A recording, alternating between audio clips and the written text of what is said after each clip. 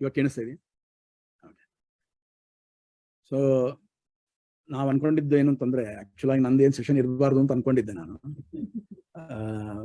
ಅವ್ರು 3 ಜನ ವಿದ್ವಾಂಸರು ಏನ್ ಬಂದ್ರು, I thought they will basically spend the entire this thing. So I thought, let me cover only the 18th chapter. So I had prepared for that. Then Pratosha said, you may want to even, he asked me to cover 17th also. So I don't have a PPT for that, but I will go through the verses and then I will tell you what is the main concept there. So I will cover, but he did not cover even 16th for that matter. So we will cover 16, 17, 18 to some little bit of that. And then we will take a small break. And then I will give the summary from the first chapter on to the last chapter. That is okay? Yeah. Right. So 16th chapter basically is, it starts with the Lord telling the good things, good gunas. Abhayam sattva samshuddhihi jnana yoga vyavasthitihi danam damascha yajnascha swadhyaya tapa arjavam ahimsa satyam akrodha tyāga shantihi apaishunam daya bhuteshu alolutvam mardavam hrihi achapalam. And then it goes on to tell this is called, he says, this is daivi sampat. Okay, so he gives these attributes. What are those attributes? Abhayam. Abhayam means fearlessness. Okay, about, swato anyasya anyasmat swasya bhayabhavaha, either from oneself or from another person. Being, not having fear is called abhayam. Okay, sattva samshuddhihi, your mind being pleasant, chitta prasadaha, says Rairu.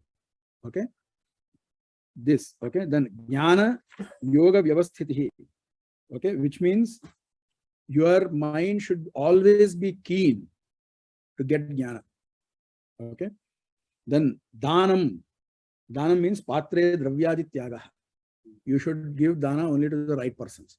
When you feed the right person, first thing you do, you give dana. Okay, damaha indriya nigraha, control of senses. Yajnaha jyotishtomadi yajnaha.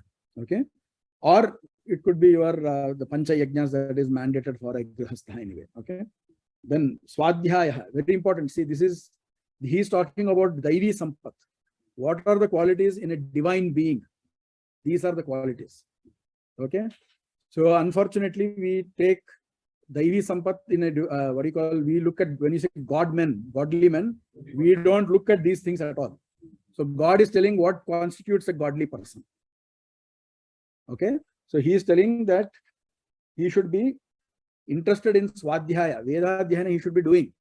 Today we find many gurus or so-called godly men who do not do this. Therefore they are asad gurus, they are not sadgurus.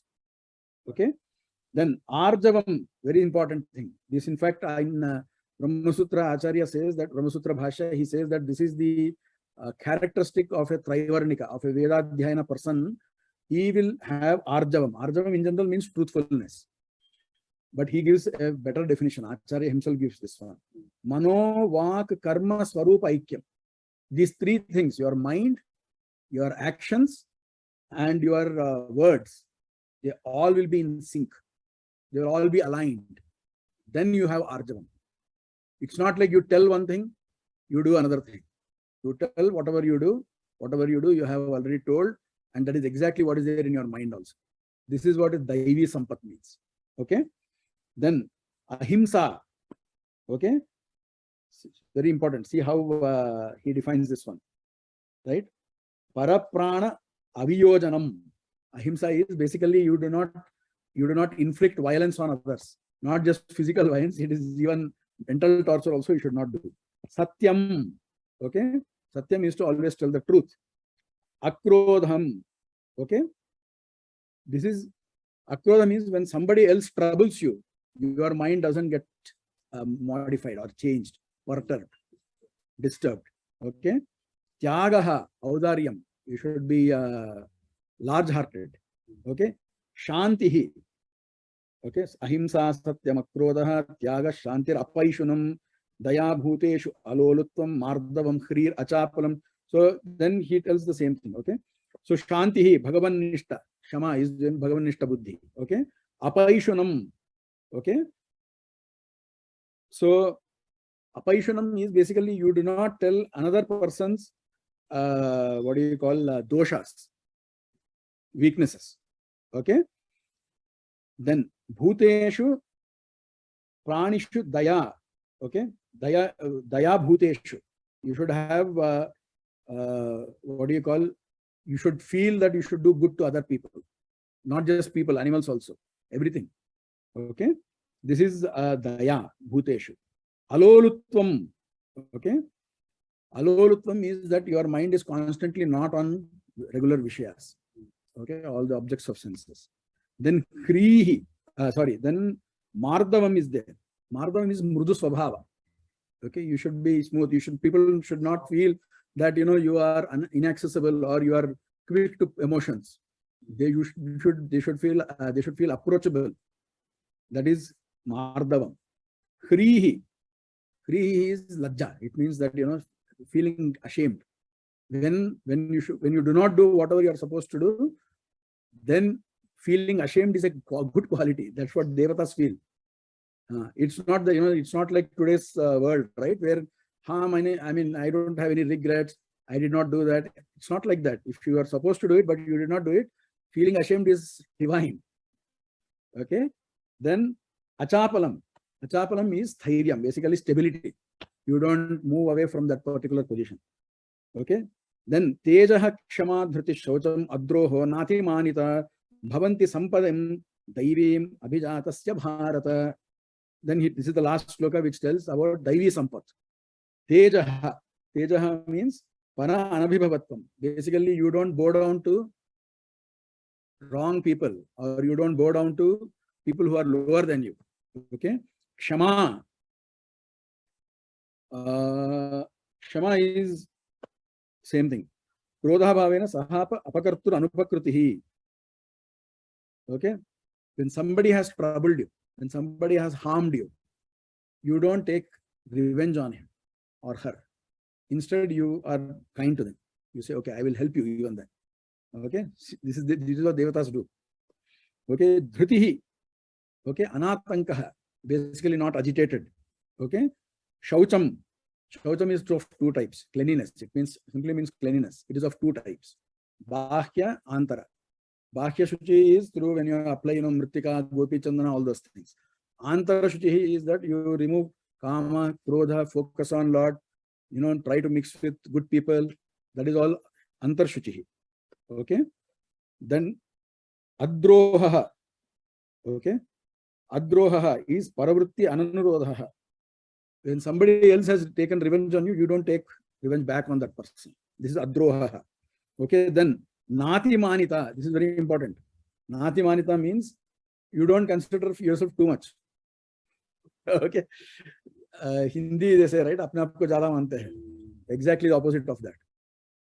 In fact, Acharya talks about this nati manita in Mahabharata for a different reason.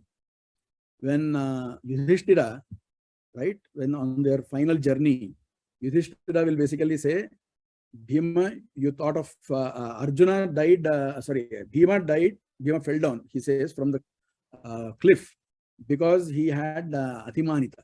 He thought of himself as too strong or whatever it is. So Acharya says that he did not have those things. It was not really a flaw in Bhimsena. It was not at all a flaw. He knew himself as the Mukhya Prana. Okay. So knowing himself as that and behaving like that is not atimanita. It's not amanitvam, whatever you heard previously. Okay. On the other hand, Krishna tells Bhimasena at one point of time before the Yuddha, Sahasragunamapyetat kalyanam yat sambhavayasi pandava. Whatever auspicious or good things you feel are there in you, 1,000 times of that you have in you. Who is telling this? Krishna is telling Bhimasena. So Bhimasena is not subject to atimanitva. That is, Yudhishthira basically, Bhima asked these questions so that he will tell those flaws, and thereby the runa of those devatas on Yamadharma will reduce. That is the internal purpose. If you don't take it like that, then Krishna's words will become false. That's what it means. So atimanitvam, the opposite of that. I don't do much. It's all God's doing. It is a divine thing to say so. It is not, it is, I mean, we may say out of fake humility, but they actually mean it. Okay? Then this is Daivi Sampat. Then exact opposite is the Asuri Sampat. Dambha, Darpaha, Abhimanascha, Krodaha, Parushyameva, Ajnanam cha Abhijatasya, Partha Sampat Asurim. He says there are two kinds of people in this world, right? They are the two extremes, of course. Manushyas are between, they will have mix of both, right? So, and then he says, but after telling all the Asuris, the gunas, which I just mentioned, right? Dambha, Darpa, Abhimana, having excessive attachment or, wrong notions about, misconceptions about one's own greatness, all of that is Asuri Sampat. You can notice that in all the people that our scriptures have branded as Asuras. They all show one or more of these qualities. Okay? Hiranyakashipu had a lot of Abhimana.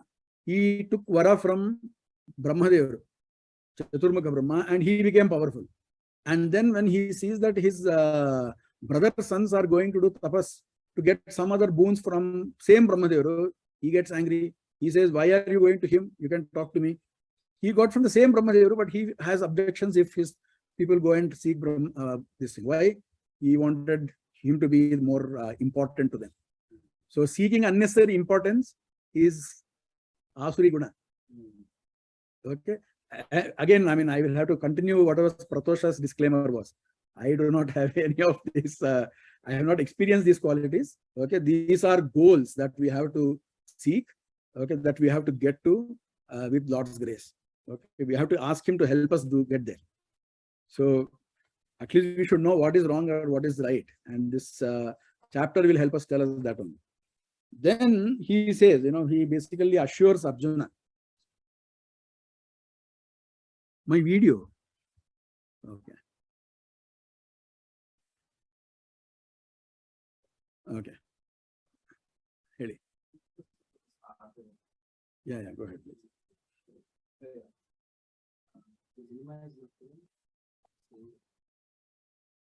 Yeah.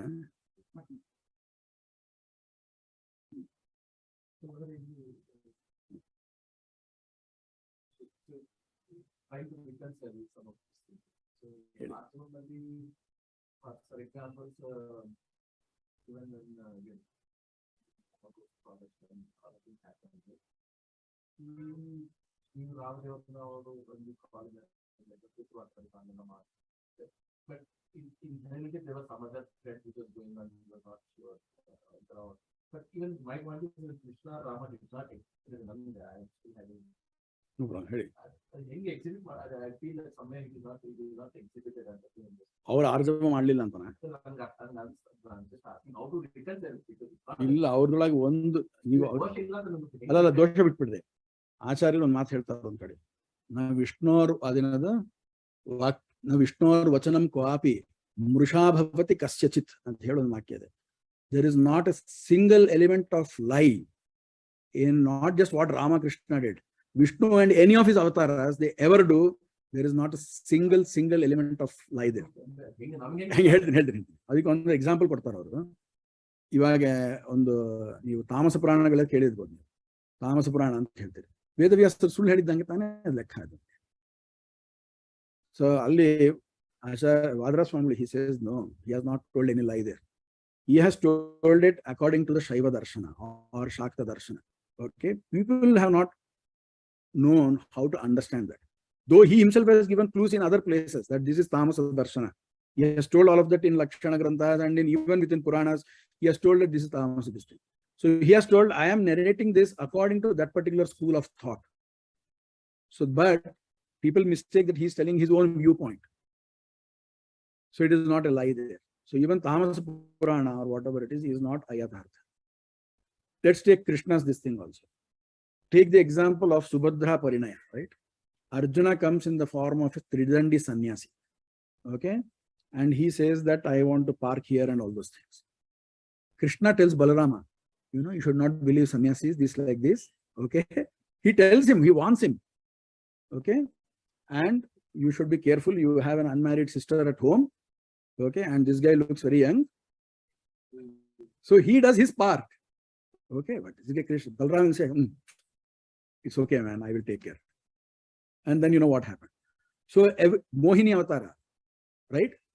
Mohini says, I am feeling lajja if you look at me like that. Is this true or not true? This is also true, says Vadiraj Swami.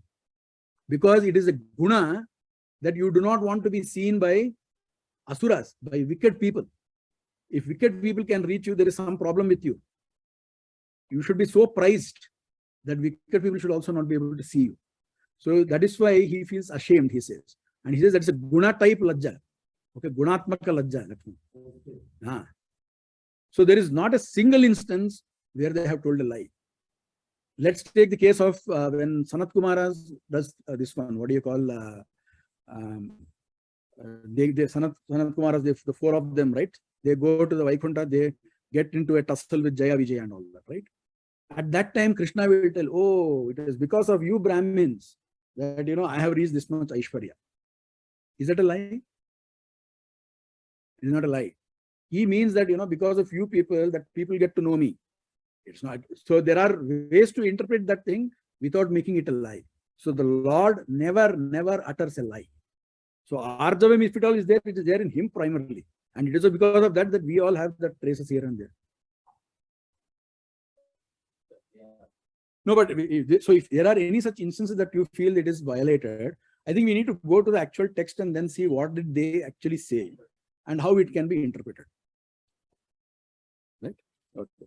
So then he says, Bhagavanta says, okay, now you are a good boy. He says, you are Daivim Abhijatosi, Sampadam Daivim Abhijatosi. You are born out of Daivi Sampat. Now, please keep this in mind and estimate or assess what others' assessment of Arjuna was. He is a Madhyamadhikari, Mandadhikari, all those things they mention. But Lord himself is assessing him. He says that, boss, you are like the divine being, Uttamadhikari. Okay, you don't need Madhvacharya's assessment for this. Lord has put it. Okay, and then and Acharya himself quotes this line when in Gita Tatpar Nirnaya, when he has to tell that Arjuna is Uttamadhikari, he quotes this line. See, there are so many cases of endorsement by none other than Krishna himself. So there is no way you can treat Arjuna as a Madhyamadhikari or Mandadhikari or whatever it is. He is Uttamadhikari. Okay. And he says that, see, this Daivi Sampat, next one. He says this Daivi Sampat is not limited to one or two people or few people here and there. Dvau bhuta sargo lokesmin daiva asurayevacha. Daivo vistarasha proktaha asuram parthameshruno. This is the case within the entire world. This spectrum of attributes, whatever is there, it covers everybody here. There is nobody outside of this other than he himself and Lakshmi and Muktas. All of them fall within this particular spectrum of Daivi Sampat, Asuri Sampat. Sampat means Svabhava. Okay. So obviously we all have, our shades of gray, so to speak. We all have flaws and all those things, but we need to move towards the right. Okay. So then he says this one, see, very important. What is the nature of Asuri Sampat? That he is going to tell in the next few verses. He says that, I'll tell you a couple of verses that are important here. This is the most important one for us. Okay. I mean, pravrittim cha nivrittim cha janana vidurasuraha nashaucham napi chacharo nasatyam teshu vidyate. Important in today's world. Okay. Pravrittim, what needs to be done. Nivrittim, what should not be done. Okay. Or these people do not know that. In today's world, everybody's opinion is what? Sab kuch chalta hai. Everything goes. Is Krishna saying? That is saying it is the quality of Asura. In fact, in 18th adhyaya, he asserts that same thing very forcefully. He says it is tamasi buddhi. He will say that thing, it will come there. Okay. So therefore, this is Asuri, this one. Okay. They do not know what is to be done and what should not be done. Na shaucham, they have no angle on cleanliness at all. They don't care. Okay. Na picha acharaha, discipline is also not there. Achara prabhava dharma in our system. Right? Dharma doesn't come just by feelings. You have to put it in action. Then only dharma is born. Then only dharma is there. These people don't care for that. Okay. Na satyam teshu vidyate. There is no truthhood in them. You can find this thing even in so-called godmen today. Okay. So we have to be, that's why we should read Bhagavad Gita, so that we know whom to believe and who is all dambhachara and all those things, right? Okay. Next comes very important line, verse.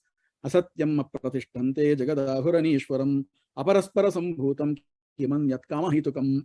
So these are different doctrines that they hold. It's not that the same person holds all of them. There are different types of asuras who hold different doctrines. One is asatyam. They hold that this jagat is not real. Krishna is telling asuras hold that this world is not real. Okay? Very clearly mentioned. So Acharya quotes this in many places. I will tell you how they respond, and I will tell you how that is wrong also. Okay, give me 1 minute. Apratishtam, it is baseless. Okay? Jagadahur anishwaram, there is no Lord for that. So some people say it is asatyam, some people say it is apratishtam, it may, but, and some people say it is without a Lord, nastikyavada. Okay? Aparaspara sambhutam kimanyat kamahitukam. Okay? Kamahitukam means these are all random events. There is no definitive plan. There is no cause and effect. For example, in the third adhyaya, he mentions that, okay, annad bhavanti bhutani, varjanyad annasambhava, rain leads to rice leads to being, and then from there, yagnas, from there is a big cycle that is mentioned over there. There is a big ecosystem or a food chain or whatever, you cannot food chain really. It is like more like an adhyatma chain that is mentioned over there. These people say all of that is false. Aparaspara sambhutam, there is no cause and effect relationship. It is all very random. That will be their claim. So you, by this itself, will tell you that it's a widely spread philosophy in today's world. Not just the classical Advaitins, Bauddhas. They all fall in the same category here. Okay, we should not. The idea is that we should not take one lifetime's theory to determine what that person is. We are not trying to brand any one person as asura or anything like that here. We are not competent to do that. We should not do that. This is the sum total of all their lives. This will be their main belief, that this world is unreal. Such a person is asura, but you and I do not know who that person is. But we can definitely say that that doctrine is false. So we should not try to just take this thing and then brand each of them as asura or anything like that. That is different. That is not our game plan here. But we should stay away from a doctrine which says this world is unreal. Okay? So for which they will tell, even the guys who have written commentaries on Gita, right? They will say, look, asatyam, yes, we don't say it is asatyam. We say it is sadasad vilakshanam. Okay, they come up with a different category called sadasad vilakshanam. Are you aware of that? So basically they have this theory that, okay, satchet na badhyeta, asatchet na pratiyet. Okay, if it is absolutely real, it will never be negated. It will, see, for example, your rope snake illusion, right? The rope comes there, snake vanishes. Snake vanishes as in, it's just not there. So similarly, that kind of negation, right, never happens. Sublation never happens. The other thing is, if it is absolutely unreal, it is never perceived. Therefore, this world is perceived, okay, but this world is also going to be sublated when, Atmaikya Jnana sets on you, Brahmaikya Jnana sets on you. So therefore, it will be sublated. Therefore, this is neither Sat nor Asat. Therefore, it is not pure Asatya. They will say that. Okay? So therefore, they will try to escape using that particular loophole. That's what they think. But Jaitirtha points out one very important point here. This is Nishedha Prakaranam. He is trying to tell not. See, these are people who do not believe in a certain thing. So the first category is people who believe that the world is not real, or who do not believe that the world is real. That is the idea there. He is talking about lack of certain belief. Okay, lack of a certain tenet. What is that tenet? Asatyam, that world is not real. That's not what it is. They do not believe that the world is real. take the logical converse, right? Who is the opposite of this kind of asura? A person who believes that it is satyam, pratishtitam, and has an ishvara and all those things. So it is an or clause here. Correct? It is between asatyam or this or that, asatyam or apratishtitam or anishvaratam, and so on and so forth. Now, what does that mean? He basically believes either they believe that the world is not real, or they believe that this is not this thing. And the moment they say the world is not real, they also fall in the same category then, because they are indeed saying the world is not real. It is not that the world is asat. Asat is not a separate category that Krishna is defining here. The meaning of asatya is not real. So therefore, they also fall into the same category. So therefore, we should stay away from this kind of asuri doctrine. Clear? So then he says, see. Oh yeah, it was very much. No, then see, he says this one, okay? Now, this is a very important point after this. Etam drushyam avashtabhya nashtatmano alpabuddhayah prabhavanti ugra karmanaha shayaya jagato ahitaha. And based on this viewpoint, okay, these people who have lost their own souls, these people of meager minds, okay, they become like terrorists. I mean, ugra karmanaha is not really that, but they foretake, terrifying, terrible acts. The question is, see, none of the people that we know, either it be advaitins or any people who believe the world is not real, they do not come into this category, right? They are, they're also nice people who are just living there. So how can you put them into this? So our theory is that our if you notice our scriptural this thing, they are see, the terrorist or whatever the person is, right? One ugra karma, whatever is there. His act is for one day or some time, and after that it vanishes. These people's ideas, they live on for centuries and then mess up with people's sadhana. So they are more terrifying than the actual guy who has just put on some bomb or something like that. That is a small time effect. This one will live on for centuries, and for many people's births it will haunt them. A wrong idea that is put in their heads. That is why they are more terrifying than the actual ones.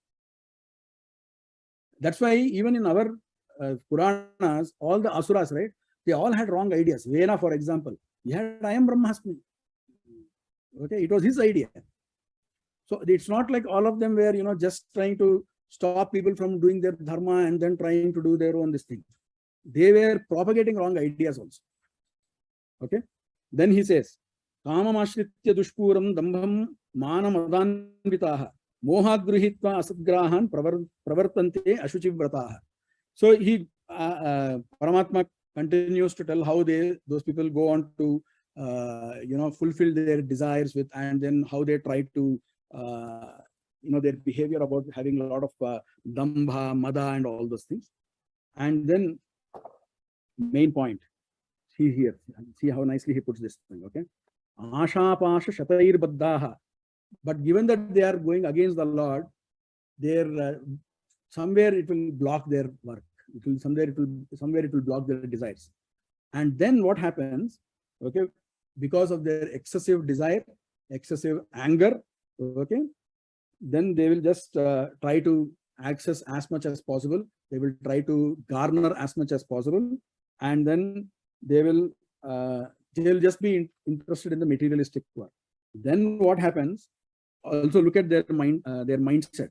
Aso maya hataha. Oh, I killed this guy to get this thing. Okay, or I will kill this guy. Shatruna nishya aparanapi. Okay. Then Ishwaroham aham bhogi. Oh, I am the overlord of all this place. That is what you will find about some of the political leaders who have these fiefdoms, right? Ishwaroham, I control this place. Okay. Aham bhogi siddhoham balavan sukhi. Adhyo abhijanavan asmi. Konyosti sadrusho maya. Since they raise their own image. Okay. And then what happens? And I will just say, I will give, they will say adhyosmi. Adhyo is dhanadi sampanna. They will try to become, they will spend all their time in becoming more and more rich. Okay. Or, to project their clan as some very big clan. Okay. Abhijanavan. And there is nobody like me. This is their mindset. Okay. Yakshe dasyami.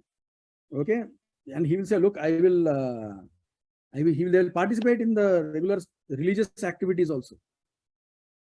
They will give money, they will donate money for yagas, or they will themselves do it also. Why? Okay,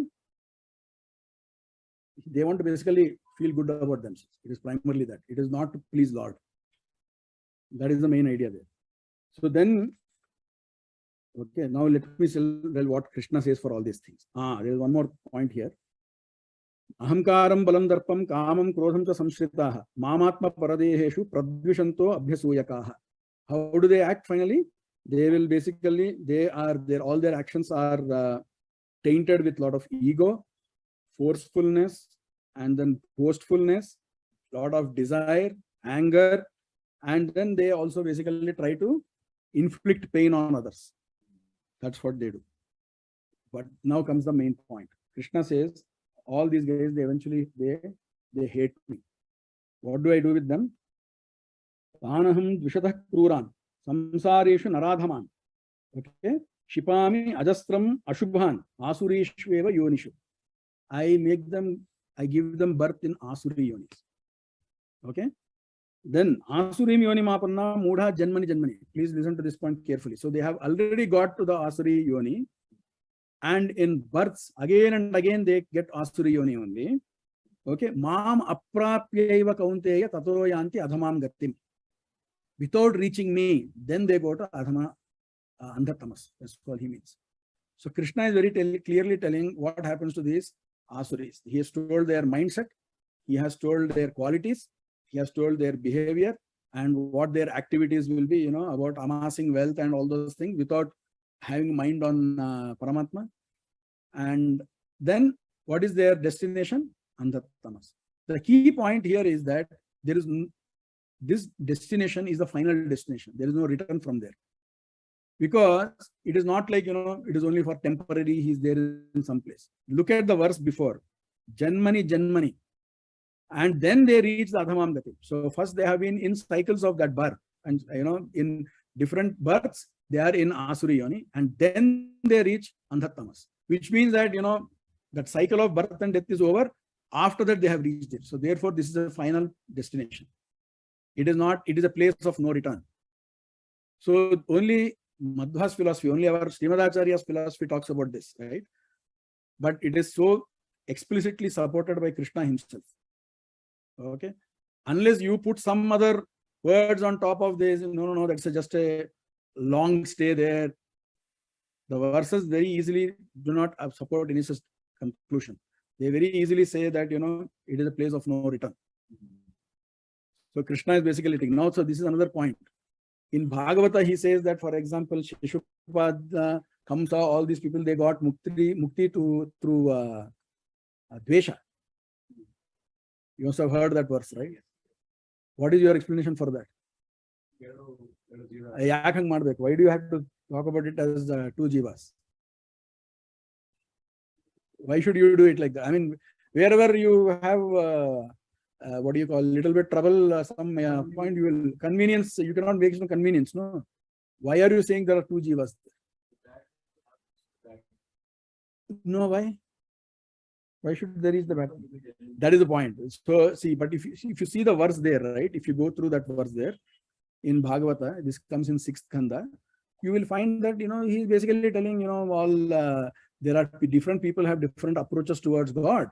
One such approach is through dvesha, and one such approach is through krodha, like Kamsa, Shishupala, all these guys. Not Allah. If such haters also get moksha, it makes the Lord have a dosha. It means that Lord is not only partial. He's a weakling. He's a weakling that he cannot distinguish between a person who respects him and a person who is not respecting him and who is hating him. Is he not such a wise guy? I mean, he's supposed to be Jnana Purna, and then you are basically saying that he is such an emotional guy, or he doesn't matter to him. Whatever you do, he will anyway push you to moksha. So then give it right away, no?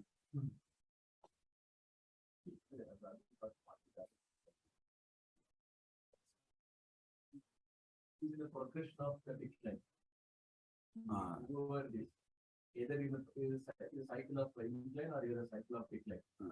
Slowly you go. I have a small point there also. Let's assume that there was nobody like Tamo Yogi and all those things. How can evil arise at all in the first place? It is logically impossible for evil to be there. What other people do, I mean, Shankara Ramanuja, they will say it is because of the Tamo Guna in the Prakriti, its influence on you. But who associated the Tamo Guna with you?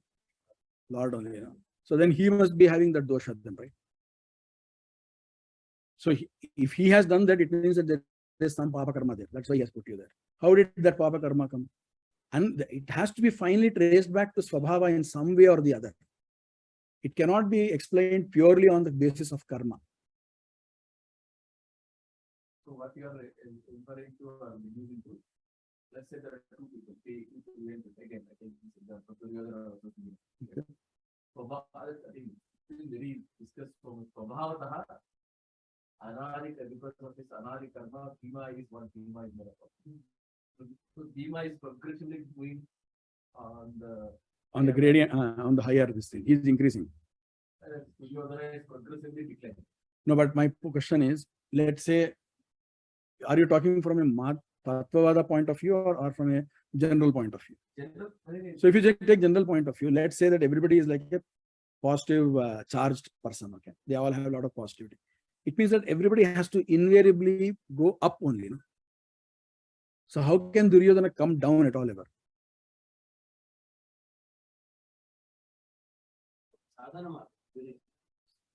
No, why sadhana? I'm saying at any point of time, they need to keep moving up only. If a person is intrinsically positive, is sattva, is a sattvika, is a mukti yogya. That's what everybody else's theory is, right? And everybody should be progressing always at every moment. Is it happening? No, right? Why? Because there are blockades, there are obstacles, you may say. But who created those obstacles? It's our own karma. So what made us do that karma? It must be our nature, either our nature or some other influence.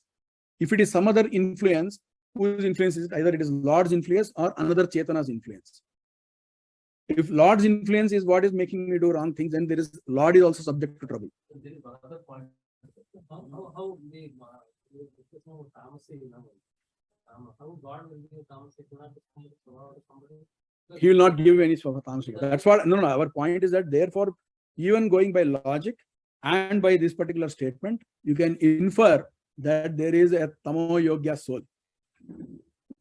At least one Tamo Yogya soul.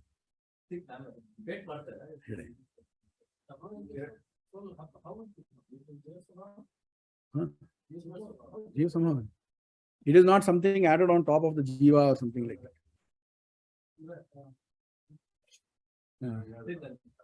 ಕಾಣಿಸ್ತಾ ಇಲ್ಲ.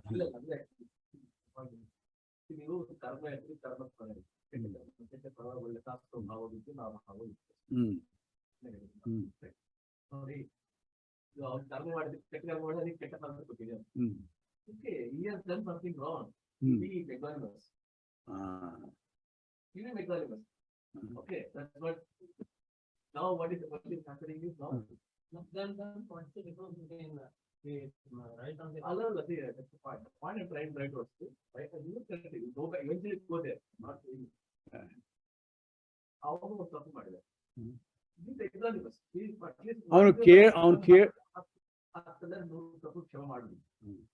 ಓ ಪರಮಾತ್ಮ ನಿಮ್ಗೆ ಎಷ್ಟೋ ಬ್ರಹ್ಮಕಲ್ಪದಲ್ಲಿ ಕೊಡ್ತಾನೆ sir, ಅಷ್ಟೊಂದು opportunity ಕೊಡ್ತಾನೆ. ಅದಕ್ಕೆ ಆಚಾರ್ಯರು ತಾತ್ಪರ್ಯದಲ್ಲಿ ಒಂದು ಮಾತು ಹೇಳ್ತಾರೆ. ಹಿ ಸೇಲ್ಸ್ ದಿಸ್ ಥಿಂಗ್, ಓಕೆ.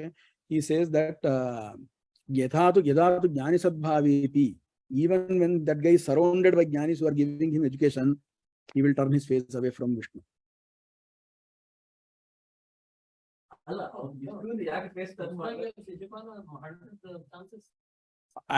ಅದು ಸುಮ್ಮನೆ ಎಕ್ಸ್ಪ್ಲಿಸಿಟ್ ಆಗಿ ಅವನಿಗೆ ಅಷ್ಟೊಂದು ಶರೀರ ಕೊಟ್ಟು ಅವನಿಂದ ರಾಜ್ಯ ಆಳಿಸಿ ಅಷ್ಟೊಂದು ಕೆಲಸ ಮಾಡಿಸಿ ಎಲ್ಲ ಇದ್ ಮಾಡ್ತಾನೆ ದೇವ್ರು. ಫಸ್ಟ್ ದೇವ್ರು actually my position is that god is already given. ನೋಡ್ರಿ ನಮ್ಗೆಲ್ಲ ಮಾತುಕತೆ ಮಾಡ್ಲಿಕ್ಕೆ ಇಷ್ಟೊಂದು ಶರೀರ ಕೊಟ್ಟಿದ್ದಾನೆ, ಇಂದ್ರಿಯ ಕೊಟ್ಟಿದ್ದಾನೆ, ಅವನಿಗೂ ಕೊಟ್ಟಿದ್ದಾನೆ ಅದನ್ನ. ಈ ಕೂಡ made him a blind guy, no? Absolutely.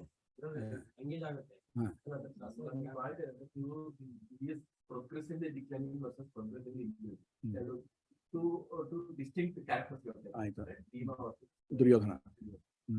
Duryodhana is progressively declining, the Bhima is progressing. Let's forget about Bhima. He's anyways, he's there. Today, there's no decline. He wants to argue for Duryodhana. Today, tomorrow, Duryodhana will go to Bhima will go to Duryodhana mistake for it. You were saying that on mistakes ಮಾತಾಡಿ ಕೊಟ್ಟಿದ್ದೆ, ಅವ್ರಿಗೆ ಕಣ್ಣು ಕೊಟ್ಟಿದ್ದೆ, ಅದೆಲ್ಲ general attributes. ಅಲ್ಲ, ಒಂದು ನಿಮಿಷ, ನೀವು ಸೀರಿಯಲ್ ಕಿಲ್ಲರ್ಗೆ ನೀವು ಏನ್ ಮಾಡ್ಬೇಕು? ಸೀರಿಯಲ್ ರೇಪಿಸ್ಟ್ ಒಬ್ಬರಿದ್ದಾರೆ ಅಂತ ಏನ್ ಮಾಡ್ತಾರೆ? What do you expect to be given to that person? And not once or twice or 10 times. They have been doing it in births over births. Moda janmani. Every other birth they keep doing this only. See, at somewhere you will say that, look, there is a problem with me if I keep forgiving him. It means that, I am blind to his doshas. Not only that, I am powerless to even make a change there.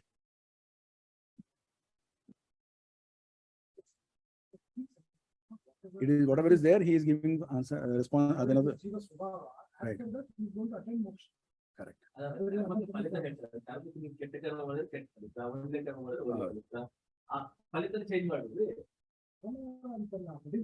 ಅಲ್ಲ, ನೀವು mapping change ಮಾಡ್ರಿ ಅಂತ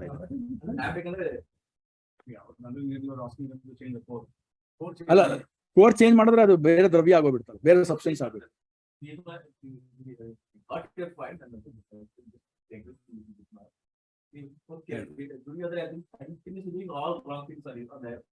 So start counting his wrong as right ಅಂತೀರಾ? ಹಂಗೇನಂತಲ್ಲ,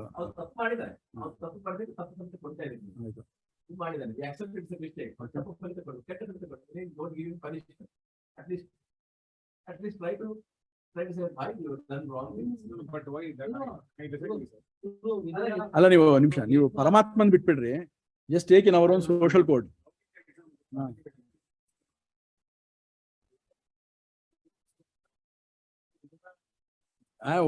And in so many births also.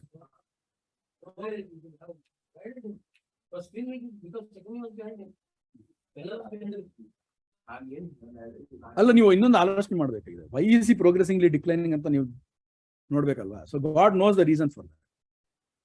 So he is irreparable ಅಂತಾನೆ ಅವ್ರದ್ದು point. ಯಾಕೆ ಅವನ ಸ್ವಭಾವನೆ ಹಂಗಿದೆ.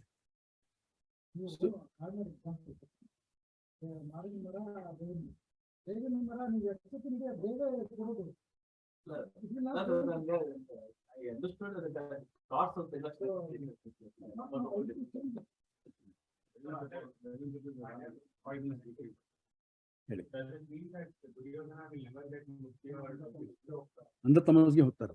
ಹೌದು. That is there. There are even Vedic verses which talk about those things.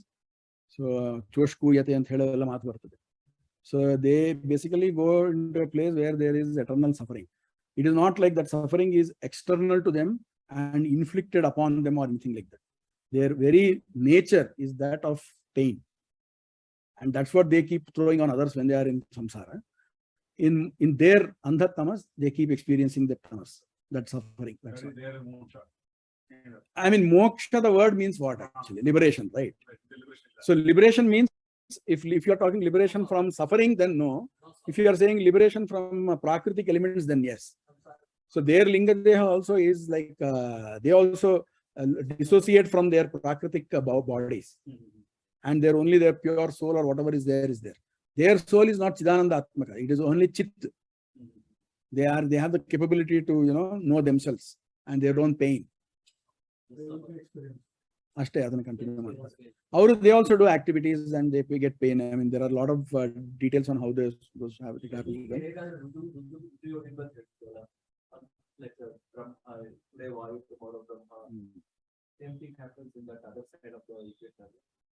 ಅಂದ್ರೆ in what way? Oh, you mean the progression?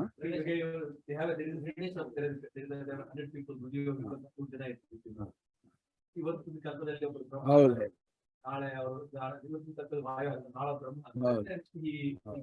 ಅಲ್ಲಿ ಕೂಡ ಇದ್ದಾರೆ ಹಂಗೆ. ಕಲಿಗೆ ಭಾವಿ ಕಲಿಯೋಗಿ ಒಬ್ಬನಿರ್ತಾನೆ, ಹಂಗೆ ಭಾವಿ ವಿಪ್ರಚಿತ್ ಅಂತ ಒಬ್ಬನಿರ್ತಾನೆ. ಹಂಗೆ ಅವ್ರೊಳಗೆ ಪ್ರೋಗ್ರೆಷನ್ ಇರ್ತದೆ. ಇದನ್ನ ತಾತ್ಪರ್ಯದಲ್ಲಿ ಹೇಳ್ಬಿಟ್ಟಿದ್ದಾರೆ. And there are even for each category there are ananta jivas ಅಂತ ಹೇಳ್ಬಿಟ್ಟಿದ್ದಾರೆ. ಗಣಶೋಪಿ ಅನಂತ. ಹೌದು, ಅಷ್ಟೇ. Kali ambodhu kuda ashte. And Kali's father, by the way, who gives birth to Kali antandre Brahmadevar antane Gita Tatparyanadalli ಹೇಳ್ತಾರೆ. So there is absolutely no loss of opportunity. All opportunities given to them, both in Mula Rupa and in Avatara Rupa. They don't change. I mean, that is because Paramatman Sankalpa hange idalva, yayavrdu swabhava hangange ittirbeku anta avನ Sankalpa.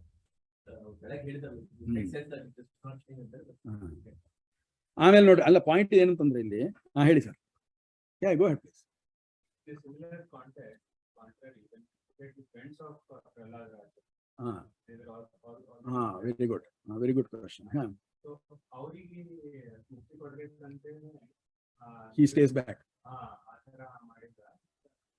That is very nice question.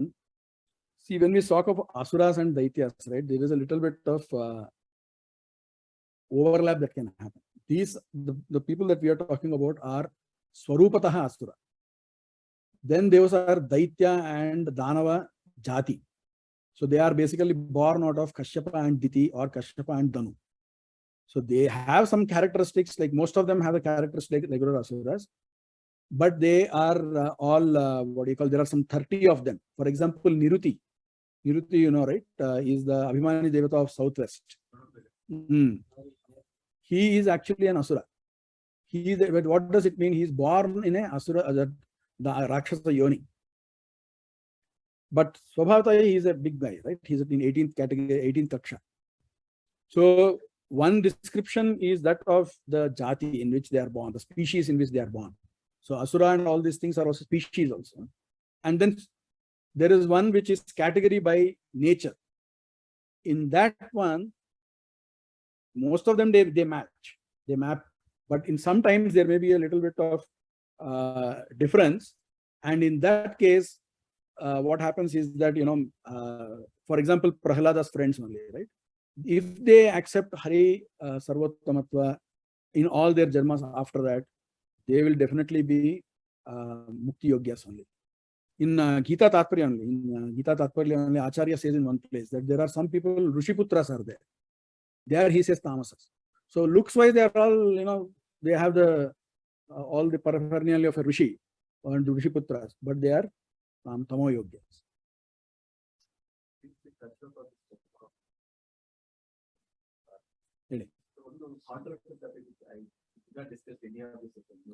Go ahead, tell me.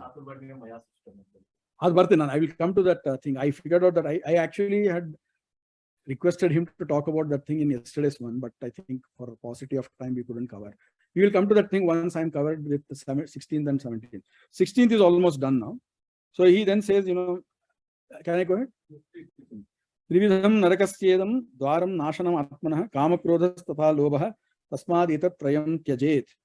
So he basically says that, you know, there are, to get into andhatamas, there are 3 doors. So to avoid those 3 doors. What are those things? Kama, Krodha, Lobha. So it is not any Kama, any Krodha, any Lobha here. I mean, you know, those things we will have to anyway discard that thing. But eventually the culmination of this Kama, Krodha is, you know, I want to be like Brahman, or, you know, I will have some Dvesha against Brahman, Paramatma. Eventually all these things will lead me there. And that will lead to, I mean, because of wrong knowledge, I go there. And from there I go, as in whichever jiva is there, they will go into andhatamas. So the root cause is truly wrong knowledge. That's why Acharya says, Mithya Gnanina cha tamaha in Anubhashya. If you do bad deeds, you will get naraka only. If you do bad knowledge, if you have bad knowledge, if you pursue bad knowledge or wrong knowledge, you will get tamas. So I am just trying to tie up how that one and this line here are aligned.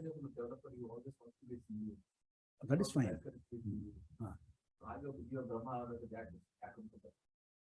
ಅಲ್ಲ ಇಲ್ಲಿ ನೋಡ್ರಿ, ಎರಡು ತುಂಬಾ ವ್ಯತ್ಯಾಸ ಇದೆ.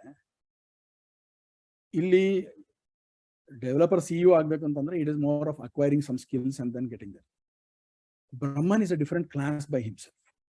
Okay, I want to be infinite. If let's say ನಂಗೆ ಇವಾಗ ಅನ್ಸುತ್ತದೆ ಮಾತು, ಪರಮಾತ್ಮನ ಅಷ್ಟು ದಯಾಳು ಆದ್ರೆ ನನ್ನ ಪರಮಾತ್ಮ ಮಾಡ್ಬೋದಲ್ವಾ? Right? Why can't he just make me infinite Brahman with all those gunas? It is equivalent to destroying me. And the core anta enide adu, which is basically it is limitedness, dependence, okay, having limited knowledge, limited bliss. All of this is like core, that is me. So if that you have to make that infinite, it means you have to destroy that and then put something else there. How do you convert an apple into orange? By destroying that apple. So he says that he's not Krura, right? I mean, that's why he doesn't do that. That is, destroying Swarupa is, I mean, which one will you prefer? For example, do you want to become a Parabrahman when you do not have any idea of who you were earlier? No, the same problem there also. Vasishtha, Anumandavya Rishi, he wants to become like Vasishtha. Gautama would want to become like Vasishtha. Even Ayogyamichan Purusha Patatyeva Nasamshaya. Even going, I want to become one step ahead. Acharya says in Sutra Bhashya, even trying to become a Upagandharva is also wrong, if it is not your position thing. Aurdu Satahangittala Yogyate. Vishwamitra's case is different because he did, I mean, people don't just told him, no, not in this birth. And that too, he just wanted to become a Brahmana, that's all. He wanted to be considered a Brahma Rishi. ಆಚಾರ್ಯರು ಮಾಡಿದ್ದಾರೆ ವಿಶ್ವಸ್ಯ ಅಮಿತ್ರ ಅಂತ ಹೇಳಿ ಆಚಾರ್ಯ ಬೇರೆಯವ್ರು ಮಾಡಿದ್ದಾರೆ ವಿಶ್ವಸ್ಯ ಮಿತ್ರ ಅಂತಾನೆ ನಮ್ಮ ಆಚಾರ್ಯರು ಮಾಡಿದ್ದು ಹೌದು ಅದೇ ಕೇಳೋ ಅಲ್ಲ ಅದು ನೀವು ಸವರ್ಣ ದೀರ್ಘ ಅಂತ ಮಾಡ್ಬಿಟ್ಟು ಹಂಗೇನೋ ಮಾಡ್ತಾರೆ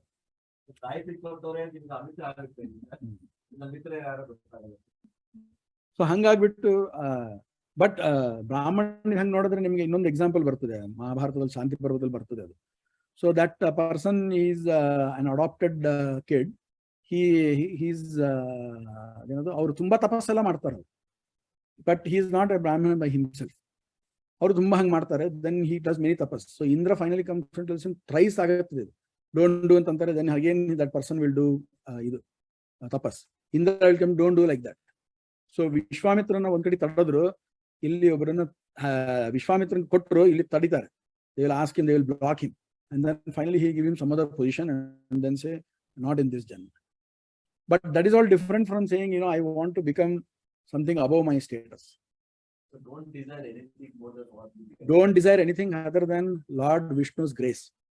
That is the final thing here in Naidu. Okay. You wanting to become want him to become like his father, his mother. ದೇವತೆಗಳೆಲ್ಲ ಮಾಡಿ ನೋಡಿಸ್ತಾನಲ್ಲ, ನಮ್ಗೆ ಪುರಾಣ ಯಾಕೆ ಹೇಳ್ತಾ ಇದ್ದಾರೆ ಅಂತಂದ್ರೆ, ಎಲ್ಲರಿಗೂ ಮೇನ್ ಬೇಕಾಗಿರೋದು ಪರಮಾತ್ಮಂದು ಯಾವುದೋ ಒಂದು ಸಾನ್ನಿಧ್ಯ ಬೇಕು. So that is what you need to ask for. I want to be with you. ಮುಂದೆ ಬರ್ತದೆ ಸಮ್ಮರಿ ಅಲ್ಲದೆ ಹೇಳೋದು. ಗೀತಾದ ಏನು ಅಂತಂದ್ರೆ ತತ್ಪರತ್ವಂ, I have to be with you, I have to be with you ಅಷ್ಟೇ ಇರೋದು, ಏನಿಲ್ಲ. That is the main summary here. ಆಯ್ತು, ಮುಂದೆ ಹೋಗೋಣ. ನೋಡ್ರಿ, ಇಲ್ಲಿ ಮಾತು ಹೇಳ್ತಾನೆ ಪರಮಾತ್ಮ, ತುಂಬಾ ಚೆನ್ನಾಗಿದೆ. ಓಕೆ, ಯಶಾಸ್ತ್ರ ವಿಧಿಮುತ್ಸುಜ್ಯ ಓಕೆ ವರ್ತತೆ ಕಾಮಕಾರತಃ ನ ಸಿದ್ಧಿಂ ಅವಾಪ್ನೋತಿ ನ ಸುಖಂ ನ ಪರಾಂ ಗತಿಂ.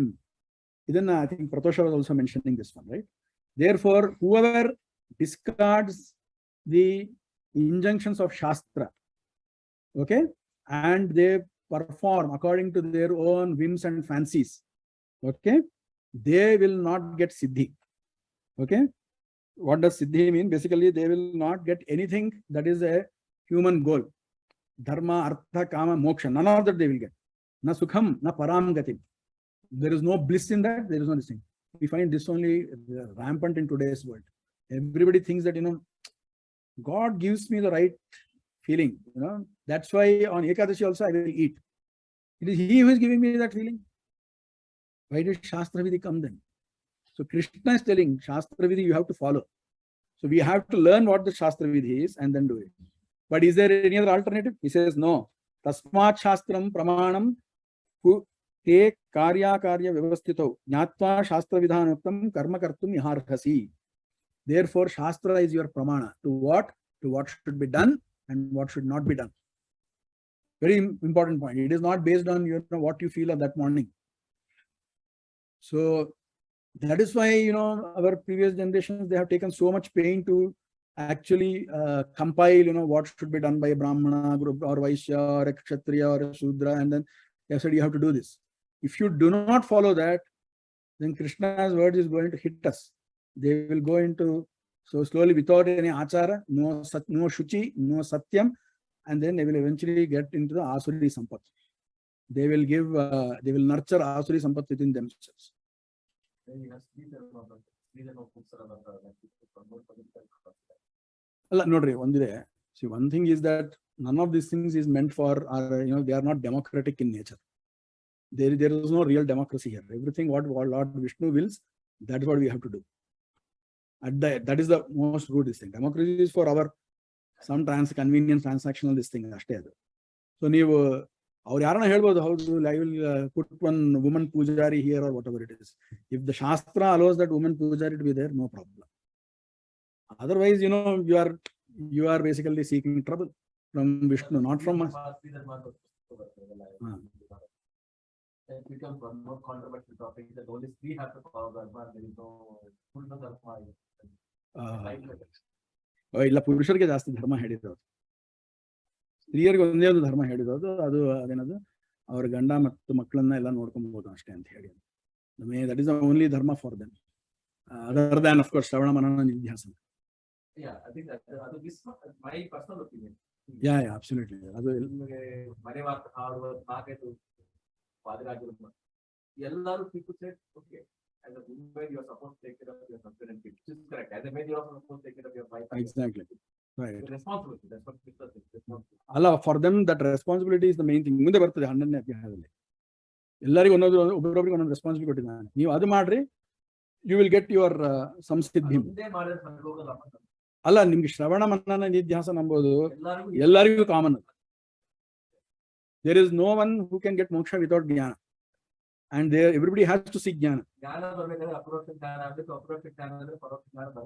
ಹೌದು, ಎಲ್ಲರಿಗೂ ಬರಲೇಬೇಕು. ಹೌದು, ಮಾಡಲೇ ಮಾಡಬೇಕು, ಎಲ್ಲರೂ ಮಾಡ್ಬೇಕು. ಹಿಂಗಸರು ಮಾಡ್ಬೇಕು, ಶೂದ್ರರು ಮಾಡ್ಬೇಕು, ಮ್ಲೇಚ್ಛರು ಮಾಡ್ಬೇಕು, ಮ್ಲೇಚ್ಛರು ಕೂಡ ಮಾಡ್ಬೇಕು. ಓಕೆ, ಆಮೇಲೆ ನೋಡ್ರಿ ನೆಕ್ಸ್ಟ್ ನಾವು will go to this one, ಸಪ್ತದಶೋಧ್ಯಾಯ. ಪರವಾಗಿಲ್ಲ, I think we are okay. 17ನೇ ಅಧ್ಯಾಯದಲ್ಲಿ Arjuna raises one very important question. He says, see, look, you ended your question, your point by saying you should follow Shastra Vidhi. But what about people who do not know the Shastra Vidhi? Namantar, right? Who do not know what Shastra is saying. What about them? What will Tesham Nishti to Ka Krishna? What happens to them? Okay, is it Sattvam, Aho, Rajastamaha? Okay, which one of these three? I mean, what will be their state? He says this. So Krishna, see this one, very important point. This is also again another misunderstood thing there. Krishna says, Trivida bhavati shraddha dehinam sa svabhavaja. So he says, I will come to your question later. All of them will act according to their shraddha. Where is this shraddha coming from? This shraddha is not an attribute, it is an attribute of the svabhava, of the embodied. So when you look at the choice of words, dehinam sa svabhavaja. Dehin, as in he is within the deha. That is the jiva. That jiva svabhavaja, it comes out of that jiva svabhava, is shraddha. Which means that this shraddha is innate to that jiva. It is not an additional attribute that is put on the jiva because of the sharira. Very clear, right? Because sharira is outside. He wouldn't have said dehinam then. Dehinam means, he is with the jiva who is within the dehi. It is right there. You take the deha and the jiva, separate the jiva out. In this jiva, there is shraddha. And that shraddha is of three types. What is the shraddha? Satviki, Rajasi, Tamasi. And Acharya says, what does shraddha mean at the end of it? Some conviction, right? Conviction means what? Want to take a guess? So Acharya says, see, basically it is a set of what tenets do you hold to be true. That defines your shraddha. So he says this thing, okay? 1 minute.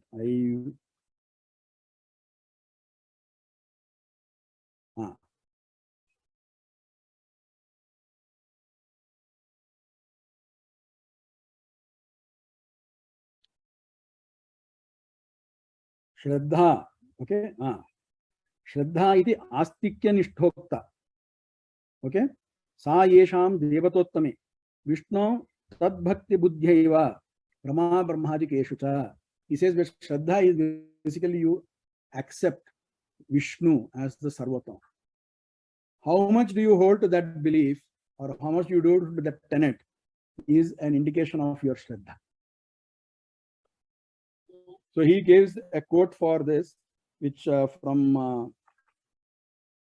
one of the texts that he uses, and he says basically that is what Shraddha is. He goes on to explain it a little more. He says this Shraddha, Sattvika Shraddha, means that which holds Vishnu as supreme, then that which holds Rama and Brahma as his devotees, etc., as his devotees. Only people with that kind of Shraddha are called Sattvikas. Okay? Then he talks about the other people also, Rajasa and Tamasas also. But see what Krishna says here after this.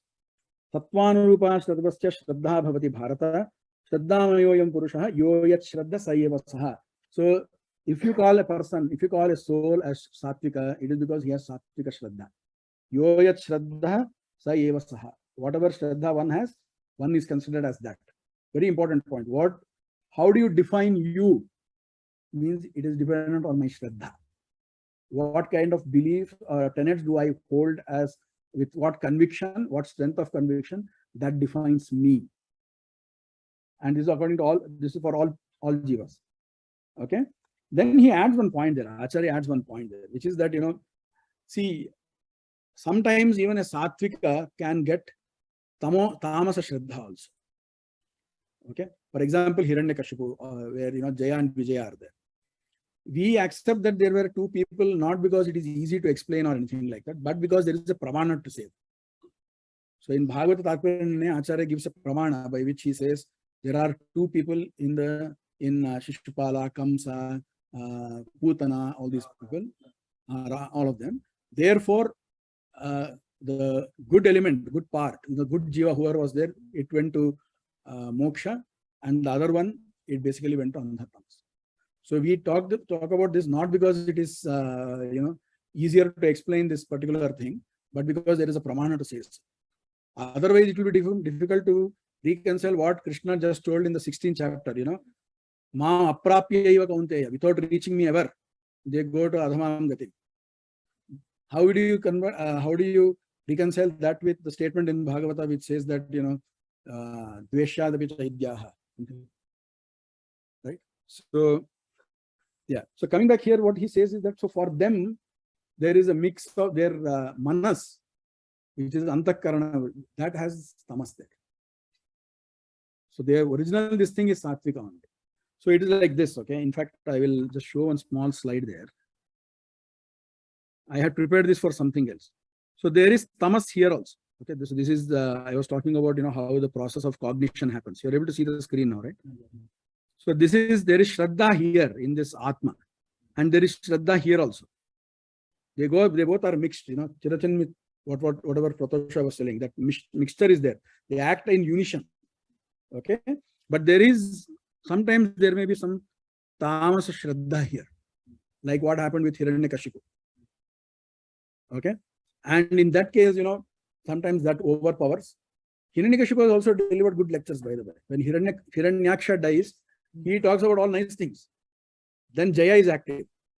When the other Daitya, whose name is also Hiranyakashipu, when he is active, then he does all these stupid things, evil things, right? So Acharya says both things are there, but eventually, okay, so that means that for us also it is true, right? Because of our wrong deeds, we get wrong antakarana. Take Mainda Vividha, right? They are Ashwini Devatas avataras. Because of some Papa Karma, they get Asuravesh. See, the Papa Karma comes first and then Asuravesha comes. Okay. And what does Asuravesha mean? At that time, your judgment is clouded. And you do things that are not against your nature. Is it true that the Devatas and Asuras continuously act on our? Oh, yeah, they are all, this is their play field. Yeah, they are all having a big game here. Not like No. They are all here. And if you see sarvadharmAn, That there are two jivas. there are two jivas. We have only one jiva. Even cases of schizophrenia and all those things that people tell, we cannot assume that there are multiple jivas or anything like that. There is only one jiva, okay, who may have mood changes. Mood changes comes because if I take one tablet, Split personality. yeah, split personalities also doesn't mean there are two jivas. No, only one jiva. It all can be explained with simple, hormonal changes and things like that. So only if there is a proper agama pramana, you have to say there is jiva dvaya or whatever. Because of Devatas acting on all human beings is based on our karma. Yeah, they are acting. Yeah. Yes. So Raghvendra Swami talks about that in his Sarvasamarpana Gadya. Correct. Right. So they also get their time. So in fact, if you see Chandogya Upanishad, it starts by telling, how the Asuras were able to impact even the Devatas who were chanting who were doing meditation on Vishnu. Okay, and they couldn't finally, when Prana sits there, Mukhya Prana sits there, and then he is doing the upasana, they exert themselves with full force, and they are blown away just like a ball of sand is thrown at a big rock. Okay, and the way the big rock makes powders them. Same thing happens with even Mukhya Prana doing to other asuras. That's why he is called Akhanashma Sama. Ashma means rock. Akhana means you cannot break it. Undiggable or unbreakable rock. So Mukhya Prana is that unbreakable rock for us. Upanishad says this. So their asuras impact even devatas also. Why? We are like small fish for them. Okay. Yeah. So let's continue. So then Lord says other things. Okay. Now see, he says, how do you detect them? You talked about Shraddha. So he has still not answered Arjuna's question. What happens to them, he says. So he says that, see, there are, whoever is by nature Sattvika, even when he does not know Shastra Vidhi, he will try to propitiate, or he will try to pray to Devatas only. Okay? Yajante Sattvika Devan, Yaksha Rakshamsi Rajasaha, Pretan Bhuta Ganascha Anye, Yajante Tamasaha Janaha. Very clear. Which means that people who are Rajasikas, when they will try to pray to Yaksha Rakshas, okay, you can see many of these small devalayas that keep coming up with all sorts of God's names. They were not even mentioned anywhere in the scripture. Okay, they would have seen some miracle somewhere, and then one temple would have come in their name. Okay. Yeah. No, Ganapati still at least there is a name. Okay. What about so many ammas and are there? No. You should see it in Hyderabad and that place. It is even the trouble is even more. If you go up north, it is even more. Nobody cares about where did this Devata mention, where is it mentioned in the Veda, what is it? They just need one miracle and then one Devata is formed out of that. Our this thing is not like that. Yeah. That's what even Athi's joke, right? Man created God in his own image. So that happens to many cases. Unless we follow the Veda and the allied literature, you are also creating gods. Right? Yeah. Then, so they are basically saying, look, people with Sattvika Shraddha, they will go to this thing.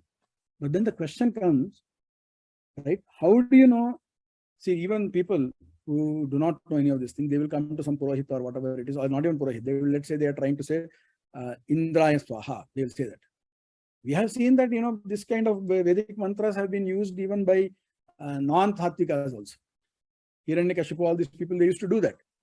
So on what basis are we basically saying that these are, they will worship Devatas and these people will worship Daityas and so on and so forth. Okay.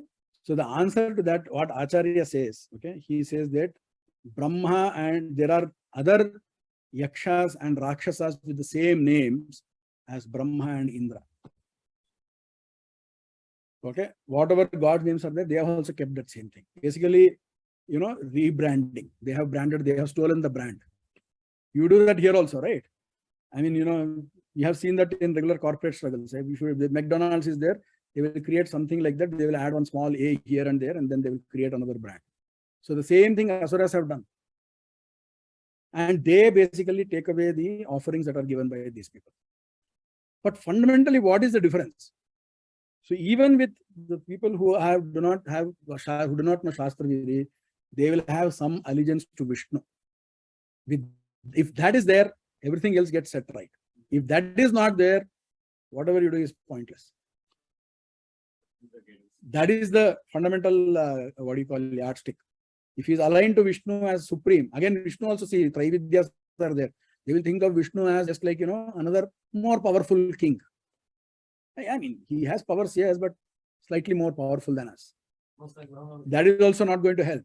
You should treat him, you should consider him as the way Veda puts forth. There is Ananta Gunarnavaha, Sarvadosha Vivarjitaha. Then only everything else, other gods taking whatever you give them, everything will happen. That is also another problem. That is also wrong. Okay.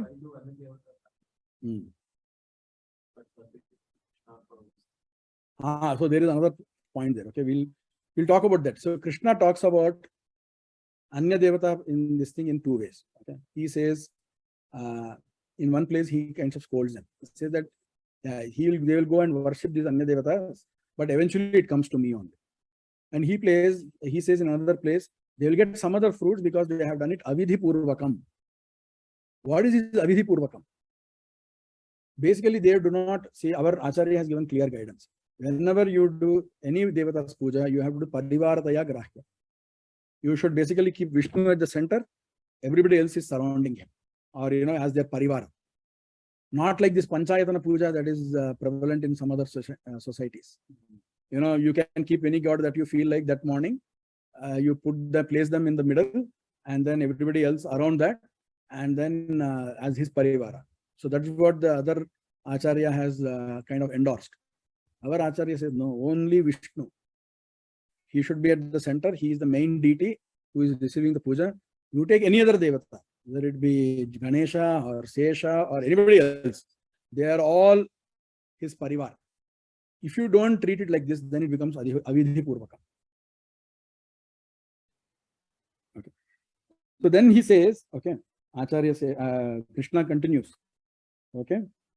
He then basically separates out these three things now. He basically gives how the effect of Satvika, Rajasa, Tamasa comes in many other aspects. Okay. For example, tapas is there. Okay. How do these people do tapas? The way a Tamasa does tapas is different from a Rajasa versus this one. Okay. Ashastra vihitam ghoram tapyante ye tapojanaha. Dambha hankara samyuktaha kamaraga balanvitaha. They are ashastra vihitam. Basically, some standing on some skulls during Amavasya night, black magic, all that kind of stuff. It is all ghoram, it is horrible, it is terrifying. Okay, that kind of stuff they do. Who? These asuras. Okay, that is how that is how they worship Bhutaganas. That's what he has told. Okay. Then now he comes to three types of aharas. These three people, Satvikas like some type of ahara, Rajasas like some type of ahara, Tamasas like some type of ahara. What is the kind of thing that Satvikas likes? Ayuhu sattva balarogya sukhapriti vavardhanaha.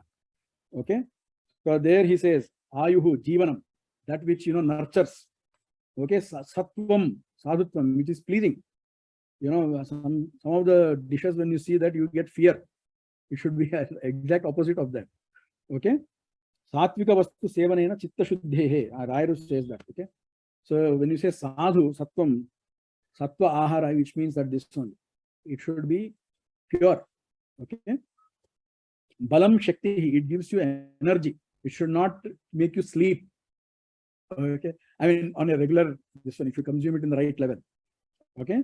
Then arogyam, it should take away any diseases that you have.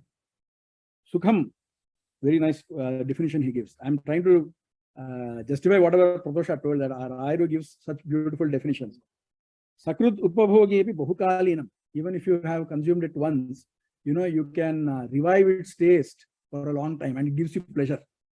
Such kind of food you should eat, Satvika food. Okay. Then Pritihi, upabhoga kalinam sukam. At that point of time, you feel pleasure also. That this is a nice food. Okay. Then we'll come to, there are other things, rasyaha, juicy, and all that kind of stuff he gives. Hello. Okay, those are enjoyable Those are liked by Satvikas. How about Hello? Rajasa? Hello, can you hear ಹೇಳಿ. me? Satisfying and Hello. ಶುರುವಾಗಿದೆ, ಚೆನ್ನಾಗಿದೆ ಅಂದ್ರೆ ಇವಾಗ ಮಾಂಸ ಭಕ್ಷಣೆನೂ ಹಂಗೆ ಅನ್ಸ್ಬೋದು. ಹಂಗಂತ ಅದು ಒಳ್ಳೆ ಫುಡ್ ಅಂತ ಹೇಳಕ್ಕಾಗತ್ತಾ? ಏನು ಗೊತ್ತಾಗ್ಲಿಲ್ಲ, ಏನ್ ಹೇಳಿ? ಇವಾಗ ರಸವತ್ತಾದ ಫುಡ್ ಅಂದ್ರೆ ಯಾರಿಗೋ ಒಬ್ರಿಗೆ ನನ್ನ ಮಾಂಸ ತಿಂದ್ರು ಆನಂದ ಸಿಗತ್ತೆ, ಅದರಿಂದನೂ ಆನಂದ ಬರುತ್ತೆ. ಹಂಗಂತ ಅವ್ರುನು ಅದು ಒಳ್ಳೆ ಸಾತ್ವಿಕ ಆಹಾರ ಅಂತ ಹೇಳಿ? ಅಲ್ಲ ಅದು ನಿಮಿಷ ಅಲ್ಲ ಇದು ಶಾಸ್ತ್ರ ವಿಹಿತವಾಗಿರ್ಬೇಕು. ಅದ್ ಮುಂದೆ ಒಂದು ಮಾತು ಹೇಳ್ತಾರೆ ನೋಡ್ರಿ. ಆ ಟೈಮಲ್ಲಿ ಆಹಾರ ಎಲ್ಲ ಚೆನ್ನಾಗಿ ಟೇಸ್ಟಿ ಆಗಿರುತ್ತೆ ಎಂಬುದು ಎಲ್ಲ ಕಡೆ ಇದ್ದಿದ್ದೆ. ಅದು ಆಹಾರ ಪ್ರಿಯ ಅಂತ ಹೇಳಿ ಎಲ್ಲರಿಗೆ ಏನೋ ಟೇಸ್ಟ್ ಇದ್ದೇ ಇರ್ತದೆ. ಅದನ್ನ ಮುಂದೆ ಆಚಾರ್ಯರು ಒಂಥರ ಇದು ಸಬ್ಜೆಕ್ಟಿವ್ ಅಲ್ವಾ, ಇದು ಜಜ್ಮೆಂಟ್, ಇದು ಟೇಸ್ಟಿ ಎಂಬುದು.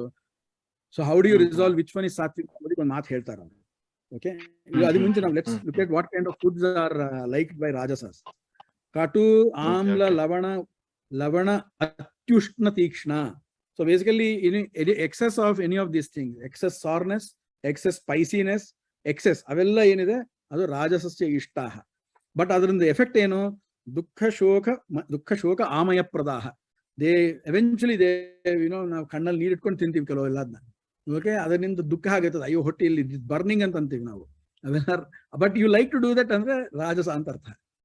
ಓಕೆ, ಆಮೇಲೆ ಥರ್ಡ್, ಯಾತಯಾಮಂ ಗತರಸಂ ಪೂತಿ ಪರ್ಯುಷಿತಂ ಚಯತ್ ಉಚ್ಚಿಷ್ಟಮಪಿ ಚಾಮೇಧ್ಯಂ ಭೋಜನಂ ತಾಮಸಪ್ರಿಯಂ. ಇದು ತಾಮಸರಿಗೆ ಇಷ್ಟ ಆಗುವಂತ ಫುಡ್ ಇದು. ಯಾತಯಾಮಂ, ಇಟ್ ಈಸ್ ಆಲ್ರೆಡಿ ಸ್ಟೇಲ್ ಅಂತ ಅರ್ಥ. ಅದು it has crossed it shelf life.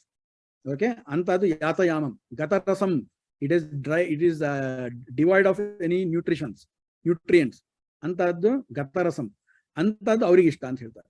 ಅದಕ್ಕೆ ಮತ್ತೆ ನೀವು ಆಚಾರ್ಯ ಮಾಡಿದ ಪ್ರಶ್ನೆ ಏನಂತಂದ್ರೆ, ಮತ್ತೆ how do you determine? Taste ಎಂಬುದು ಎಲ್ಲರಿಗೆ ಕಾಮನ್ ಆಗಿರ್ತದೆ. So it is subjective. How do you know this is ಸಾತ್ವಿಕ ಆರ್ ದಿಸ್ ಇಸ್ ತಾಮಸ ಅಂತಂದ್ರೆ ಅವರೊಂದು ಮಾತು ಹೇಳ್ತಾರೆ. ಶುದ್ಧ ಭಾಗವತಾನಂತೂ ಸ್ವಭಾವ ಅಪೇಕ್ಷೆಯೈವತು ಸ್ವಾದುತ್ವಾದಿ ವಿಜಾನೀಯಾತ್ ಪದಾರ್ಥಾನಾಂ ನಚಾನ್ಯಥ ಅಂತ ಹೇಳಿ ಆಚಾರ್ಯರು ಕೊಟ್ಟಿರುವಂತ ಕೋಟ್ ಇದು.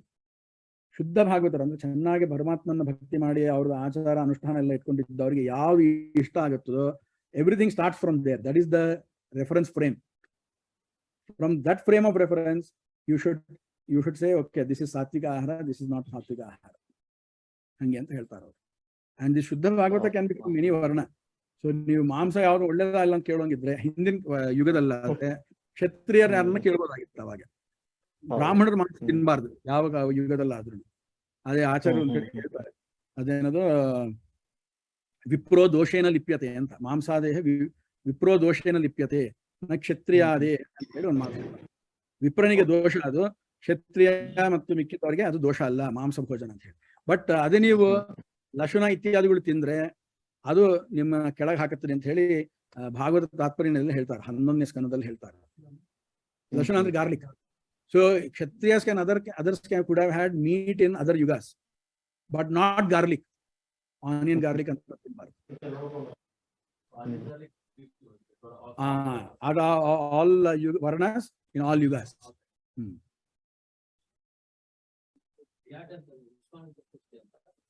ತಾಮಸ ಅಂತ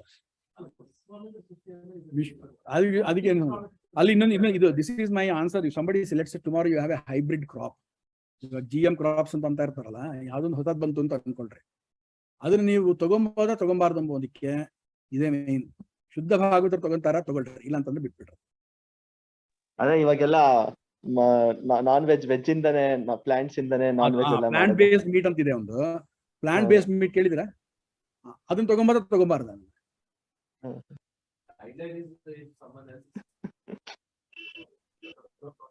ಅದೊಂದು ಒಂದಾಯ್ತು. ಅದಕ್ಕೆ ಹಾರಿತ ಸ್ಮೃತಿಯಲ್ಲಿ ಒಂದು ಮಾತು ಬರ್ತದೆ, ಪಂಚವರ್ಜ್ಯ ಅಂತ ಹೇಳಿ ಅದು ಹೇಳ್ತಾರೆ.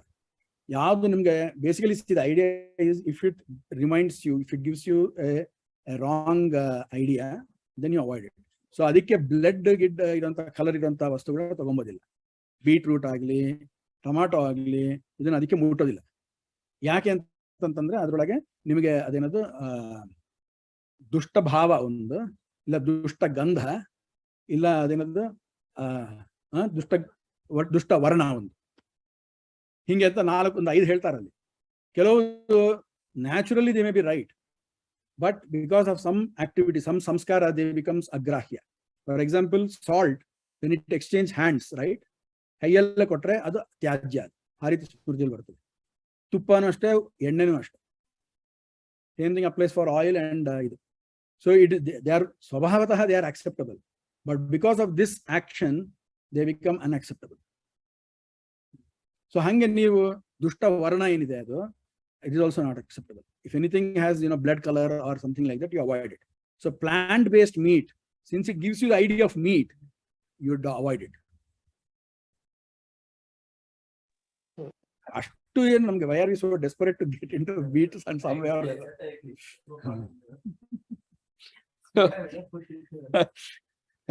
ಆಮೇಲೆ ನೋಡ್ರಿ ಮುಂದೆ ಹೇಳ್ತಾರ ಅವರು,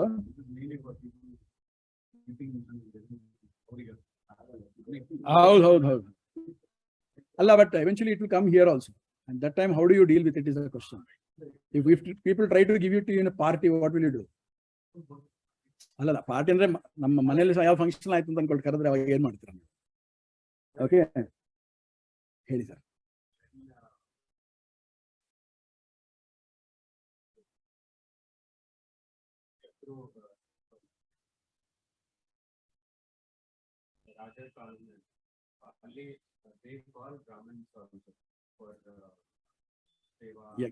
ಯಜ್ಞ ಇತ್ಯಾದಿ ಬಳಸಬಾರ್ದು. ಸೊ ಅದಕ್ಕೆ ಒಂದು ಮಾತು ಹೇಳ್ತಾರೆ, ಅವ್ರನ್ನ ಕೆಲವು ಕಡೆ ಹಂಗೆಲ್ಲ ಭಕ್ಷಣ ಅಂತ ಬರ್ತದಲ್ಲಿ. ಅದಕ್ಕೆ ಆಚಾರ್ಯರು ಹೇಳೋದೇನಂತಂದ್ರೆ, ಇವಾಗ ಅವ್ರು ನೈವೇದ್ಯ ಮಾಡಿಬಿಟ್ಟಿದ್ದಾರೆ, ಮಾಂಸ ಬಂದ್ಬಿಟ್ಟದೆ. This is purely of the 3 yugas. ಯಾವುದು? Krita, Treta and Dvapara. It is not applicable in Kaliyuga. ಕಲಿಯುಗದಲ್ಲಿ ಮಾಂಸದಿಂದ ಯಜ್ಞ ಮಾಡಬಾರ್ದು. Okay, so mamsa should be avoided in Kaliyuga. But ಮಾಂಸ ಅವಾಗಿನ ಕಾಲದಲ್ಲಿ ಅವ್ರು ನೈವೇದ್ಯ ಮಾಡ್ತಾ ಇದ್ದಾರೆ. ಇವಾಗ ನೀವು ನೈವೇದ್ಯನ ನೀವು ಮುಟ್ಟೋದಿಲ್ಲ ಅಂತಂದ್ರೆ ಅದೊಂದು ದೋಷ ತಾನೆ. ಅದಕ್ಕೆ ಘ್ರಾಣ ಭಕ್ಷಣಮೇವ ಭಕ್ಷಣಂ ಅಂತ ಅವ್ರು ಹೇಳ್ತಾರೆ. So you smell it and that is equal to consuming it.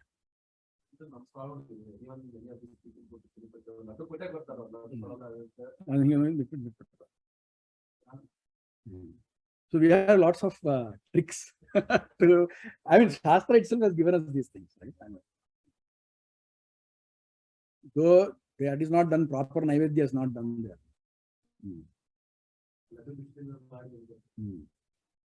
Afalakankshabhir yajño vidhir drushto na yajyate yashtavyam eveti manah samadhaya sa satvikaha. Now he is talking about 3 types of yajñas. Satvika, how he does a yajña, how a rajasa does a yajña, and how a tamasika does a yajña. Afalakankshabhir yajña. He finally, Satvika says that no, I am doing this yajña because it should be done. It is good to do, okay? Not because I will get some great benefit from that or anything like that, okay? Vidhit drushtoya yajyate. Yes, Satvikas. Yes, pleasing the God. Correct. They will not expect anything. No. Other than their pleasure. So that will come to cover that point in the summary, okay? Yashtavyam eveti manah samadhaya, and then they control their minds.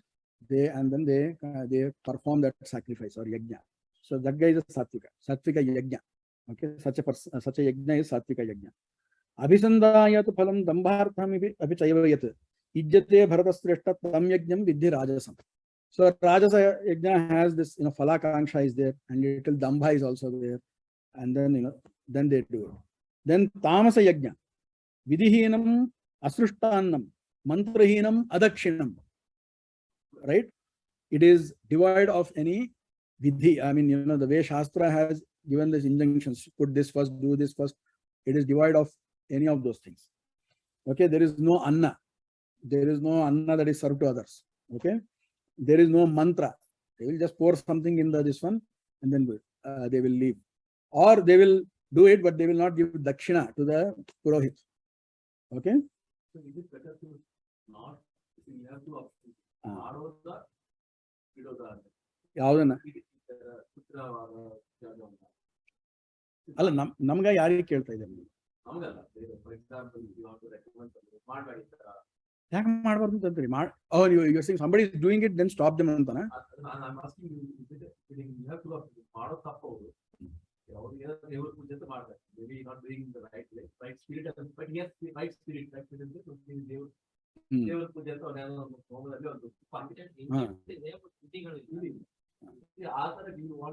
what do you advise? To stop them?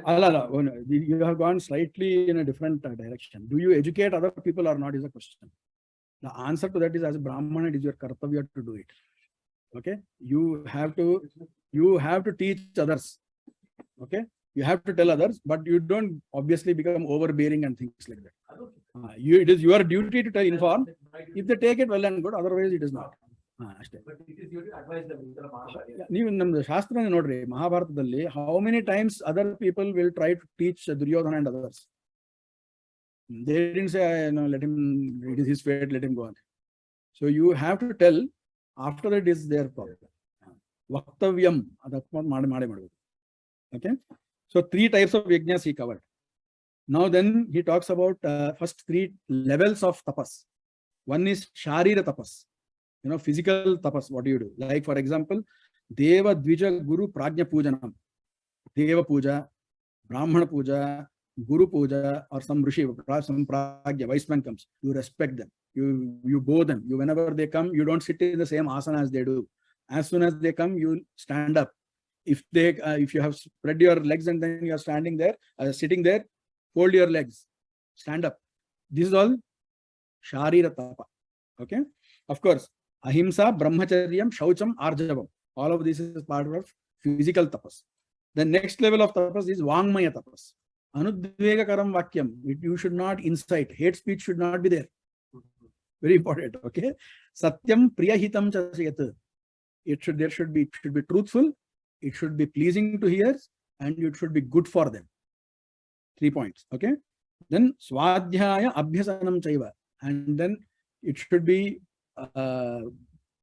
it should have swadhyaya. Whatever swadhyaya you do, whatever learning you do, all of that is one form of vang tapas. The vangmaya tapas. Okay. Then manasa tapas is there. Manaprasadam saumyatvam. Manaprasada is to have a relaxed mind. Saumyatvam is to be soft. Okay.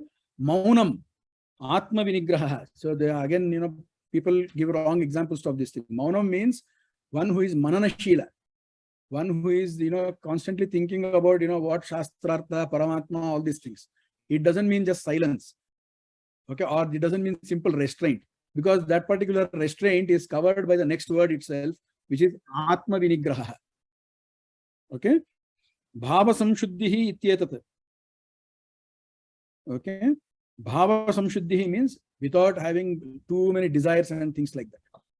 Okay, but it is purified by only Paramatma there. That kind of thing is manasa tapas. So there are 3 levels of tapas: sharira, manasa, and vangmaya. Now these 3 people, they do all these things in different ways: satvikas, rajas, and tamasas. So Shraddhaya, I will talk about the main point in each of them. Satvika tapas, afala kangshihi. He has no desire for the materialistic fruits of this, whichever tapas he is doing. Okay. Then next, Rajasa tapas is where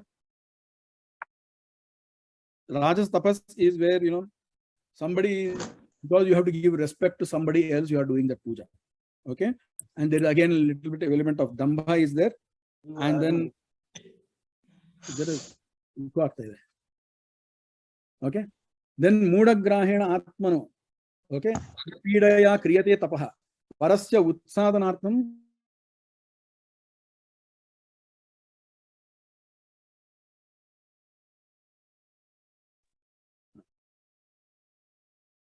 Okay. So tamasa tapas is what? He pains others. They inflict pain on others, and then they do this tapas.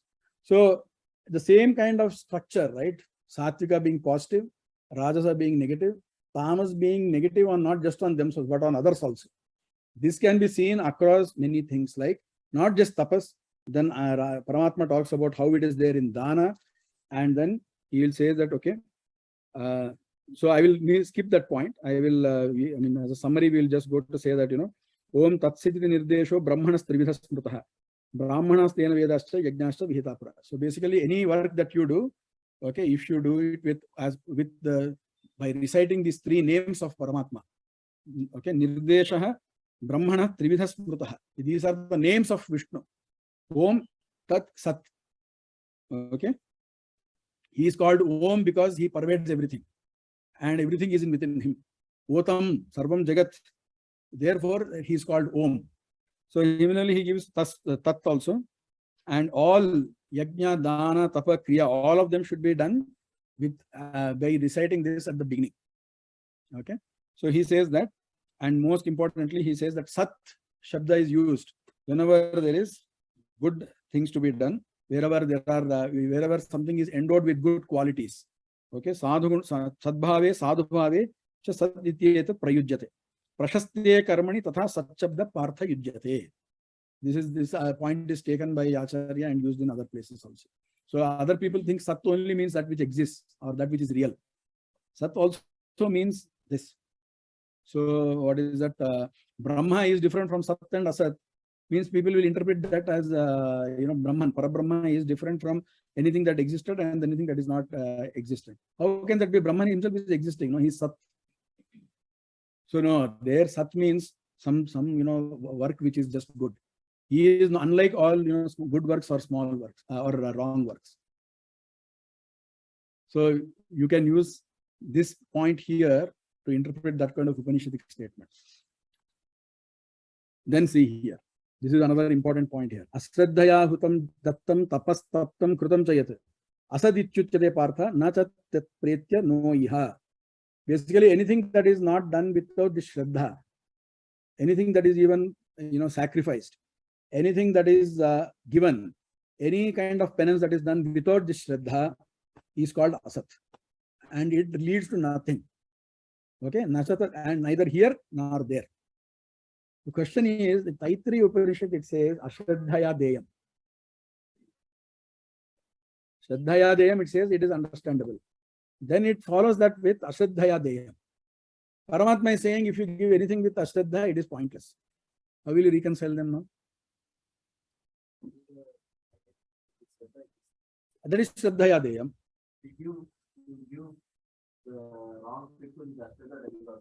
That is not, then why is Krishna telling here that anything Ashraddhaya Hutam Japtam na tatpretya no here?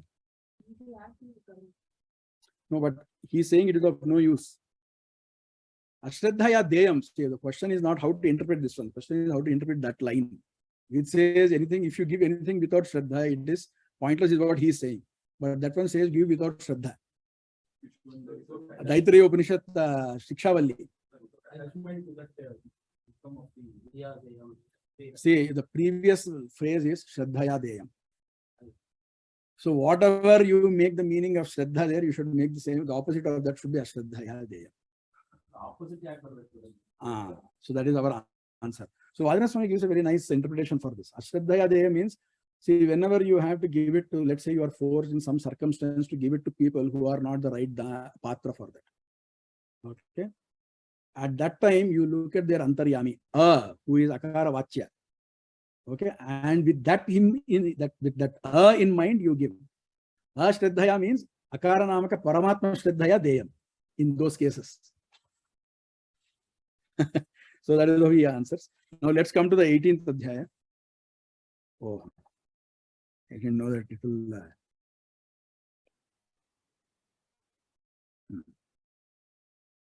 We'll go to the questions only after this one, please. Okay.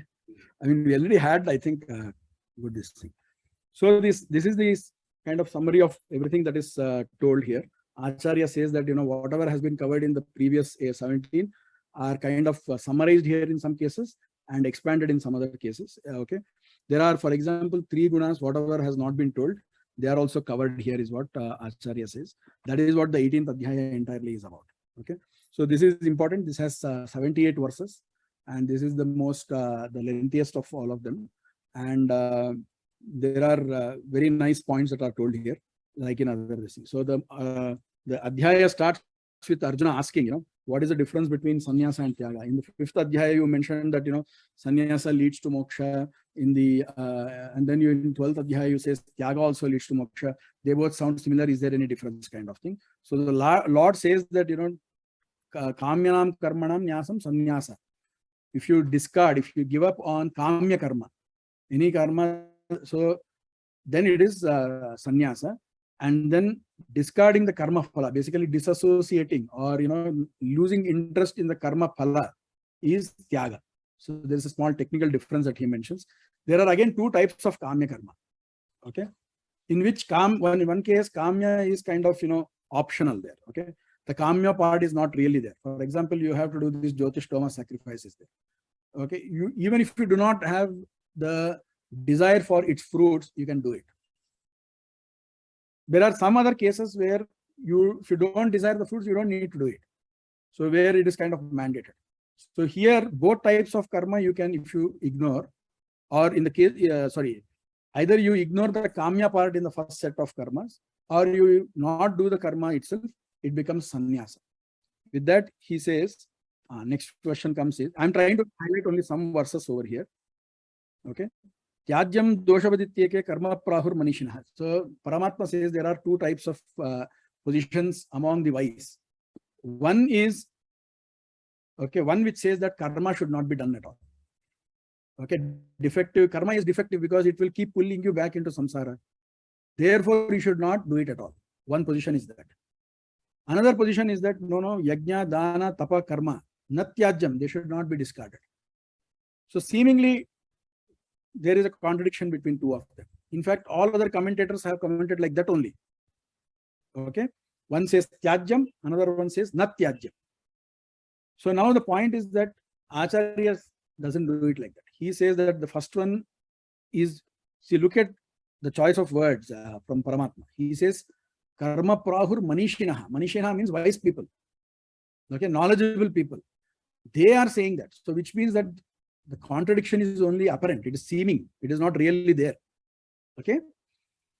So therefore, he interprets the first line as karma phala should be given up. And the second one says, no, yajna, dana, tapa, karma should be done. So there is really no contradiction. They are talking about two different things. So Acharya has basically interpreted Krishna's words in such a manner that the manishinaha here becomes relevant. Otherwise, other people have interpreted that as there is a contradiction between the two lines. Sure. See, what has happened here, if you look at ignore the interpretation part. One which says karma should be discarded. Second one says karma should not be, yajna, dana, tapa, karma should not be discarded, should not be given up. You have to perform. So both appear like contradictions, correct? In the subsequent verses in the Gita, Paramatma has supported the second position very strongly. So the first position appears like, it is some wrong position to have. But look at the words that Krishna has used. He says this position is held by wise people, by manishina, by knowledgeable people. So nobody has noticed this thing. Only Acharya, Madhacharya has noticed that point, and he has given an interpretation as to why there is no real contradiction, but it is only an apparent level contradiction. Tyajyam, natyajyam. At that level, yes. But when this person, when the first set says there is tyajyam, they are talking about karma phala. Karma phala means, desire for that particular action fruits. Okay. So that they are saying it should be discarded. The second set is saying, no, some karma should be done. So there is no real contradiction what he points out there. Yeah. Don't desire the fruit. Don't keep that as the main reason for your fruit, for your performance of the action.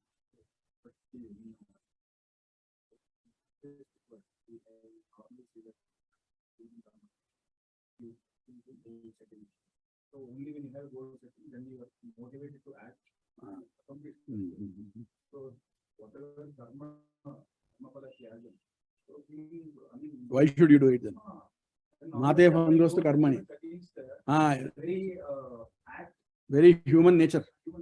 Yes, the answer to that is this.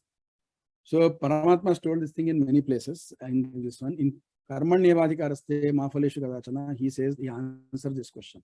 Why should, see, how can you not have a desire for the fruits of your action? How can you even act if you are asking me to give up on that?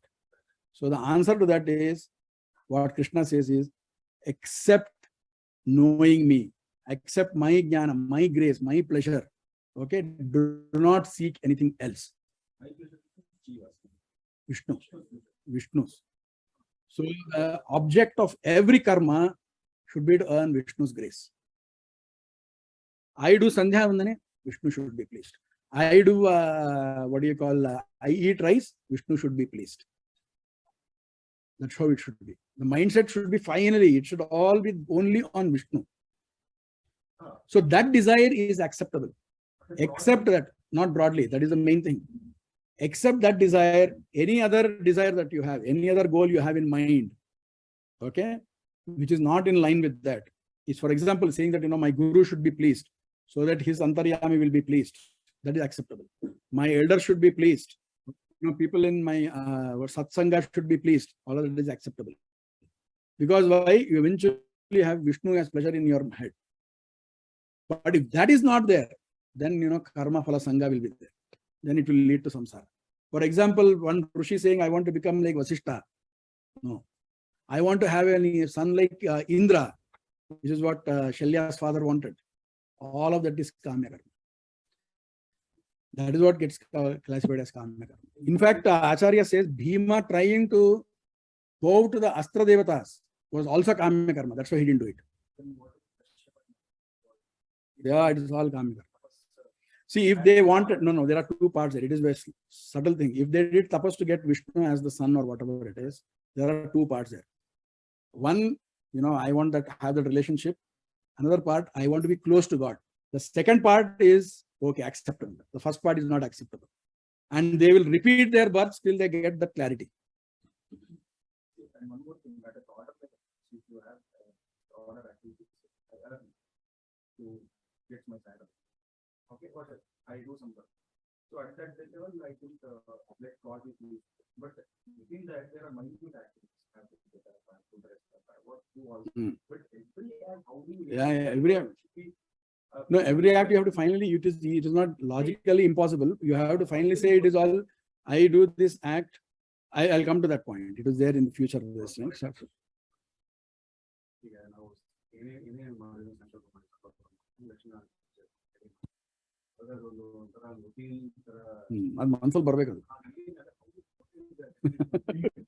Yeah, you actually mean that thing. Lakshmi Narayana prayer day, Lakshmi Narayana prityarthameva.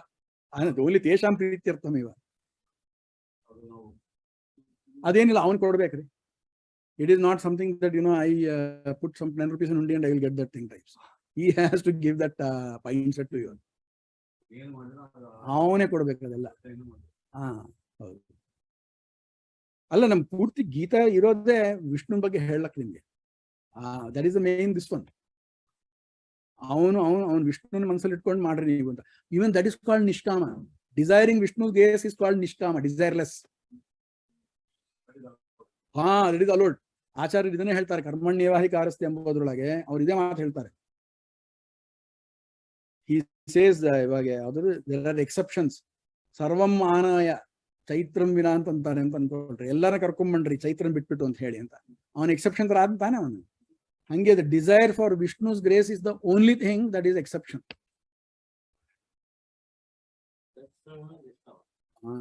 then it is ನಿಷ್ಕಾಮ ಕರ್ಮ. ಅದು ಕೂಡ ಒಂದು ಸರ್ವೋತ್ತಮತ್ವ ಜ್ಞಾನದಿಂದನೇ ಬರ್ಬೇಕದು. ನಿಷ್ಕಾಮಂ ಜ್ಞಾನಪೂರ್ವಂತು ಅನ್ನೋದಕ್ಕೆ ಹೇಳಿದ್ದದು. ಸುಮ್ಮನೆ ನಾನು see, wanting to give up on desires is also some sort of desire only, no? So antavella contradictions ನಮ್ಮ ಮತದಲ್ಲಿ ಬರೋದಿಲ್ಲ. I desire to be desireless is like contradiction, no? That itself is a desire. That doesn't have hand to us. In our Siddhanta, you should desire Vishnu. In fact, ಆಚಾರ್ಯ ತಾತ್ಪರ್ಯದಲ್ಲಿ ಹೇಳ್ತಾರೆ, ಗೀತಾ ಮಹಾಭಾರತ ತಾತ್ಪರ್ಯದಲ್ಲಿ, ಯಾರು ವಿಷ್ಣುನ I want to become close to him ಅಂತ ಅನ್ಕೊಂಬೋದಿಲ್ಲವೋ ಅವನು ಅಸುರ ಅಂತಾನೆ ಬೈದ್ಬಿಡ್ತಾನೆ. He will go. I mean, that's what eventually distinguishes the mukti yogyas from non-mukti yogyas. Okay? ಇಲ್ಲಿ ನೋಡ್ರಿ ಮುಂದೆ ಏನ್ ಹೇಳ್ತಾರೆ ಇರೋ. ಹೌದು it is the right on my eyes actually. ಇವಾಗ ಪರವಾಗಿಲ್ವಾ?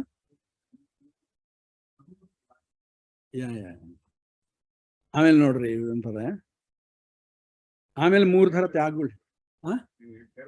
ಇಲ್ಲ I am fine with this. ಆಮೇಲೆ 3 ಹೇಳ್ತಾರೆ ಇವರು. ನೋಡ್ರಿ ಇಲ್ಲಿ 3 ಥರ ತ್ಯಾಗವನ್ನು ಹೇಳ್ತಾರೆ.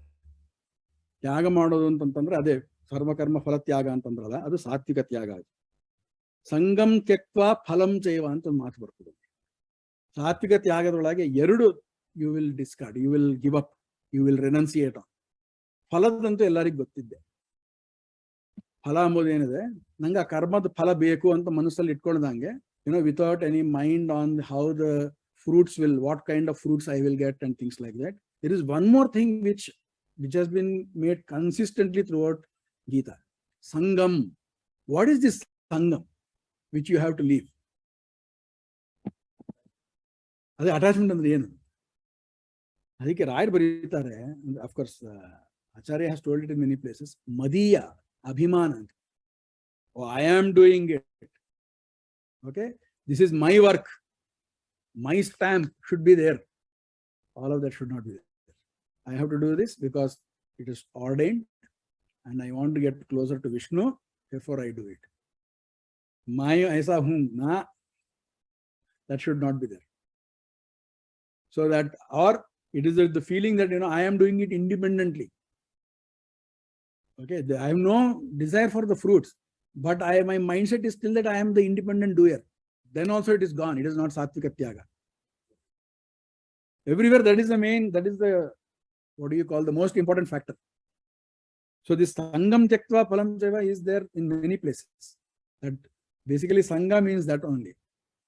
Swatantra kartrutva abhimana sangha. Madiya bhava sangha. Okay.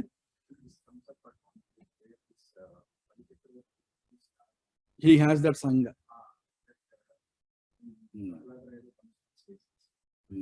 Allah, that comes even in Dana's this thing also. Rajasa Tyaga, he says that, okay, I will not do this Tyaga, I will not do this karma. They give up the karma itself, not because, it should not be, it should be given up or anything like that, but because it gives them physical, mental pain or torture. That's why they give up. On the other hand, one of the future verses, they say, Satvika nadveshti akushalam karma. Even if it is troublesome, if it is ordained, if it is there in the scripture, that person will follow it. But without any sangha or phala, this one, expectation. Then it becomes sattvika. So tamas also, anyway, you know that thing now. I think we'll focus more on this one. This is important, okay? This is popular verse. Adhishtanam tatha karta karanam cha prathak vidam. Vividhasta pratak cheshta daivam chaivatra panchamam. You must have heard about all these things. You must have at least heard this phrase, daivam chaivatra panchamam. What are the 5 reasons why an act gets done? Okay, 5 factors for any karma to happen. There are 5 things there. This will get further consolidated, okay, in the couple of verses down the line. He says that, the locus of the karma. So when I am doing, let's say when I am doing the yaga is there, I am putting something in the yajna kunda, right? At that time, the ground is the adhishtan. This is even from a grammar point of view also, when an act has to happen, there are different karakas that are involved in the act. Okay, one is the adhisthana, is the locus where the action is happening. Okay, karta, the person who is doing that thing, right? So in which case, who is the karta is the question here. So in Gita Bhashya, Acharya says Swatantra Karta. Basically, only Vishnu is the Karta. Why? Because Shruti has said Sahi Sarvasya Karta. Jiva does not have any Kartrutva, any Swatantra Kartrutva. This is another important point. People think Datta Swatantra means that, some independence is given to the Jiva. And Jiva has that independence to make a choice. At that small instant, he has the independence to make this choice. Okay, I will not eat today, or I will eat today, or whatever it is. And therefore, everything else spins from there. That is what many people think. Here is no independence for Jiva at any point of time. So Datta Swatantra also only means that, God has kept one of his rupas there. People, whoever just read Manikatam Sara without reading Gita Bhashya, they come to this wrong conclusion. Okay? Datta Swatantra means Lord has kept his rupas in that particular person to do that act. Okay, so here very clearly Acharya says, Jivasya Swatantram Upabhaditam. It has already been told. he has no swatantra of any sort. Okay. Then karanam, which is all this, if I am doing the yajna, it is the ladle that is there. Or in case of, a manasa kriya, or, when I'm in fact, in the 3rd and 4th adhyayas, he talks about different types of yajnas. So how the different objects of the indriyas, right? They falling into in your indriyas, it is like one yajna kunda where, all the objects are being, this thing, you should treat everything as a yajna there. So that is some sort of mental yajna that is happening over there, right? No, go ahead. No. Oh, I didn't say that. You can continue, please. ಅದು ಬರ್ತದೆ, ಮುಂದೆ ಬರ್ತದೆ. ಹೌದು, ಏನಂತ link ಅಂತ ಪ್ರಶ್ನೆ ಬರ್ತದೆ. ಚೇಷ್ಟ ಅಂಬೋದು ಇಂಟರ್ಮೀಡಿಯೇಟ್ ಮೂವ್ಮೆಂಟ್ಸ್. ಓಕೆ, ನೀವು ಕೇಳಿದ್ರಲ್ಲ, ಬೆಳಗ್ಗೆ ಎದ್ದೋಣ ನಾನು ಅದೇನದು ಬೆಳಗ್ಗೆ ಹೇಳ್ತೀನಿ, ಹೋಗ್ತೀನಿ, ತರ್ತೀನಿ, ಸಂಧ್ಯಾ ನೀರು ಹಿಡ್ಕೊಂಡು ಬರ್ತೀನಿ. ನಾನು ಬರೀ ಸಂಧ್ಯಾ ವಂದನೆಗೆ ಒಂದು ಮಾತ್ರ ಅಲ್ಲ. That I should say this is for Vishnu ಪ್ರೀತ್ಯರ್ಥಂ. All intermediate acts are also meant for that. Okay, that is called cheshta here. Daivam, Acharya interprets this in this one as adrushta, punya, papa, and all this thing. So all these 5 factors come together and make a thing happen, make an act happen. In Gita Tatparya, he says karta here means paradhina karta.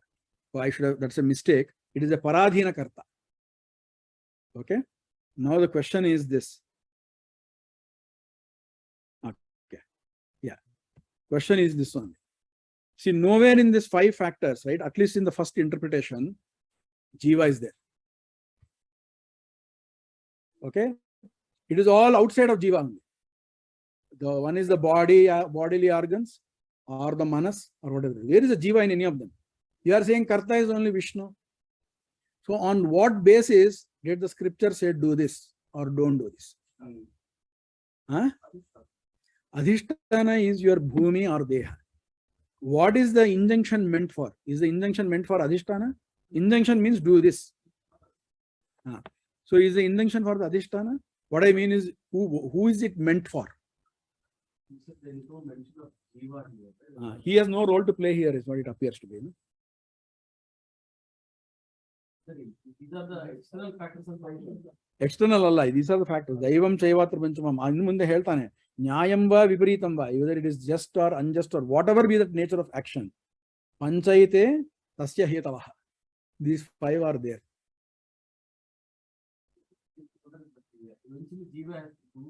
ಅದಕ್ಕೆ ಅವ್ರು ಅಲ್ಲ, ಇಲ್ಲಿ ಪ್ರಶ್ನೆ ಬಂದಿದ್ದು ಏನಂತಂದ್ರೆ, where is the why should you, if jiva has no role to play for any karma to happen, you should not have any injunction at all. Injunction ಯಾವಾಗ ಇರ್ತದೆ, if that person has a role to play there. If there is no role to play, why have any injunction? ವಿಧಿ ನಿಷೇಧಗಳು ಯಾಕೆ ಬರಬೇಕು? ಅದಕ್ಕೆ next answer ಮಾಡ್ತಾನೆ ದೇವರು. ಜ್ಞೇಯಂ ಜ್ಞಾನಂ ಜ್ಞೇಯಂ ಪರಿಜ್ಞಾತ ತ್ರಿವಿಧ ಕರ್ಮಚೋದನ. ನೋಡ್ರಿ, ಜೀವನಲ್ಲಿ 3 ಇದೆ. ಒಂದು ಜ್ಞಾನ ಇದೆ, ವಿಧಿ ಜ್ಞಾನ ಇದೆ.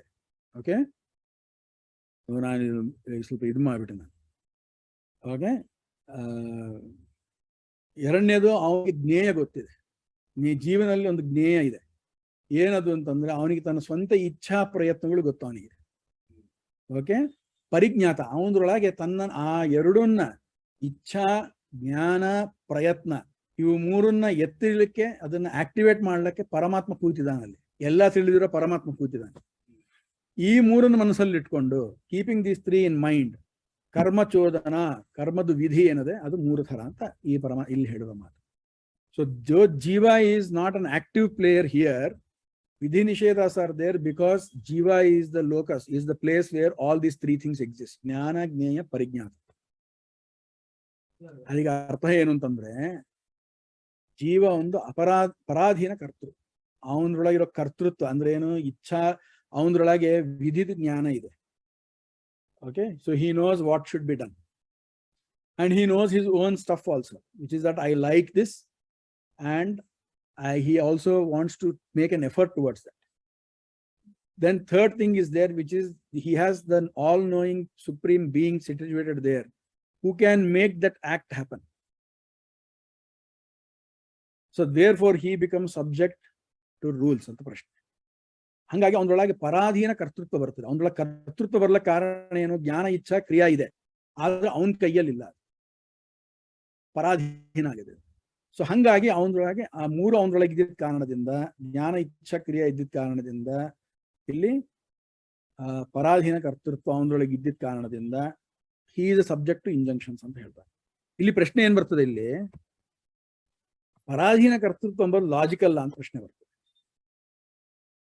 C, can you, for example, if I take a knife, right, and let's say I drive it into somebody else, can the knife be responsible for the murder? No, right? But it also, then I can say, why is it not responsible? It is the one which went actually killed that guy, right? ಅದೇ ಜಡ ಆದ್ರೆ ಏನಾಯ್ತು, ಅದಕ್ಕೆ ಇಲ್ಲಿ ಏನ್ ಸಂಬಂಧ, ಇಲ್ಲಿ ಜಡ ಆದ್ರೆ ಏನಾಯ್ತು, ಅದಕ್ಕೆ ಸ್ವತಃ ಇಚ್ಛಾ ಇಲ್ಲ ಅಂತ. It is not based on it's iccha that it has gone there. ಹೌದಾ? ಮತ್ತೆ ನಮ್ಮಲ್ಲಿ ಇಚ್ಛೆನ ತೆಗಿಸಿದ್ ಯಾರು? ಪರಮಾತ್ಮ ತಾನೇ. ನಂಗೆ ಯಾಕೆ ಕರ್ತೃತ್ವ ಹೇಳ್ತೀರಿ? ಮತ್ತೆ ಅದನ್ನ ಇಲ್ಲಿ ಏನ್ ಹೇಳ್ತಾ ಇದಾರೆ ಅಂತಂದ್ರೆ, ಪರಮಾತ್ಮ ಅಲ್ಲಿ ಇಲ್ಲಿ ಮೇನ್ ಕ್ವಶನ್ ಏನ್ ಬರೋದು ಅಂತಂದ್ರೆ, ಪರಾಧೀನ ಕರ್ತೃತ್ವ ಎಂಬುದು ಸರಿಯೋ ಸರಿ ಅಲ್ಲವೋ ಅಂತ. ಕರ್ತೃತ್ವ ಅಂದ್ರೆ ಸ್ವತಂತ್ರ ಕರ್ತ ಅಂತಾನೆ ಪಾಣಿನಿ ಹೇಳೋದು. That which is independent to do. ಇವಾಗ there is one boy there who doesn't know anything. ನೀವು ಏನ್ ಮಾಡ್ತೀರಿ, ಅವನ ಕೈಯಲ್ಲಿ ಹಿಂಗೆ ನೀರು ಹಾಕಿ ಆಚರಣೆ ಮಾಡಿಸ್ಬಿಡ್ತೀರಿ. ಅವನಿಗೆ ಪುಣ್ಯ ಬರ್ತದ, ಪುಣ್ಯ ಬರೋದಿಲ್ವ ಅಂತ ಪ್ರಶ್ನೆ. ಅವನು ಬಿಟ್ಬಿಡ್ರಿ. ಇವಾಗ ಮುಂದೆ ಒಂದು ರೋಬೋ ಬಂತು ಅಂತ ಅನ್ಕೊಳ್ರಿ. ಆ ರೋಬೋಯಿಂದ ಮಂಗಳಾರತಿ ಮಾಡಿಸ್ತೀರಿ ನೀವು. ಆ ರೋಬೋ ಪುಣ್ಯ ಬರ್ತದ, ಬರೋದಿಲ್ವ? ಯಾಕೆ ಬರೋದಿಲ್ಲ? ಅಲ್ಲ, that is because there is no this thing. If the act itself got the fruit, it should have even accrued to that robo also. So if it is not accruable to the robo because it does not have any swatantra kartrutva, then even jiva should not have swatantra kartrutva, because jiva also then should not be subject to any fruits vidhi nishedha.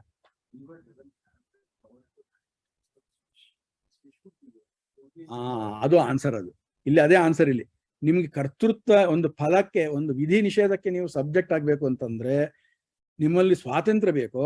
ಇಲ್ಲ ಅಂತಂದ್ರೆ ನಿಮ್ದ್ರಲ್ಲಿ ಇಚ್ಛಾ ಇರ್ಬೇಕು, ವಿಧಿದ ಜ್ಞಾನ ಇರ್ಬೇಕು. ಆ ವಿಧಿ ಜ್ಞಾನ ಅಂತಂದ್ರೆ ಇದು ಮಾಡು ಅಂತ ಇರ್ಬೇಕು. ಅದನ್ನ ಪಕ್ಕಂಗೆ ನಿಮ್ಗೆ ಇಚ್ಛಾ ಇರ್ಬೇಕು. ಇವಾಗ ಏಕಾದಶಿ ದಿವಸ ಉಪವಾಸ ಮಾಡ್ರಿ ಅಂತಂದ್ರೆ ಉಪವಾಸ ಮಾಡ್ಲಿಕ್ಕೆ ಇಚ್ಛಾ ಇರ್ಬೇಕು. ಅದಕ್ಕೆ ತಕ್ಕಂಗೆ ಪ್ರಯತ್ನ ನಿಮ್ಮಲ್ಲಿ ಇರ್ಬೇಕು. ಅವಾಗಿದ್ರೆ ಒಪ್ಕೊಂತಿರ್ತಾನೆ, ನೀವು ಒಪ್ಕೊಂಬೋಣ ಅಂತೆ. ಆದ್ರೆ ಇದೆಲ್ಲ ತಮ್ಮಷ್ಟಾವು ಬಂದಿಲ್ಲ, ಅಂದ್ರೆ ತಮ್ಮಷ್ಟಾವು ಉದ್ಭವ ಆಗ್ಲಿಲ್ಲ. ಅದನ್ನ ಪರಮಾತ್ಮ ಆಯತ್ತ ಅಂತ ಹೇಳ್ತಾರೆ. ಪರಮೇಶ್ವರ ಪ್ರಸಾದಾಯತ್ತಂ ಅಂತ ಹೇಳ್ತಾರೆ. ಅವೆಲ್ಲ ನಿಮ್ದ್ರಲ್ಲಿ ಇರುವಂತಹದ್ದನ್ನೇ ಪರಮಾತ್ಮ ಏನ್ ಮಾಡ್ತಾನೆ, ಆಕ್ಟಿವೇಟ್ ಮಾಡಿಸ್ತಾನೆ. ಸೊ ಜ್ಞಾನ ಇಚ್ಛಾ ಕ್ರಿಯಾ ಅವನ ಪ್ರಯತ್ನ ಅವನೊಳಗೆ ಇದ್ದಿದ್ದ ಕಾರಣದಿಂದ ಜೀವ ಬಿಕಮ್ಸ್ ಎ ಪರಾಧೀನ ಕರ್ತೃ, and therefore he is subject to ವಿಧಿ ನಿಷೇಧ.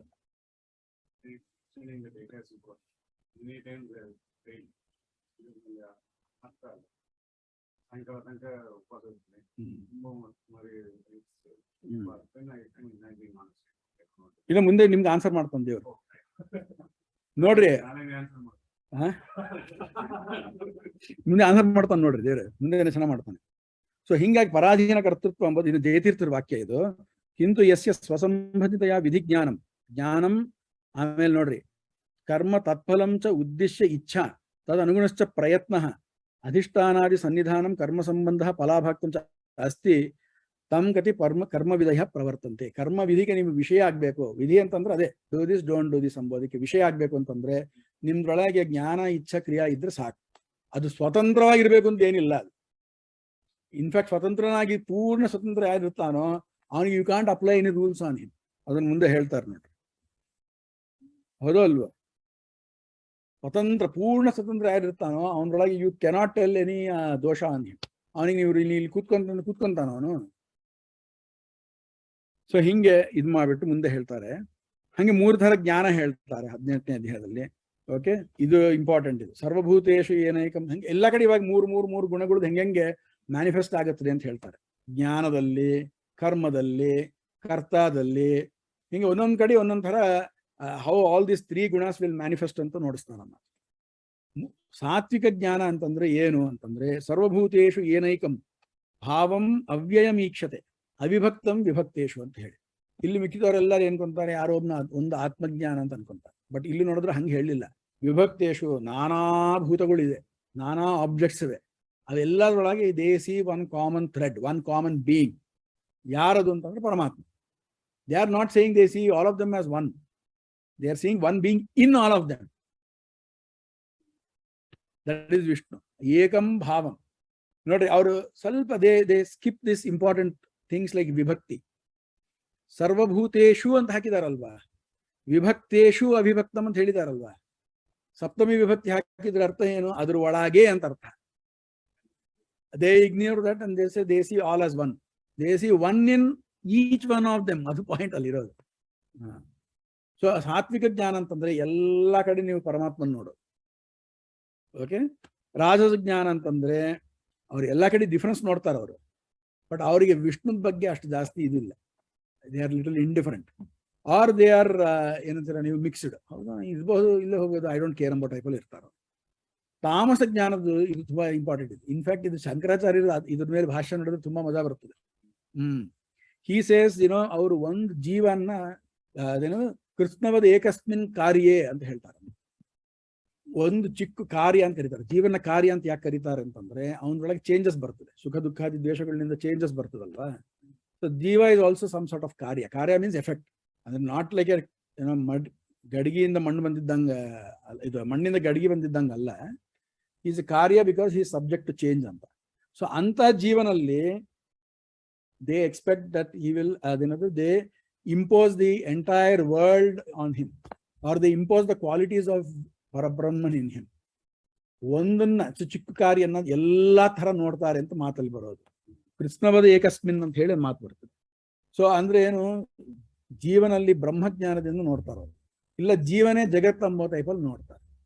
ಅದು ತಾಮಸ ಜ್ಞಾನ. ಹಿಂಗೆ ಮುಂದೆ ಹೇಳ್ಕೊಂತ ಹೋಗ್ತಾರೆ. ಹಂಗೆ ಕರ್ಮದ್ದು ಇದೆ. ಓಕೆ, ಇದು ನಾವು ನೋಡಿದೀವಿ. ಕರ್ತಾನು ಹಂಗೆ 3 ಥರ ಕರ್ತ ಅಂತ ಹೇಳ್ತಾನೆ ದೇವರು. ಆಮೇಲೆ ಬುದ್ಧಿದು ಹಂಗೆ ಹೇಳ್ತಾನೆ ಮಾತು. ಹಿಂಗೆ ಮುಂದೆ I think you will, for the sake of summary we will not worry about these things. But ಇಲ್ಲಿ ಪಾಯಿಂಟ್ ಒಂದು ಇಂಪಾರ್ಟೆಂಟ್ ಪಾಯಿಂಟ್ ಒಂದು ಚಿಕ್ಕದೊಂದಿದೆ ಆಕ್ಚುಲಿ. ನಾಟ್ ರಾಜಸರದ್ದು ಮತ್ತು ತಾಮಸಿಕರದ್ದು ವ್ಯತ್ಯಾಸ ಏನು ಅಂತಂದ್ರೆ, ನೋಡ್ರಿ ಇಲ್ಲಿ ಏನ್ ಹೇಳ್ತಾರೆ, ಸಾತ್ವಿಕ ಬುದ್ಧಿ ಅಂತಂದ್ರೆ ಪ್ರವೃತ್ತಿಂಚ ನಿವೃತ್ತಿಂಚ, ಯಾವ್ದು ಮಾಡ್ಬೇಕು ಯಾವ್ದು ಮಾಡಬಾರ್ದು. ಓಕೆ, ಯಾವ್ದನ್ನ ಮುಂದಕ್ಕೆ ಇಡಬೇಕು ಯಾವ್ದನ್ನ ಮುಂದಕ್ಕೆ ಇಡಬಾರ್ದು. ಭಯಾಭಯ ಅಂತಂದ್ರೆ ಏನು, ಮೋಕ್ಷದ ವಿಷಯದಲ್ಲಿ, ಸ್ವರ್ಗ ನರಕದ ವಿಷಯದಲ್ಲಿ ಭಯ ಮತ್ತು ಅಭಯ ಎರಡೂ ಇದೆ ಅಲ್ಲಿ. ಆಮೇಲೆ ಬಂಧ ಮೋಕ್ಷದ ಬಗ್ಗೆನೂ ಜ್ಞಾನ ಇದೆ. ಅಂತ ಬುದ್ಧಿ, ಅದನ್ನ ಮೈಂಡ್ ಸೆಟ್ ಇರುವಂತದ್ದು ಸಾತ್ವಿಕ ಬುದ್ಧಿ. ರಾಜಸ ಬುದ್ಧಿ ಎಂತದ್ದು ಅಂತಂದ್ರೆ ಧರ್ಮವನ್ನು ಅಧರ್ಮವನ್ನು ಮಿಕ್ಸ್ ಮಾಡಿ ನೋಡ್ಕೊಂತಾರೆ. ಇಲ್ಲಿ ನೋಡ್ರಿ, ಅಯಥಾವತ್ ಜಾನಾತಿ ಅಂತಿದೆ ಇಲ್ಲಿ. ಅಂದ್ರೆ ಯಥಾರ್ಥ ಬಿಟ್ಬಿಟ್ಟು ಜಾನಾತಿ ಅಂತಿದೆ. ಅದೇ ತಾಮಸಿಕರು ಅದೇ ಹೇಳ್ತಾರೆ, ಸರ್ವಾರ್ಥಾನ್ ವಿಪರೀತಾಂಶ ಅಂತ ಮಾಡ್ಕೊಡ್ತಾರೆ. ಸೊ ಇವರಿಬ್ಬರಿಗೆ ವ್ಯತ್ಯಾಸ ಏನು ಅಂತಂದ್ರೆ, ರಾಜಸಿಗರ ರಾಯರು ಮತ್ತು ಆಚಾರ್ಯರೆಲ್ಲ ಹೇಳ್ತಾರೆ, ರಾಜಸಿಗರ ಒಳಗೆ ಮಿಕ್ಸ್ಡ್ ನಾಲೆಜ್ ಅದು. ದೇ ನೋ ಸಮ್ಟೈಮ್ಸ್ ಯಥಾರ್ಥ ಆಸ್ ಯಥಾರ್ಥ, ತಾಮಸ್ ಅಂಡ್ ಸಮ್ಟೈಮ್ಸ್ ದೇ ನೋ ಯಥಾರ್ಥ ಆಸ್ ಅಯಥಾರ್ಥ. ತಾಮಸಿಕರದ್ದು ಜನರಲಿ ಇಟ್ ಇಸ್ ಅಯಥಾರ್ಥ only most of the times. So that is the difference between the type of ಬುದ್ಧಿ. ರಾಮಾನುಜರು ಈ ವ್ಯತ್ಯಾಸ ಮಾಡೋದಿಲ್ಲ. ಅದಕ್ಕೆ their definition overlaps in their interpretation. ಇಲ್ಲ ಇಲ್ಲ, ಇದೆಲ್ಲ ಧರ್ಮಾಧರ್ಮದ ವಿಷಯದಲ್ಲಿ, ಇದೆಲ್ಲ ಪರಮಾತ್ಮನ ವಿಷಯದಲ್ಲಿ ನಮ್ಗೆಲ್ಲ ನಾವು ನನ್ನ ಸುಖ ಎಂಬುದೆಲ್ಲ ಅಷ್ಟೆಲ್ಲ ಗೊತ್ತಾಗುತ್ತದೆ. ಬಟ್ ಇದು ಧರ್ಮ, ಇದು ಮಾಡಿದ್ರೆ ಒಳ್ಳೇದಾಗುತ್ತೆ, ಹಂಗೆಲ್ಲ ಜ್ಞಾನ ಬರೋದು ಅದೆಲ್ಲ ಪರವಾಗಿಲ್ಲ. ಹಂಗೆ 3 ಟೈಪ್ಸ್ ಆಫ್ ಧೃತಿನೂ ಹೇಳ್ತಾರೆ. ಇದನ್ನು ನೋಡ್ಬಿಟ್ಟಿದಾಯ್ತು. ಸುಖಂದು ಆಯ್ತು, ಸುಖದ್ದು ಹೇಳ್ತಾರೆ. ಇದು ನೋಡ್ರಿ, ಇದು ಇಂಪಾರ್ಟೆಂಟ್. ಇದು ಪ್ರಾಕೃತ ಸುಖ ಎಂತದ್ದು ಅಂತ, ಸಾತ್ವಿಕ ಸುಖ ಎಂತದ್ದು ಅಂತಂದ್ರೆ ಇನಿಷಿಯಲಿ ಇಟ್ ಇಸ್ ಟ್ರಬಲ್ಸಮ್. ಎತ್ತದಗ್ರೆ ವಿಷಮಿವ, ವಿಷಥರ ಅಂತ ಇನಿಷಿಯಲ್ ಡೇಸ್, ಇನಿಷಿಯಲ್ ಟೈಮ್ಸ್ ಅಲ್ಲಿ. But then finally when things happen, it is ಅಮೃತೋಪಮಂ, it is equivalent to nectar. ಅಂದ್ರೆ it is tough at the beginning, but it is pleasing at the end. So anything that has tough beginning, you may be going towards satvika sukha if all other factors are in place. Okay, ಅದೊಂದು ಉಲ್ಟಾನೆ ಇದ್ರು ರಾಜಸ. ಆಮೇಲೆ last ಇಲ್ಲಿ ನೋಡ್ರಿ, ನಿದ್ರಾ ಆಲಸ್ಯ ಪ್ರಮಾದೋತ್ತಮ. ನಿದ್ರೆ ತುಂಬಾ ಜಾಸ್ತಿ ಓವರ್ ಸ್ಲೀಪಿಂಗ್ ಮಾಡೋದು, ಓಕೆ, ಆಲಸ್ಯ ಲೇಸಿನೆಸ್ ಇಂದ ಬರುವಂತ ಸುಖ ಅಂತದ್ದು ಏನಿದೆ ಅದೆಲ್ಲ ತಾಮಸ ಸುಖ ಅಂತ ಹೇಳ್ಬಿಡ್ತಾರೆ. ಇದನ್ನೆಲ್ಲ ಹೇಳ್ಬಿಟ್ಟು ದೇವರು ಏನ್ ಮಾಡ್ತಾನೆ, he will now switch to a different topic. ವರ್ಣಾಶ್ರಮ ಧರ್ಮದ ಬರ್ತಾನೆ ನಾವು. ಇವಾಗ ಫೈನಲಿ ಸಾಧನ ಇದೆಲ್ಲ ಹೇಳ್ಬಿಟ್ಟು ಇಷ್ಟೊಂದು 3 ಗುಣಗಳೆಲ್ಲ ಹೇಳ್ಬಿಟ್ಟು, ಈ 3 ಗುಣಗಳ ಒಳಗಿರುವಂತದ್ದು, ಒಂದು ನಿಮಿಷ ಇದೆ, ಪುಸ್ತಕ ಇಟ್ಕೊಂಡ್ರೆ ಗೊತ್ತಾಗುತ್ತೆ.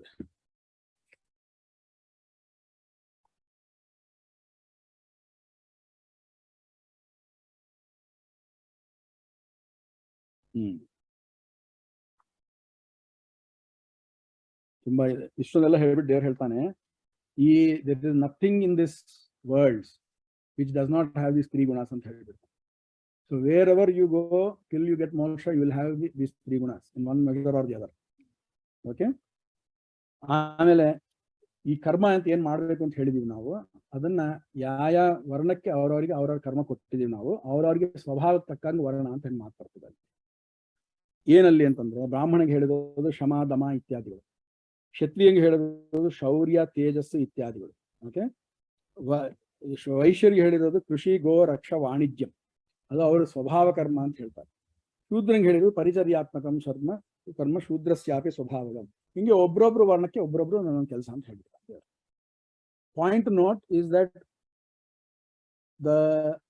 ಎಲ್ಲಾರು ಏನ್ ಅನ್ಕೊಂತಾರೆ ಇವಾಗಿನ ಕಾಲದಲ್ಲಿ ಅಂತಂದ್ರೆ, ಈ ವೃತ್ತಿ ನಿಮ್ದೇನು ವೃತ್ತಿ ಏನಂತಾರೆ, ಆಕ್ಯುಪೇಷನ್ ಡಿಟರ್ಮಿನ್ಸ್ ಕ್ಯಾಸ್ಟ್ ಅಂತ ಅನ್ಕೊಂತಾರೆ, ಮಿಕ್ಕಿದವರು ವರ್ಣ ಅಂತ ಅನ್ಕೊಂತಾರೆ. ಪರಮಾತ್ಮ ಹೇಳಿದ ಹಂಗಲ್ಲ, ವರ್ಣ determines the occupation. Okay. So ಅದು ಇನ್ನೊಂದೊಂದು ಇದನ್ನ ಮಾತು. ಅಂಡ್ ವರ್ಣ is by birth only primarily. Okay. ಅದು ಮೂರಿದೆ, ಅದಕ್ಕೆ ಮೂರು ಕಾರಣಗಳು ಹೇಳ್ತಾರೆ. ಮಹಾಭಾರತ ತಾತ್ಪರ್ಯದಲ್ಲಿ ಬರೋದು, ಆ ವರ್ಣದಲ್ಲಿ ಹುಟ್ಟಿರ್ಬೇಕು, ಆ ವರ್ಣಕ್ಕೆ ತಕ್ಕಂಗೆ ಸಂಸ್ಕಾರ ಮಾಡಿರ್ಬೇಕು, ಆ ವರ್ಣದ ಗುಣಗಳು ಇರ್ಬೇಕು. ಸಂಸ್ಕಾರಗಳು ಇದ್ದಿಲ್ಲ ಅಂತಂದ್ರೆ ಗಾನ್ ಕೇಸ್. ಯಾರಿಗೆ? ಕರ್ಣನ್ case. Karna was born as a kshatriya, but he did not have the kshatriya ಸಂಸ್ಕಾರ. So therefore he is not considered kshatriya. ಗುಣದ್ದು ಬ್ರಾಹ್ಮಣ ಗುಣಗಳು ಇರಬೇಕು. ಅದೇ ಇಲ್ಲಿ ಹೇಳಿರುವಂತದ್ದು ಗುಣಗಳು ಅದೇ. ಭಗವನ್ ಇಷ್ಟ ಬುದ್ಧಿ ಇರಬೇಕು, ಯಜ್ಞಗಳು, ಅದು ಇದಾಯ್ತು, ಆಕ್ಟಿವಿಟಿ ಆಯ್ತು. ಗುಣ ಏನು ಅಂತ ಒಳಗಡೆ ಹೆಂಗಿರ್ಬೇಕು ಅವನು. ದಮಃ ಇಂದ್ರಿಯ ನಿಗ್ರಹ, ತಪಸ್ಸು, ಹಿ ಶುಡ್ ಬಿ ಟುವರ್ಡ್ಸ್ ತಪಸ್ಸು. ಹೌದು, ಅಕ್ವೈರ್ ಮಾಡ್ಬೇಕು ಅವನು. ಅಕ್ವೈರ್ ಮಾಡ್ಲಿ ಅಂತ ಅವ್ನು ಬ್ರಾಹ್ಮಣ ಅಲ್ಲ, ಸುಮ್ಮನೆ ಹೆಸರಿಗೆ.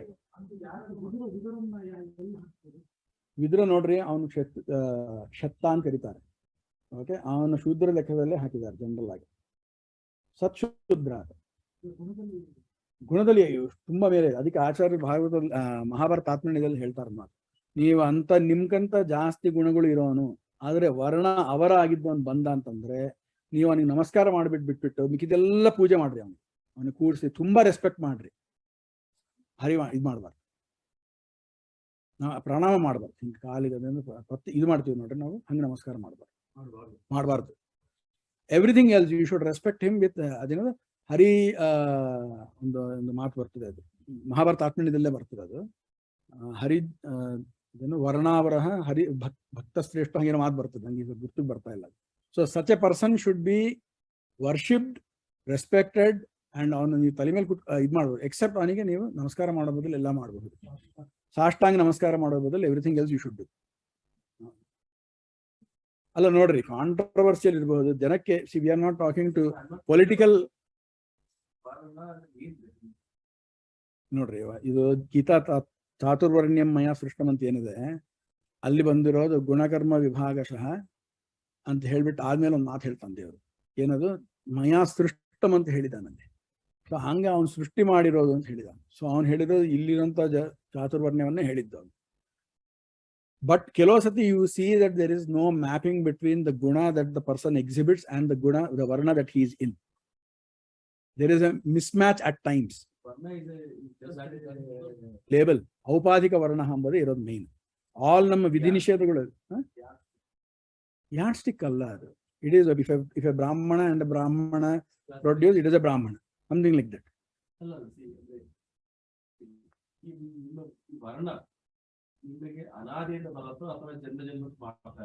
ಇದು ಔಪಾಧಿಕ ಅಂತಂದ್ರೆ, ಔಪಾಧಿಕ ಅಂದ್ರೆ because of a certain factor. What is the factor here? It depends on your parents.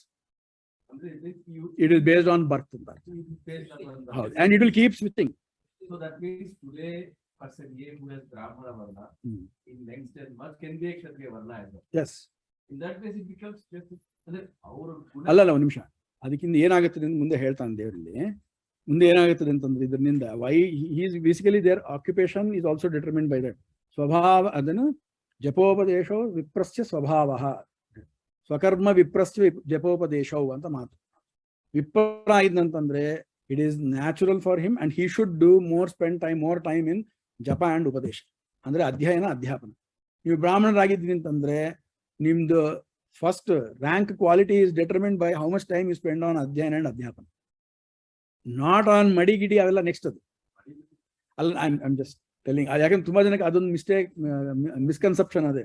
ನಾವು ಇಷ್ಟು ಜೋರಾಗಿ ಹಾಕೊಂಡ್ಬಿಟ್ರೆ ನಾವು ವಿ ಆರ್ ಲೈಕ್ ದಿಸ್ ಅಂತ. Nothing doing. ಅಧ್ಯಯನ ಎಷ್ಟು ಮಾಡ್ತಾ ಇದ್ರಿ, ಅಧ್ಯಾಪನ ಎಷ್ಟು ಮಾಡ್ತಾ ಇದ್ರಿ.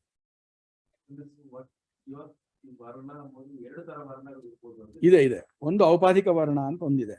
ಔಪಾಧಿಕ ವರ್ಣ ಅಂತಂದ್ರೆ ನಮ್ಗೆಲ್ಲ ಇವಾಗ ಹುಟ್ಕೊಂಡ್ ಬಂದಿದ್ವಲ್ವಾ, based on our parents and their parents and so on and so forth, we have a certain ವರ್ಣ. It will change, it will keep changing from birth to birth. So therefore it is not equivalent exactly to the western race. Swabhavika varna ambodu adu enu antandre it is based on the nature. If rajasa satvika ಒಳಗೆ ಈ ಒಂದು quality ಜಾಸ್ತಿ ಇತ್ತು ಅಂತಂದ್ರೆ, ಯಾವುದು ಶಮದಮಾದಿಗಳು ಜಾಸ್ತಿ ಇತ್ತು ಅಂತಂದ್ರೆ over other qualities, then that person is called swabhavika brahmana.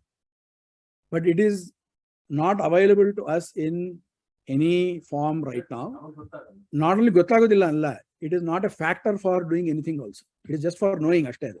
FYI adu. There is nothing you can do, even if you know that, you know, let's say there is one Shudra who works in Vidurane bartare ankondu. Vidura bandre Viduranalli iruvanthaddu Yama. Yama is basically devatagallellaru ella ashrama ella varnagullu. They follow all varna on this. So ನೀವು ಅವನು ಶೂದ್ರ ಅಂತ treat ಮಾಡ್ತಿರೋ ಮಾಡೋದಿಲ್ಲ, ಮಾಡಬೇಕು. ಶೂದ್ರ ಅಂತಾನೆ treat ಮಾಡಬೇಕು. ಆಗಿದ್ದಾನೆ ಅಂತ ಹೇಳಿ.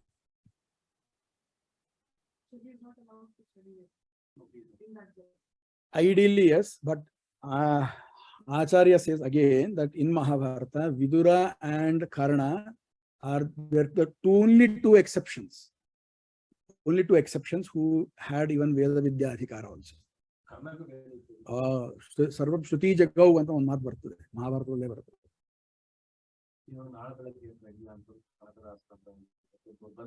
ಅವಾಗ ಅದೇ ಪರಿಸ್ಥಿತಿ. You treat them like a shudra. ಅವನ ನೀವು ಕೂಡಿಸ್ರಿ, ದೊಡ್ಡ ಆಸನ ಹಾಕಿ ಕೂಡಿಸ್ಬಿಡ್ರಿ, ಹಾರ ಹಾಕ್ರಿ, ಮಂಗಳಾರತಿ ಮಾಡ್ರಿ, ಏನ್ ಮಾಡ್ತೀರ ಮಾಡ್ರಿ, ಪ್ರಣಾಮ ಮಾಡಬಾರ್ದು. ವಿನಾ ಪ್ರಣಾಮಂ ಪೂಜ್ಯೋ ಹರಿಪ್ರಿಯ ಅಂತ. ವರ್ಣಾವರೋ ಹರಿಪ್ರಿಯ, ಅದು ಮಾತು ನೋಡ್ರಿ, ಮಹಾಭಾರತ ತಾತ್ಪರ್ಯನೇ ಅದು. ನೋಡ್ರಿ, ಮೇನ್ ಪಾಯಿಂಟ್ ಏನಂದ್ರೆ ವರ್ಣಾಶ್ರಮ ಯಾಕೆ ಇಟ್ಟಿದ್ದಾರೆ ಅಂತಂದ್ರೆ, ಈ ವರ್ಣದಲ್ಲಿ ಈ ಜನ್ಮದಲ್ಲಿ ನಾನು ಏನ್ ಕೆಲಸ ಮಾಡಿದ್ರೆ ನಂಗೆ ಪರಮಾತ್ಮ ಮೋಕ್ಷ ಕೊಡ್ತಾನೆ, ಈ ಕೆಲಸ ಅಷ್ಟೇ. ಅದನ್ನ ಮುಂದೆ ಹೇಳ್ತಾನೆ ದೇವರು. ಓಕೆ, ನೋಡ್ರಿ ಇಲ್ಲಿ ನಮ್ದ್ರಲ್ಲಿ we are not talking about equal opportunity. ಇವಾಗ ರಿಸರ್ವೇಷನ್ಸ್ ಅಲ್ಲಿ ಏನಿದೆ, they are all talking about equal opportunity. ಪರಮಾತ್ಮ ನೆವರ್ ಸೇಸ್ ದಟ್. ಪರಮಾತ್ಮಗೆ ಏನು, he will give you equal outcome ಕೊಡ್ತಾನೆ. ನಿಮಗೆ ಎಲ್ಲರಿಗೂ ಮೋಕ್ಷ ತಾನೇ ಬೇಕಾಗಿರೋದು, ಸ್ವರ್ಗ ಮೋಕ್ಷ ತಾನೇ ಬೇಕಾಗಿರೋದು. ನೀವು ನಿಮ್ ಕೆಲಸ ಮಾಡ್ರಿ, ಐ ವಿಲ್ ಗಿವ್ ಯು ಮೋಕ್ಷ. It's an equal outcome based system. It may be troublesome to me because I do not want to accept that there are some things that are not accessible to me, that are restricted to me. ವೇದ ಓದ್ಬೇಡ ಅಂತ ಅಂದ್ಕೊಂಡು ಸ್ವಲ್ಪ ಮನಸ್ಸಿಗೆ ಖೇದ ಆಗೇ ಆಗುತ್ತದೆ. ಯಾವುದೊಂದು ಇದು ಮಾಡಬೇಡ ಅಂತ ಅಂದ್ಕೊಂಡು people will say, oh that is trouble. But if you look at from God's point of view, he has given equal opportunity and he has created a reasonable society also.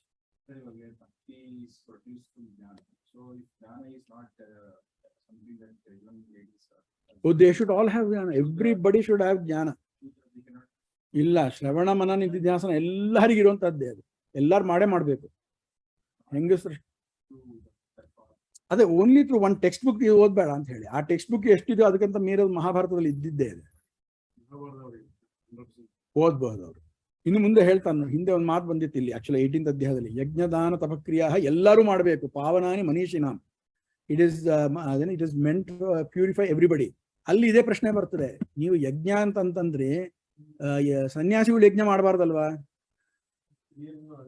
ಸ್ತ್ರೀಯರಿಗೂ ಯಜ್ಞ ಮಾಡಬಾರ್ದು, ಶೂದ್ರರು ಯಜ್ಞ ಮಾಡಬಾರ್ದು, ಮತ್ತೆ ಅವ್ರಿಗೆ ಹೆಂಗೆ ನೀವು ಅವ್ರು ಹೆಂಗೆ ಪಾವನ ಆಗೋದು ಅಂತಂದ್ರೆ ಅವ್ರಿಗೂ ಇದೆ ಅಂತ ಹೇಳ್ತಾರೆ.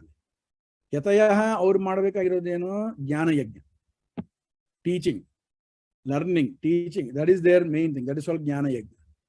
So even Yatish should do ಜ್ಞಾನ ಯಜ್ಞ. ಮತ್ತೆ ಶೂದ್ರರು ಸ್ತ್ರೀಯರು ಅವ್ರೇನೇನ್ ಮಾಡ್ಬೇಕು, ವಿಷ್ಣು ನಾಮ ಅಧ್ಯಯನ ಯಜ್ಞ ಅಂತ ಅಂತಾರೆ. ಆಚಾರ್ಯರ ವಾಕ್ಯ ಅದು, ನಂದಲ್ಲ. ವಿಷ್ಣು ನಾಮ ಅಧ್ಯಯನ ಯಜ್ಞ ಅಂತ ಅಂತಾರೆ. ಅಂದ್ರೆ ಏನು, they should study Vishnu's names, ಅವನ ರೂಪ ಗುಣ ಕ್ರಿಯಾ associated with that name and then do ಉಪಾಸನ ಆಫ್ ದಟ್. ಅಂದ್ರೆ ಥ್ರೂ ಮಹಾಭಾರತ ಅದು, ಏನ್ ತೊಂದರೆ ಇಲ್ಲ. ವೇದ ಬಿಟ್ಬಿಟ್ಟು ಮಾಡ್ರಿ ಅಂತ ಅಷ್ಟೇ ಅದು. ಹೌದು ಹೌದು ಹೌದು ಹೌದು, ಅದೆಲ್ಲ ನಿಮ್ಮ ಮಹಾಭಾರತದಲ್ಲಿ ಬರ್ತದೆ, ಇಲ್ಲೆಲ್ಲ ಏನ್ ಬರ್ತದೆ ಎಲ್ಲ ಓದ್ಬೇಕು. ಸೊ ಹಂಗಾಗಿ ಪರಮಾತ್ಮ ಇಸ್ ವೆರಿ ವೆರಿ ಕ್ಲಿಯರ್.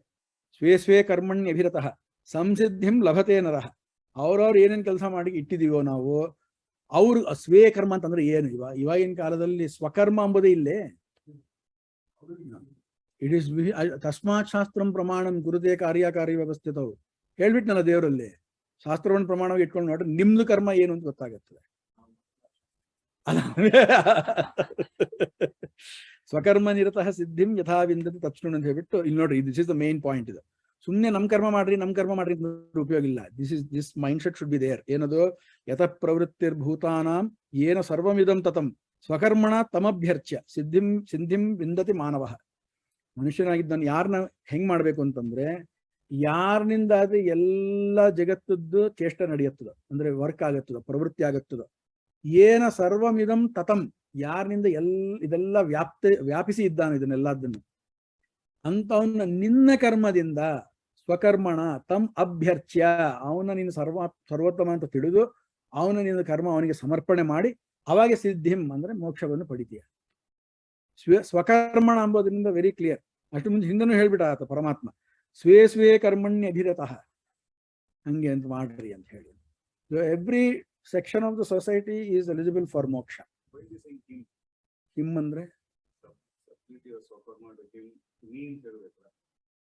ಅಲ್ಲ, ಅದಕ್ಕೆ ಇವರು ಇನ್ನೊಂದು ಮುಂದೆ ಮಾತು ಬರ್ತದೆ ಹಂಗೆ, ಈಶ್ವರ ಸರ್ವಭೂತಾನಾಂ ಹೃದ್ದೇಶ ಅರ್ಜುನ ತಿಷ್ಠತಿ ಅಂತ ಹೇಳ್ಬಿಟ್ಟು you will talk in third person.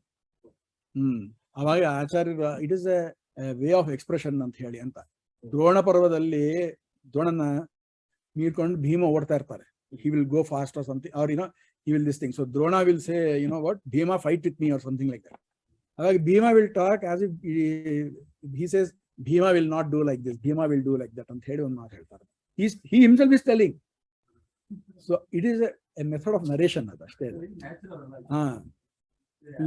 ನೀವು ಬಂದು ಕಾಫಿ ಕುಡಿರಿ ಅಂತಂದ್ರೆ Krishna does not drink coffee ಅಂತ ನಾನು ಅಂದೆ ಅಂತ ಅನ್ಕೊಂಡ್ರೆ ತಪ್ಪೇನಲ್ಲ ಅದು. It is just way of putting it. So ಹಂಗೆ ಇಲ್ಲಿ ಕೂಡ ಆಮೇಲೆ ನೋಡ್ರಿ ಇನ್ನೊಂದು ಮಾತು ಹೇಳ್ತಾನೆ, ಇದು ವೆರಿ ಇಂಪಾರ್ಟೆಂಟ್. ಇದು ಶ್ರೇಯಾನ್ ಸ್ವಧರ್ಮೋ ವಿಗುಣ ಪರಧರ್ಮಾತ್ ಸ್ವನುಷ್ಠಿತಾತ್ ಸ್ವಭಾವನಿಯತಂ ಕರ್ಮ ಕುರ್ವನ್ ಆಪ್ನೋತಿ ಕಿಲ್ಬಿಷಂ ಅಂತ ಹೇಳಿ, ನೀವು ನಿಮ್ಮ ಧರ್ಮವನ್ನು ಏನಿದೆಯೋ ಅದನ್ನು ಮಾಡ್ರಿ. ವಿಗುಣ, even if there are troubles in doing that. Let's say ನೀವು ಫುಲ್ ಸಂಧ್ಯಾವನ ಮಾಡ್ಲಿಕ್ಕೆ ಆಗ್ಲಿಲ್ಲ, ಓಕೆ, ಎಷ್ಟು ಮಾಡ್ಲಿಕ್ಕೆ ಬಂತು ಅಷ್ಟನ್ನ ಮಾಡ್ರಿ. Okay, it is better than doing some others dharma. ನಂಗೆ ಆಪತ್ಕಾಲ ಬಂದಿಲ್ಲ, ಒಂದಿಲ್ಲ, ನಾನು I will go and fight ಅಂತ ಅನ್ಬಾರ್ದು. ಕ್ಷತ್ರಿಯ ಕರ್ಮ ಮಾಡ್ಲಿಕ್ಕೆ ಹೋಗ್ಬಾರ್ದು, ಇಲ್ಲ ಶೂದ್ರ ಕರ್ಮ ಮಾಡ್ಲಿಕ್ಕೆ ಹೋಗ್ಬಾರ್ದು. ಓಕೆ, ಸ್ವಭಾವ ನಿಯತಂ ಕರ್ಮ ಕುರ್ವನ್, ತನಗೆ ಇಷ್ಟು ಸರಿಯಾಗಿ ಬಂದಿರುವಂತ ಕರ್ಮ ಮಾಡಿದ ಅಂತಂದರೆ ನ ಆಪ್ನೋತಿ ಕಿಲ್ಬಿಷಂ, ಹಿ ವಿಲ್ ನಾಟ್ ಗೆಟ್ ಸಿನ್. ಆಮೇಲೆ ನೋಡ್ರಿ ನೆಕ್ಸ್ಟ್ ನಿಮ್ಗೆ ಏಕಾದಶಿ ಕ್ವಶನ್ ಆನ್ಸರ್ ಪರಮಾತ್ಮಂದು. ಸಹಜಂ ಕರ್ಮ ಕೌಂತೆಯ ಸದೋಷಮಪಿ ನ ತ್ಯಜೇತ್ ಸರ್ವಾರಂಭಾ ಹಿ ದೋಷೇನ ಧೂಮೇನ ಅಗ್ನಿರಿವಾವೃತಾ. ನಿಮ್ಮ ಕರ್ಮ ಅಂತ ಏನಿದೆಯೋ ಅದು ದೋಷಯುಕ್ತವಾದ್ರೂ ಮಾಡ್ರಿ ಅದನ್ನು. ಏಕಾದಶಿ ನಿಮ್ಗೆ ಮಾಡ್ಲಿಕ್ಕೆ ಪೂರ್ತಿ ಆಗಿಲ್ಲ ಅಂದ್ರೆ ಎಷ್ಟು ಮಾಡ್ಲಿಕ್ಕೆ ಆಗುತ್ತೋ ಅಷ್ಟು ಮಾಡ್ರಿ. ಸದೋಷಮಪಿ ನ ತ್ಯಜೇತ್, ಡು ನಾಟ್ ಡಿಸ್ಕಾರ್ಡ್, ಡೋಂಟ್ ನಿರಸ ನೈ ಹೋಗಿ ಅಂತ ಹೇಳಿ ಬಿಟ್ಬಿಡ್ಬೇಡ್ರಿ. ನೆಕ್ಸ್ಟ್ ಏಕಾದಶಿ ಬಂತ ಫುಲ್ ಸಂಕಲ್ಪ ಮಾಡ್ರಿ, ಸ್ವಾಮಿ ನಾನು ಇವತ್ತು ಪೂರ್ಣ ಏಕಾದಶಿ ಮಾಡ್ತೀನಿ ಅಂತ ಹೇಳಿ. ಸಾಯಂಕಾಲಕ್ಕೆ ಆಗ್ಲಿಲ್ವಾ ಸಾರಿ ಅಂತ ಹೇಳ್ಬಿಟ್ಟು ಇದ್ ಮಾಡ್ಬೇಕು. But do not next Ekadashi ಬಂದ್ರು ಮತ್ತೆ ಹಾಗೆ ಮಾಡ್ರಿ. ಅಷ್ಟೇ. ಹೌದು, exactly. Marx is the best example for this.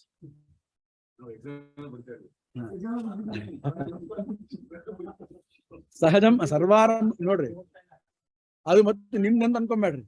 ನೀವು ಬರೀ ನಿಮ್ ಪ್ರಾಬ್ಲಮ್ ಅಂತಲ್ಲ ಇದು, ನಿಮ್ಗೆ ಏಕಾದಶಿ ಪ್ರಾಬ್ಲಮ್ ಬಂದಿರಬಹುದು. ಈ ಸೇ ಸರ್ವಾರಂಭಾಹಿ ದೋಷೇನ, all endeavours are by default infected with flaws. ಅಂದ್ರೆ ಇದು ರುಜುಗಣಸ್ಥರು ಅಂತವ್ರು ಬಿಟ್ಬಿಟ್ಟು ಕೆಳಗಡೆ ಬರ್ತಾ ಬರ್ತಾ ಅದು ದೋಷ ಜಾಸ್ತಿ ಆಗುತ್ತದೆ. So don't be harsh on your self. ಅದೇ ಹೇಳಿ ಹೇಳಿ.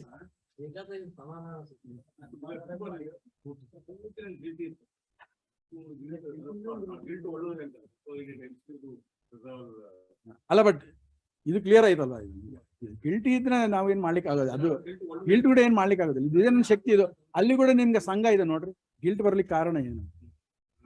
ನನ್ನಿಂದ ಆಗ್ತಾ ಇಲ್ವಾ, ನನ್ನಿಂದ ಆಗ್ತಾ ಇಲ್ಲ ಅನ್ನೋ ರೀತಿಯಲ್ಲಿ ಅದಕ್ಕೆ ನಾವು ಅಲ್ಲ ಅಲ್ಲ ಹೌದು, ಬಟ್ ನನ್ನಿಂದ ಆಗ್ತಾ ಇಲ್ಲ ಅಂಬೋದು ತಾನೇ ಇರೋದಲ್ಲಿ. ದೇವ್ರು ಮಾಡಿಸ್ತಾ ಇಲ್ಲ ಅಂದ್ಬಿಟ್ಟು ದೇವ್ರ ಮೇಲೆ ಹೇಳ್ಬೇಕು ಅಷ್ಟೇ, ಸ್ವಾಮಿ ನಂಗೆ ಹೆಲ್ಪ್ ಮಾಡಪ್ಪ ಅಂತ ಹೇಳ್ಬೇಕು. I want to do your act perfectly, please help me do it. But ದುಃಖ ಆಗಿತ್ತು ದೊಡ್ಡ, ಆ ದುಃಖ ಆಯ್ತು ಅಂತಂದ್ರೆ ಅಲ್ಲಿ ಈಶದ ಅಹಂಕಾರಿ ಚಂದ ಆಚಾರ್ಯರು ಹೇಳ್ತಾರೆ, ಸಂಘ ಬಂದ್ಬಿಡ್ತಾರೆ. ಇದು 18 ಚಾಪ್ಟರ್ ಇದೇನಿಲ್ಲ, ಇದು ಸಾಧನ ಮುಂಚೆ ಹೇಳ್ತಾನೆ. ಇಲ್ಲೊಂದು I think I will kind of move forward. ಇದ ಸಹಜಂ ಕರ್ಮ ಕೌಂತೆಯ ಸದೋಷಮಪಿ ನ ತ್ಯಜೇತ್. ನಾನು ಮುಂದಕ್ಕೆ ಹೋಗ್ಬಿಟ್ಟಿದ್ದೀನಿ ಸರ್, ನಾನು ಐ ಆಮ್ ನೌ ರನ್ನಿಂಗ್. ಹೇಳಿ ಸರ್, ಕ್ವಶನ್ ಇತ್ತಾ? ಹೇಳಿ.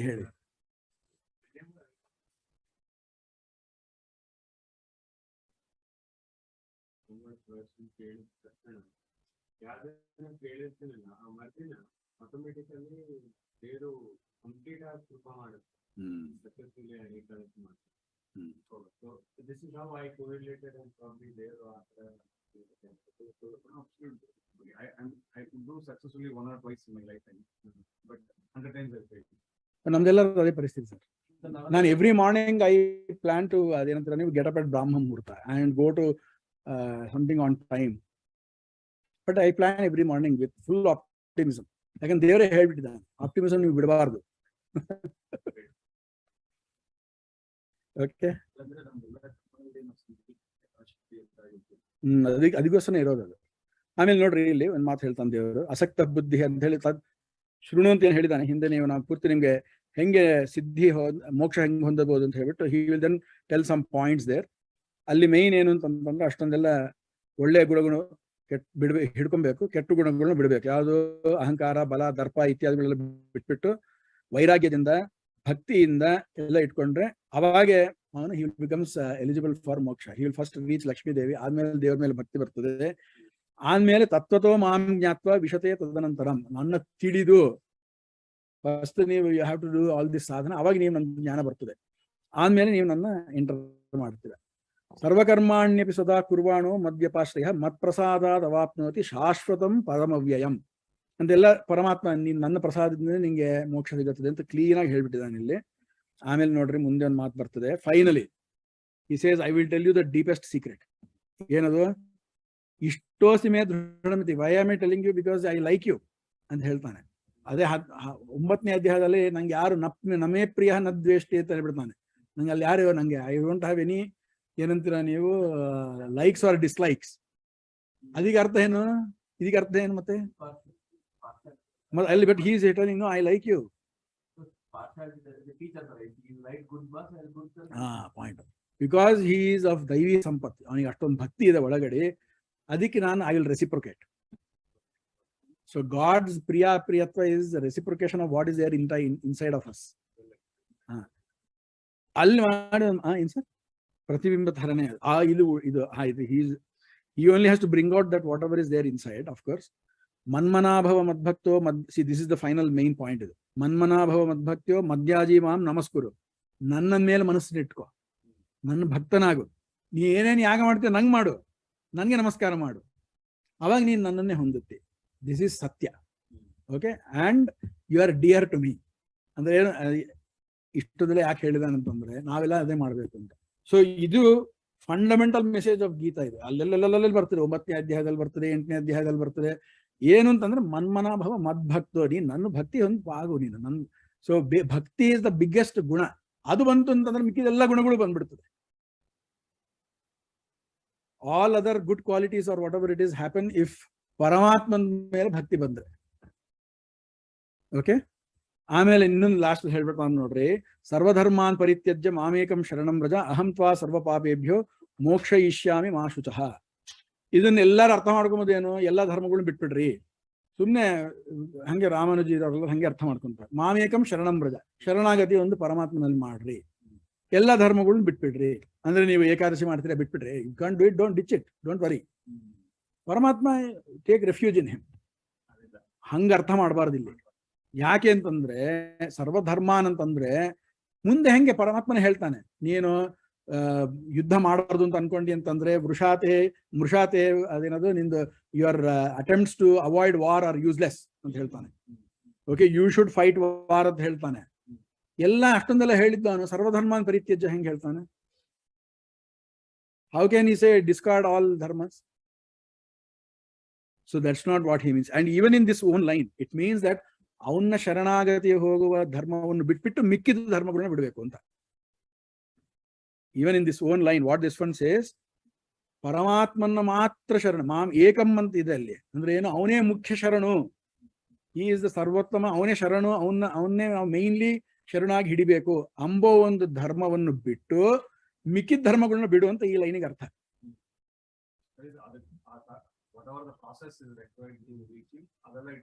ಅದೆಲ್ಲ ಇಟ್ಕೊಬೇಕು. ಅವನ್ನ ಬಿಟ್ಬಿಟ್ಟು ಮಿಕ್ಕಿದ ಧರ್ಮಗಳನ್ನ ಬಿಟ್ಬಿಡು ಅಂತ. ಅದಕ್ಕೆ ರಾಯರು ಏನಂತ ಕರೀತಾರೆ, ಸರ್ವಧರ್ಮಾನ್ ಅಂದ್ರೆ ಸರ್ವ ಅವೈಷ್ಣವ ಧರ್ಮಾನ್ ಪರಿತ್ಯಜ್ಯ ಅಂತ ಹೇಳ್ತಾರೆ. ಅಲ್ಲ, ಅದಕ್ಕೆ ಕಾರಣ ಅಲ್ಲೇ ನೆಕ್ಸ್ಟ್ ಹಾಫ್ ಅಲ್ಲೇ ಇದಲ್ಲ, ಮಾಮೇಕಂ ಶರಣಂ ವ್ರಜ ಅಂತಿದೆ. ಅಂದ್ರೆ ಏನು? ವೈಷ್ಣವನಾಗುವಂತಿದೆ ಅಲ್ಲಿ. ಅದೆಲ್ಲ ಮಾಡ್ಬೇಕು. ಯಾವಾಗ? ಯಾಕೋಸ್ಕರ? ಅವನದೇ ಮನ್ಮನಾಭವ ಮದ್ಭಕ್ತ ಮಧ್ಯಾಜೀವಾಂ ನಮಸ್ಕಾರ, ಅದಕ್ಕೋಸ್ಕರ. ಆಯ್ತನಾ? ನೆಕ್ಸ್ಟ್ ದಿನ ಆಯ್ತು, will give some 5 minutes break. ಆಮೇಲೆ ಸಮ್ಮರಿ ಒಂದು ಚಿಕ್ಕದು, I will put some 10-15 minutes summary ಮಾಡ್ಬಿಡ್ತೀನಿ ನಾನು. ಸಮ್ಮರಿ ಇದೆ 3 ಷಟ್ಕದ ಏನೇನಾಯ್ತು ಅಂತ ಹೇಳಿ ಅಂತ. There are some other points that I want to discuss. I will do that also. ಇವಾಗ 5 minutes ಬ್ರೇಕ್.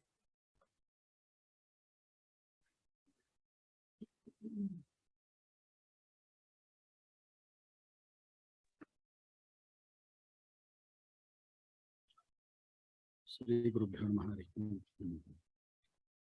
ಇವಾಗ ಶೇರ್ ಏನಿರೋದಿಲ್ಲ. ಶೇರ್ ಆಗ್ತಾ ಇದೆಯಾ? ಅಲ್ಲಿ ಶೇರ್ ಆಗ್ತಾ ಇದೆಯಾ?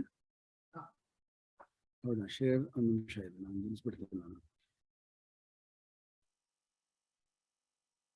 ಇಲ್ಲಿ ಶೇರ್ ಆಗ್ತಾ ಇದೆಯಾ? ಇಲ್ಲಿ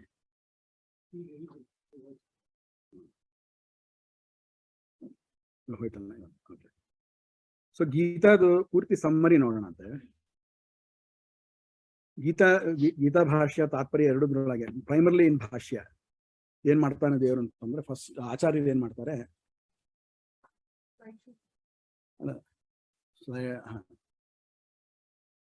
ಮಹಾಭಾರತ ಪ್ರಾಮಾಣ್ಯ ನಿಶ್ಚಯ ಮಾಡಿ ನೋಡಿಸ್ತಾರೆ.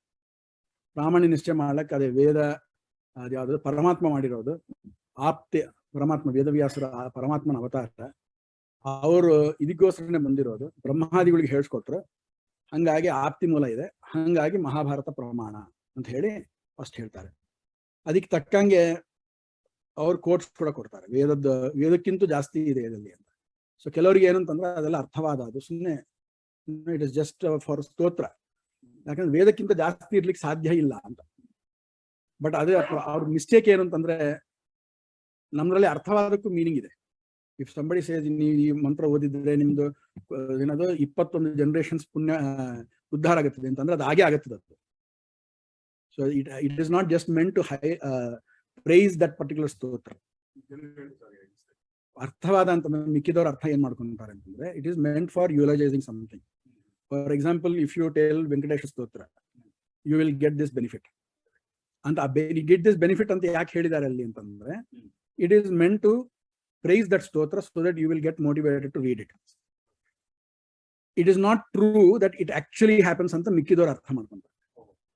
ನಾವ್ ಹೇಳ್ತೀವಿ ಅಂತಂದ್ರೆ, ಅಬಾಧಕ್ಕೆ ಸತಿ ಬಾಧ ಇದ್ದಿಲ್ಲ ಅಂತಂದ್ರೆ, there is no contradiction, even that will happen. For example, Mahabharata ವಿಷಯ ಹೇಳೋ ಕಾಲಕ್ಕೆ ಮಹತ್ವಾಚ್ಚ ಭಾರವತ್ವಾಚ್ಚ ಮಹಾಭಾರತ ಮುಚ್ಚತೆ. ಓಕೆ, ನಿರುಕ್ತಮಪಿ ಯೋ ವೇದ ಸರ್ವಪಾಪೈ ಪ್ರಮುಚ್ಯತೆ. ಮಹಾಭಾರತ ಅಂತ ಯಾಕೆ ಕರೀತಾರೆ ಅಂತಂದ್ರೆ, ಅದರೊಳಗೆ ಮಹತ್ವ ಎಂಬುದು ಏನಿದೆ ಅದೇ ಅದರಿಂದ ಭಾರವಾಗಿ ಎಲ್ಲ ಕಡೆ ವ್ಯಾಪ್ತವಾಗಿದೆ. Okay, it is heavy on in the account of its greatness. ಹಂಗೆ ಅಂತಿದೆ. ಇದನ್ನ ಯಾರು ತಿಳಿತಾರೋ ಅವರಿಗೆ ಎಲ್ಲ ಪಾಪಗಳು ಹೋಗುತ್ತದೆ ಅಂತಿದೆ. ಈ ಎಲ್ಲ ಪಾಪಗಳು ಹೋಗ್ತಾರೆ ಅಂತ ತಿಳಿಯೋದು ಇಸ್ ಇಟ್ ಅರ್ಥವಾದ ಆರ್ ನಾಟ್ ಅಂತ ಪ್ರಶ್ನೆ. ಮಿಕ್ಕಿದವರು ಅರ್ಥವಾದ ಅಂತ ಮಾಡ್ಕೊಂಡು ಅದಕ್ಕೆ ಕಮ್ಮಿ ಇಂಪಾರ್ಟೆನ್ಸ್ ಕೊಡ್ತಾರೆ. ನಾವು ಇಲ್ಲ, ಅದಕ್ಕೂ ಮೀನಿಂಗ್ ಇದೆ, ಅದು ನಿಜವಾಗ್ಲೂ ಆಗುತ್ತದೆ. ನಮ್ಗೆ ಯಾಕೆ ಹೋಗ್ತಾ ಇಲ್ಲ ಅಂತಂದ್ರೆ, ಬೇರೆ ಇನ್ನೇನು ಇದು ಅದೇನದು ನಮ್ಗೆ ಮೋಕ್ಷಕ್ಕೆ ಪ್ರತಿಬಂಧಕವಾಗಿರುವಂತ ಏನೇನು ಎಲಿಮೆಂಟ್ಸ್ ಇರ್ತದೋ ಅಷ್ಟು ಪಾಪನೆಲ್ಲ ತೆಗೆದುಹಾಕ್ಬಿಟ್ಟದೆ. ಹಂಗಾಗಿ ಸರ್ವ ಪಾಪ ಮುಚ್ಚತೆ ಎಂಬುದು ಕೂಡ ಕೂಡುತ್ತದೆ ಅಂತ ಹೇಳಿ. ಸೊ ಮಹಾಭಾರತಕ್ಕಿಂತ ವೇದಕ್ಕಿಂತ ಜಾಸ್ತಿ ಮಹಾಭಾರತದಲ್ಲಿದೆ. ಯಾಕೆ? ಅದು ಸರ್ವಜ್ಞ ಪ್ರಣೀತ. ಅಷ್ಟೇ ಅಲ್ದಂಗೆ ಏನು ಅವನಿಗೆ ಮಾತ್ರ ತಿಳಿದಿರೋ ಕೆಲವು ವಿಷಯಗಳನ್ನು ನಾನು ಸರ್ವ ಮಹಾಭಾರತದಲ್ಲಿ ಇಟ್ಟಿದ್ದಾನೆ. ಸೊ ಇಷ್ಟೆಲ್ಲ ಹೇಳ್ಬಿಟ್ಟು ಪ್ರಾಮಾಣ್ಯವನ್ನು ಸಿದ್ಧಿ ಮಾಡ್ತಾ ಆಮೇಲೆ ವೇದ ಸಂವಾದಿತ್ವ ಕೂಡ ಅಂತ ಪ್ರಾಮಾಣ್ಯ ಸಿದ್ಧಿ ಮಾಡಿ ತದಂತರ್ಗತವಾಗಿರುವಂಥದ್ದು ಗೀತಾದ ಪ್ರಾಮಾಣ್ಯ ಸಾಮರ್ಥ್ಯ ಮಾಡೋ ಅವಸರ ಬರೋದಿಲ್ಲ. ಅಲ್ಲ ಮತ್ತೆ ಗೀತಾನ ಯಾಕೆ ಸೆಲೆಕ್ಟ್ ಮಾಡಿದ್ರು? ದುರ್ಯೋಧನ ಮತ್ತು ಅವನು ಗುರು ಯಾರನ್ನು ಕಣಿಕ ಅಂತ ಬರ್ತಾನೆ, ಅವನ ಜೊತೆ ಅವನದು ಮತ್ತು ಡಿಸ್ಕಷನ್ ಇದೆ. You would have taken up that also ಅಂತಂದ್ರೆ ಇಲ್ಲ, ಗೀತಾ ಈಸ್ ಮಹಾಭಾರತ ಪಾರಿಜಾತ ಮಧುಭೂತಾನ್, it is the highest essence. ಅದಕ್ಕೆ ಆಚಾರ್ಯರು ಕೋರ್ಸ್ ಕೂಡ ಕೊಡ್ತಾರೆ ನಿಮಗೆ. ಭಾರತಂ ಸರ್ವಶಾಸ್ತ್ರೇಶು ಭಾರತೀಯ ಗೀತಿಕಾವರ ವಿಷ್ಣು ನಾಮ ಸಹಸ್ರಂಚ ಅಂತ ಹೇಳಿ ಕೇಯಂ ಪಠ್ಯಂ ಚ ತದ್ವಯಂ. ದಿಸ್ ಇಸ್ ಅನ್ ಇನ್ಕೆ ಫ್ರಮ್ ಕೂರ್ಮ ಪುರಾಣದಲ್ಲಿ ಕೊಡುವಂತ ವಿಷಯ ಇದು. ವಿಷ್ಣು ಎಲ್ಲ ಶಾಸ್ತ್ರದಲ್ಲಿ ಮಹಾಭಾರತ ಶ್ರೇಷ್ಠ. ಮಹಾಭಾರತದೊಳಗೆ ಭಗವದ್ಗೀತಾ ಮತ್ತು ವಿಷ್ಣು ಸಹಸ್ರನಾಮ ಹೈಯೆಸ್ಟ್. ಯಾಕೆ ಅಂತ ಗೀತಾ ತಾತ್ಪರ್ಯದಲ್ಲಿ ಹೇಳ್ತಾರೆ, ತಜ್ಞಾನಾನ್ ಮುಚ್ಯತೆ ಇಂಜಸ, you know these two things well, ನಿಮ್ಗೆ ಮೋಕ್ಷ ಆಗುತ್ತದೆ. ಮಿಕ್ಕಿದ್ದೆಲ್ಲದಕ್ಕೆ you need little more work. ಇದ್ರೊಳಗೆ ನೀವು ಎರಡರ ಮೇಲೆ ಕಾನ್ಸಂಟ್ರೇಟ್ ಮಾಡಿದ್ರೆ ನಿಮ್ಗೆ ಮೋಕ್ಷ ಆಗುತ್ತೆ. ಹಂಗಾಗ್ಬಿಟ್ಟು ಇದು ಗೀತಾ ಭಗವದ್ಗೀತಾ ಎಂಬುದೇನಿದೆ ಅದು ಮಹಾಭಾರತದೊಳಗೆ ಶ್ರೇಷ್ಠವಾದ ಒಂದು ಸಾರ ರೂಪವಾಗಿರುವಂತಹದ್ದು. ಮಹಾಭಾರತನೇ ಎಲ್ಲ ಶಾಸ್ತ್ರಗಳಿಗಂತ ಸಾರ ರೂಪವಾಗಿದೆ, essence it is the highest ಅಂತ ಒಂದು ಮಾತಲ್ಲಿ ಹೇಳ್ತಾರೆ. ಹಂಗೆ ಮಾಡಿ ಮೊದಲನೇ ಅಧ್ಯಾಯ ಯಾಕೆ ಬಂತು? ಈ ಕಡೆ ಇಗ್ನೋರ್ಡ್ ಫಸ್ಟ್ ಅಧ್ಯಾಯ ಆಲ್ ಟುಗೆದರ್. ಅಲ್ಲೇನು ಟೀಚಿಂಗ್ ಎಲ್ಲ ಒಂದಿಲ್ಲ ಅಂತಂದ್ರೆ ಇಲ್ಲ, it is to give the context. Arjuna actually argues very well. Arjuna ಏನ್ ಮಾಡ್ತಾನೆ? ಹಿ ಟೆಲ್ಸ್, ಲುಕ್, ಇದು there are two options. One, I will be tainted negatively, ಏನ ನಂಗೆ ಸುಮ್ಮನೆ ಓಡೋಗ್ಬೇಟ ಅಂತಂತಾರೆ, ಅವೆಲ್ಲ ಪರವಾಗಿಲ್ಲ. But I cannot kill my relatives. Killing relatives is also ಅಧರ್ಮ. So how can you ask me to do ಅಧರ್ಮ? Okay, are killing these big Bhishma Drona ಅಂತ ಸಜ್ಜನರನ್ನ ಕಿಲ್ ಮಾಡುವಂತ ಅಂಬೋದು ಅದು ದೋಷ ಅದು ಅಂತ ಹೇಳ್ತಾರೆ. ಸೊ ಇದನ್ನ ಆಫ್ಸೆಟ್ ಮಾಡಕ್ಕೆ ಪರಮಾತ್ಮ ಮುಂದೆ ಎರಡನೇ ಅಧ್ಯಾಯದಲ್ಲಿ ಸ್ಟಾರ್ಟ್ ಮಾಡಿ, ಎರಡನೇ ಅಧ್ಯಾಯದಲ್ಲಿ ಫಸ್ಟ್ ಎಸ್ಟಾಬ್ಲಿಷ್ ಮಾಡಿದ್ದೆ ಏನು ಅಂತಂದ್ರೆ ಪರಮಾತ್ಮ ಜೀವ ಅಂಬೋದು ನಿತ್ಯ ಅಂತ ಹೇಳ್ತಾರೆ. That is his main point. See you killing ಅಂತಂದ್ರೆ ಏನು ಅಂತ ಇದ್ದೀನಿ ನೀನು, the either you can kill the body or the soul. Soul cannot be killed ಅಂತ ಫಸ್ಟ್ ಸೋಲ್ ಅಂಬೋದು ಅಂತ ಎಸ್ಟಾಬ್ಲಿಷ್ ಮಾಡ್ತಾನೆ. ನಮ್ಗೆ ಇವಾಗಿನ ಕಾಲದಲ್ಲಿ ಸೈನ್ಸಿಗೆ ತುಂಬಾ ಬೇಕಾಗಿರುವಂತ ಅಂಶ ಇದೆ. How do you even know there is something called soul which is different from the body? ಅದಕ್ಕೆ ಪರಮಾತ್ಮ ಆರ್ಗ್ಯುಮೆಂಟ್ಸ್ ಕೊಡ್ತಾನೆ. ಏನು, ಬಾಡಿಲಿ ಚೇಂಜಸ್ ಆಗ್ತಾ ಇರ್ತದೆ, but the experiencer is not changing. ಕೌಮಾರ, ಯೌವನ, ಜರ ಇತ್ಯಾದಿಗಳ ಅವಸ್ಥೆಗಳು ಬರ್ತಾ ಇದೆ, but the experiencer is not changing, though the body is changing, which means the experiencer is different from the body. Therefore, that experience is nothing but jiva. ಇನ್ನು ಮುಂದೆ ತುಂಬಾ ದೊಡ್ಡದು ಇದಾಗುತ್ತೆ. ಆಚಾರ್ಯ he gives lots of justifications there, but it goes forward and then he basically tells that this jiva also cannot be, and if you look at the sharira, it is anyway nashvara only. The body will anyway be discarded. It is not a solvable thing. Therefore, you should, and on the other hand, this is an opportune moment for a kshatriya to get into a dharma yuddha like this. Therefore you should fight ಅಂತ ಹೇಳಿ ಅಲ್ಲಿಂದ start ಮಾಡ್ತಾರೆ. But ಅದಕ್ಕೆ ಮುಂಚೆ ಒಂದು ಮಾತು ಹೇಳ್ಬಿಡ್ತಾನೆ, he will bring the eternality, he will bring out the eternality of jiva on the basis of the eternality of the Lord. ತನ್ನ ಸ್ವಂತ ಇದರಿಂದ ಹೆಂಗೆ ಅಪ್ರಮೇಯ ಈಶ್ವರ ಸ್ವರೂಪತ್ವ ಅಂತ ಹೇಳ್ತಾರೆ. ಪರಮಾತ್ಮ ಹೆಂಗೆ ಅಪ್ರಮೇಯನಾಗಿದಂತ ಈ ಪರಮಾತ್ಮ ಹೆಂಗೆ ನಿತ್ಯನೋ, ಹೆಂಗೆ ಅವನಿಗೆ ಯಾವ್ದು ಅವನು ನಾಶನ ಮಾಡ್ಲಿಕ್ಕೆ ಆಗೋದಿಲ್ಲವೋ, ಅವನಿಗೆ ಸ್ವರೂಪ, ಅವನಿಗೆ ಸಾರೂಪ್ಯ ಅಂದ್ರೆ ಅವನಿಗೆ ಸಿಮಿಲರ್ ಆಗಿರೋ ಕಾರಣದಿಂದ ಜೀವ ಕೂಡ ನಿತ್ಯ ಅಂತ ಹೇಳಿ ಅದನ್ನ ಮುಂದೆ ಇನ್ನು ಸ್ವಲ್ಪ ಹೇಳ್ಕೊಂತ ಹೋಗ್ತಾರೆ. ಆಮೇಲೆ ಸಾಂಖ್ಯ ಯೋಗ ಎಂಬ ಟರ್ಮ್ಸ್ ನ ಯೂಸ್ ಮಾಡ್ತಾರೆ. ಸಾಂಖ್ಯ ಯೋಗ ಎಂಬುದನ್ನ ಮಿಕ್ಕಿದವರು ಏನಂತ ಅರ್ಥ ಮಾಡ್ಕೊಂತಾರೆ, they think that it is those two doctrines, ನಮ್ಮ ದರ್ಶನಗಳು ಅಂತ ಅನ್ಕೊಂತಾರೆ. ಬಟ್ ಇಲ್ಲಿ ಯಾವುದು ಅಲ್ಲ, ಇದೆರಡು ಅಲ್ಲ. ಇಲ್ಲಿ ಕಪಿಲ ಹೇಳಿರುವಂತ ಸಾಂಖ್ಯ ಇದು. 18ನೇ ಅಧ್ಯಾಯದಲ್ಲಿ ಕೂಡ ಸಾಂಖ್ಯ ಕೃತಾಂತಿ ಅಂತ ಬರುತ್ತದೆ. ಅಲ್ಲಿ ಕೂಡ ಕಪಿಲ ಹೇಳಿರೋದು ಯಾರು, ಕಪಿಲ ಮಹರ್ಷಿ ಅಂತ. ಅದು ಕಪಿಲ ಎಂಬುದರೊಳಗೆ ಕನ್ಫ್ಯೂಷನ್ ಇದೆ, ಇಬ್ಬರು ಕಪಿಲಗಳು ಇದ್ದಾರೆ. ಇದು ಪರಮಾತ್ಮ ಹೇಳಿದಂತ ಕಪಿಲ ಎಂಬ ಸಾಂಖ್ಯ, ಅದು ಹಂಗೆ ಅಂತ ಹೇಳ್ತಾರೆ. ಸಾಂಖ್ಯ ಅಂದ್ರೆ ಜ್ಞಾನ ಅಂತ ಅರ್ಥ. ಓಕೆ, ಯೋಗ ಅಂತಂದ್ರೆ ಉಪಾಯ ಅಂತ ಅರ್ಥ. ಸೊ ದಟ್ ಈಸ್ ವಾಟ್ ಯೋಗ, ಕರ್ಮ ಯೋಗ. ಆಮೇಲೆ ಮುಂದೆ 3ನೇ ಅಧ್ಯಾಯದಲ್ಲಿ ಬರುವಂತದ್ದು ಕರ್ಮಯೋಗ ಅಂತ ಹೇಳ್ತಾರೆ. 4ನೇ ಅಧ್ಯಾಯ ಜ್ಞಾನ ಯೋಗ ಅಂತ ಹೇಳ್ತಾರೆ. ಅಂದ್ರೆ ಏನು, ಕರ್ಮವೆಂಬ ಉಪಾಯ. ಕರ್ಮವನ್ನು ಹೆಂಗೆ ಮಾಡಿದ್ರೆ ನಂಗೆ ಪರಮಾತ್ಮ ಸಿಗ್ತಾನೆ, ಸೊ ಅದು ಕರ್ಮಯೋಗ. ಸೊ ಇವಾಗಿನ ಕಾಲದಲ್ಲಿ ಅದು ಕೂಡ ತಪ್ಪು ಅರ್ಥ ಮಾಡಿಸ್ಕೊಂತಾರೆ ಜನ. ಕರ್ಮಯೋಗಿ ಜ್ಞಾನ ಯೋಗಿ ಅಂತ ಅನ್ಕೊಂಡು they think that he does only karma. Or ನಮ್ಮ ಇವರು ಯಾರು ಅದ್ವೈತಗಳಿದ್ದಾರಲ್ಲ ಅವ್ರು ಹೇಳ್ಕೊಂತಾರೆ karma and jnana are oppose to each other. ಮುಂದೆ 4ನೇ ಅಧ್ಯಾಯದ ಹಂಗೂ ಬರುತ್ತದೆ, ಜ್ಞಾನಾಗ್ನಿ ದಗ್ಧ ಕರ್ಮಾಣಂ ಅಂತ ಮಾತು ಬರ್ತದೆ. So they think karma and jnana are oppose to each other. ಹಂಗಲ್ಲ ನಮ್ದ್ರಲ್ಲಿ. ಕರ್ಮ ಯೋಗಿಗಳು ಕೂಡ ಜ್ಞಾನದಿಂದ ಕೆಲಸ ಮಾಡಬೇಕು, ಜ್ಞಾನ ಯೋಗಿಗಳು ಕರ್ಮ ಮಾಡಬೇಕು, ಅಂಡ್ ಭಕ್ತಿ ಯೋಗಿಗಳು ಎಲ್ಲ ಮಾಡಬೇಕು. ಮತ್ತೆ ಆ ಹೆಸರುಗಳು ಹೆಂಗ್ ಬಂತು ಅಂತಂದ್ರೆ ಅವ್ರವ್ರು ಮಾಡೋ ಕರ್ಮದಲ್ಲಿ ಅವ್ರವ್ರು ಮಾಡೋ ಆಕ್ಟಿವಿಟೀಸ್ ಮೈಂಡ್ಸೆಟ್ ಒಳಗೆ ವಿಚ್ ಇಸ್ ಪ್ರೆಡಾಮಿನೆಂಟ್ ಅಂಬೋದ್ ಮೇಲೆ ಹೋಗುತ್ತೆ. ಭಾಗವತ ತಾತ್ಪರ್ಯದಲ್ಲಿ ಹೇಳ್ತಾರೆ ಭಕ್ತಿ ಯೋಗಿರಂತೂ ದೇವತೆಗಳು.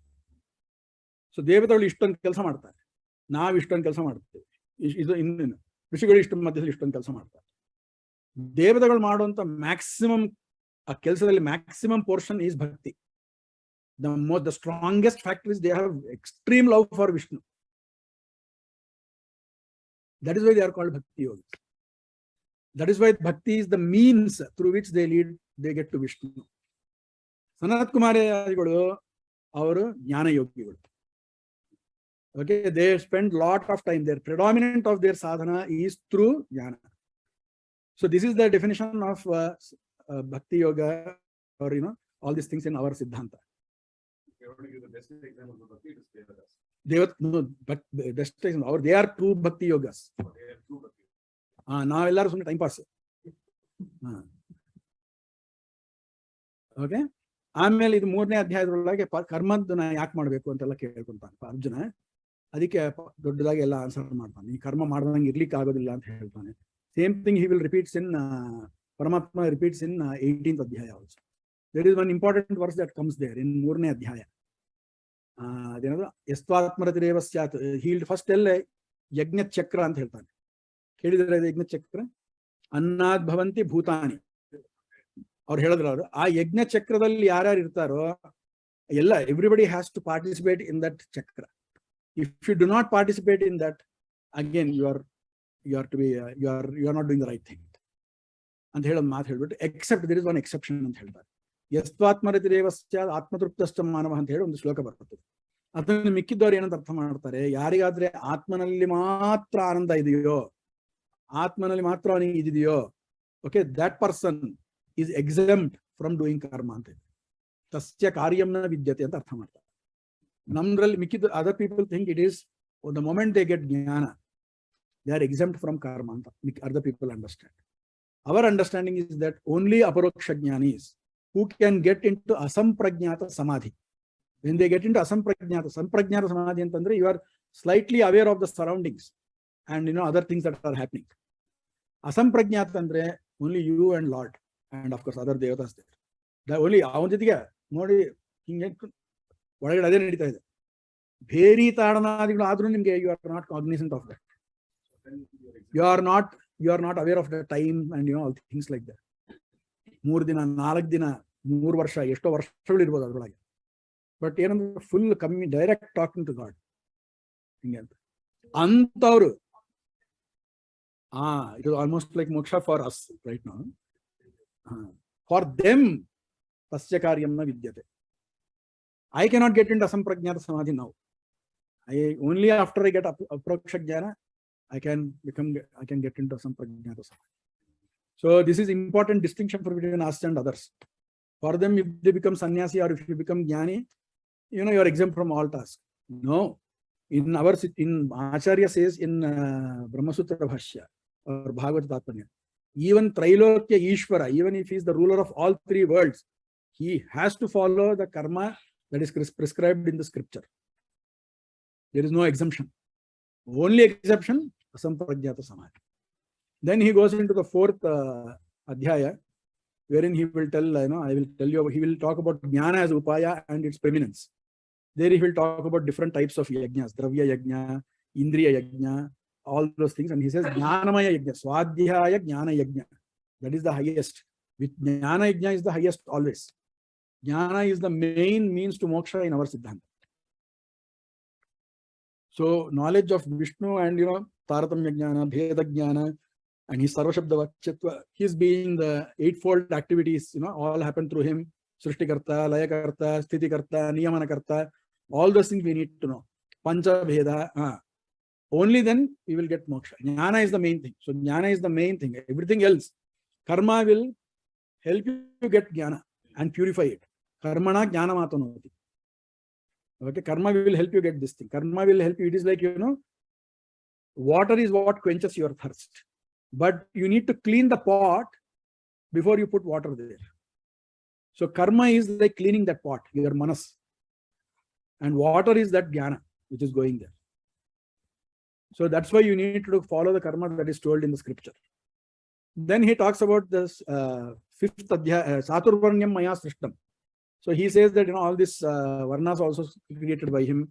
He says that, look, I don't need to do anything, but still I do. Okay, because everybody else will follow me. Yadyad acharati sreshtaha tattadevetaro janaha. All others will follow whatever I am saying, whatever I practice. See, that is leadership by action. Right? He is showing it himself. Then next he will talk about how one should meditate. Yogi. Now when he talks about yogi, he is talking about dhyana yogi in the 6th chapter. So the first 6 chapters are primarily to talk about the different means to get moksha. So sadhana. That is the first hexad. The second hexad is, what is this jnana about? That is about Vishnu. Para, apara, tattva. Both are told there. So first he talks about his 3 types of things. He says there are 3 levels of prakriti. Or now he says, I have 2 types of prakriti. One is apara prakriti, another one is para prakriti. And then I exceed both of them. So other people mistake this also. In our case, apara prakriti means jada prakriti. Bhumi, rapo, nalo, and it will go on like that. The 5 bhutas, ahankara, mahatattva, and another one, they all form the one apara tattva, apara prakriti. And para prakriti is Lakshmi. Okay, yaya jivabhutam dharyate jagat, by which all of this world is held. Lakshmi. Okay, so only we make that explanation. Other people miss on that also. Okay, so they think my prakriti means my nature. They treat that as his nature. They interpret it as his nature. The Ramanujiyas, or even the Advaitins for that matter, they treat it as his nature. Lower nature, higher nature, and all those things. But it is like not that. Prakriti is doesn't mean nature here. It means matter. And that too, there is Chit Prakriti and Achit Prakriti. If you don't take this interpretation, the logical trouble that you will run into is in the next verse. Matta paradharam nasti. Because everything else is covered in these 2 natures. Then there is nothing more excellent than me. There is nothing superior to me. Why will he say that? When everything is him, there is the funda of something being superior does not arise at all, right? So that is the first problem. Then he talks about Vijnana there. Jnana and Vijnana, he talks about all of that. The discussion that we had. Rasoham apsu kaunteya. How he then tells you, how in different padarthas, how he controls even their core attributes. How they are in his niyamana, he talks about that. Then in the 8th adhyaya, he talks about, what a person should do about around marana time. How he should prepare for that, for his death and all those things. So there also, how did that chapter come in here? Right? It should have been in the first 6 chapters. It should have been in the first hexad, which is talking about sadhana. So there, Jayatirtha says that it is because that it is indirectly, it will finally tell you about Lord only, how you should propitiate him at that time. Therefore, it is Bhagavan Mahima Jyotaka. Therefore, it is appropriate to be in this particular hexad, the 2nd hexad. Then the Navama Adhyaya is where he talks about the Raja Vidya Rajaguhyam. Again, he takes, Ananya Sintayantamam Yedana Paryupastate. This word Ananya is very important. Ananya means that, other people interpret this as, you should think of me as same as you. That is not right. That particular interpretation is derided in the Kathopanishad. Ananya prokte gatiratra nasti. A person who thinks of him identical to Lord, Okay, there is no destination for him. There is no goal for him. Therefore, this Ananya means basically there is no superior to you, there is no superior other than you. There is no other supreme other than you. With that mind, with only him as the refuge, okay, we should, if whoever this, he will take care of us. Then in the 10th adhyaya, we talked about his special presence in many objects. We talked about the 4 vibhuti types. And then by this time itself, Arjuna's doubts are cleared. If you notice, Arjuna tells my doubts are cleared, twice he will tell. One is in the 9th adhyaya itself. And in the 10th, he will ask more and more questions. See, his original question, why should I kill these guys, is already solved. But he continues to ask these questions. So Acharya says one important point. Though these people know the truth, they take an opportunity, they don't leave an opportunity to ask more, because they will get, they are hungry for knowledge. They'll get more knowledge. So for Devatas, Jnana is the Annam. He will tell this thing in Mahabharata. So Arjuna, that's why he doesn't leave that up. Yuddha and all those things, okay, that we'll manage. Just tell me more. He is eager. Right? And he'll tell, Acharya makes one more important point. In many places in Gita, right, Bhagavanta says this thing. He says that if you know this much, you will get moksha. Suhridam mam sarvabhutanam jnatva shanti mruchati. If you understand me as the well-wisher for all beings, you will get moksha. Janma karma cha me divyam. So whoever knows my birth and my activities to be divine, even he will get moksha. So the first natural instinct is, okay, this much is sufficient for our sadhana. But Acharya again clarifies, no, you need to know all aspects. The more you know, the better it is. This is in line with what the Dharma Sutras also say in other place. Veda Kristno adhigantavya sarahasyo dvijanmana. All of the Veda should be known. We are trying to learn one sutta here and there. What Acharya is saying is learn all of that, and along with all the secrets. Okay, so that is the direction in which he exhorts us. Then the 11th adhyaya is the most beautiful of them, the Vishwarupa adhyaya. At least it is my favorite. Okay, I think Arjuna was not given just Divya Chakshush, but he was given even Divya Bhrana, this thing also. He says, no, Divya Gandhanu Lepanam. You are, you have applied Divya Gandha. How will you know without getting the smell? And even Divya, this thing also, he's able to see that here what other Siddhas and Sadhus are praying to God at that time. So it means he is able to hear all of that. And he has Divya Manas also, because he is able to process all of that information. So Divya Chakshush doesn't just mean, divine eyes or to be able to see all of that. All faculties were exalted at that time. No. It is to Indra's capacity only. But Arjuna is limited, no? Arjuna being an avatar, this thing is there. So at that time, this thing gets exalted. There is no extra avesha, is what you have. Yeah, Indra can see. That's why he gets afraid also. Acharya writes this thing in Gita Tatparnya. Brahma also sees the same infinite rupa. Okay? No fear, full devotion. Rudra and Garuda, all those guys are also saying full devotion. Indra onwards, the slight problem starts. The fear starts. That's why, some people are running helter-skelter. Huh? They don't see all this. No, they don't. So that is another important point. It's a shared vision. So it is not like, a TV show that is happening somewhere which is shown only to Arjuna. It is not, it is the same, the full thing is shown right there to only these people can see. The question is it like a video thing that he has shown separately, or is it truly that actual thing that he is showing there? So only Acharya says it is the actual thing that is shown over there. Because otherwise, how will you explain that, because Arjuna will describe, all these skulls are getting broken. I can see my enemies rushing into your mouth and preparing for their death. If it was a reality, they are all standing there only.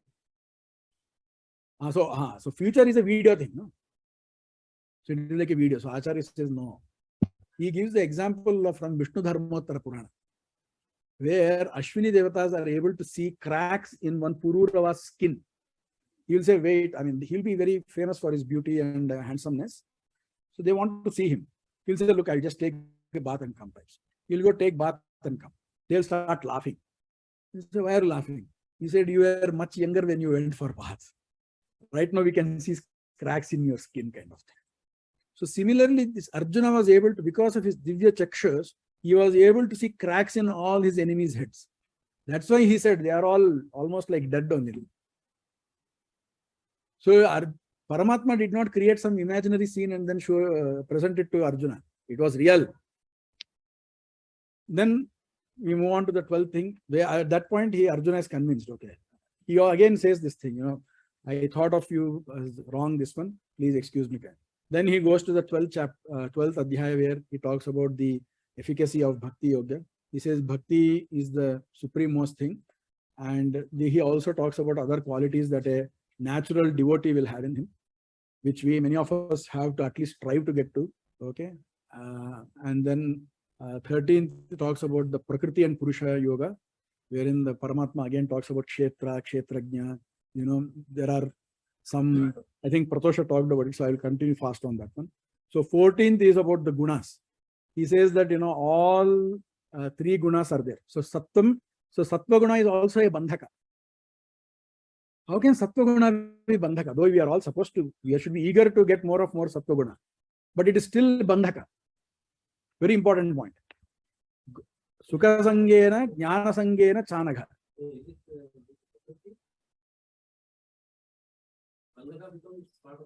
But what Krishna says is, how does it bind you? It binds you by Sukha Sangha and Jnana Sangha. I want to become a grammarian. I study for the sake of knowledge. It is pointless. That's why Acharya, he brings in another point from Mahabharata itself, where there are 2 types of sattva, Sukshma and Sthula. Sthula sattva is what gives you interest in activities related to knowledge. You know, I want to do machine learning, I want to do Vyakarana, I want to do all of this kind of learning. Rajasa is something that pushes you into action, passionate action, which startups need. This is all Rajasa. Okay? Tamasa, all parties. Okay? It will give you moha, it will give you alasya and nidra, hangover. Okay? That is what tamasa. Paramatma says you have to become gunatita. So people generally interpret that as you should not even care for sattva guna. But Acharya says no, that is Thula sattva. Where Sukshma sattva is there, you will get interest in Harishastra, Veda Shastra. You will say, I want to do this particular upavasa. I want to do this dharma. Do it. That should not be discarded. Sthula sattva, yes.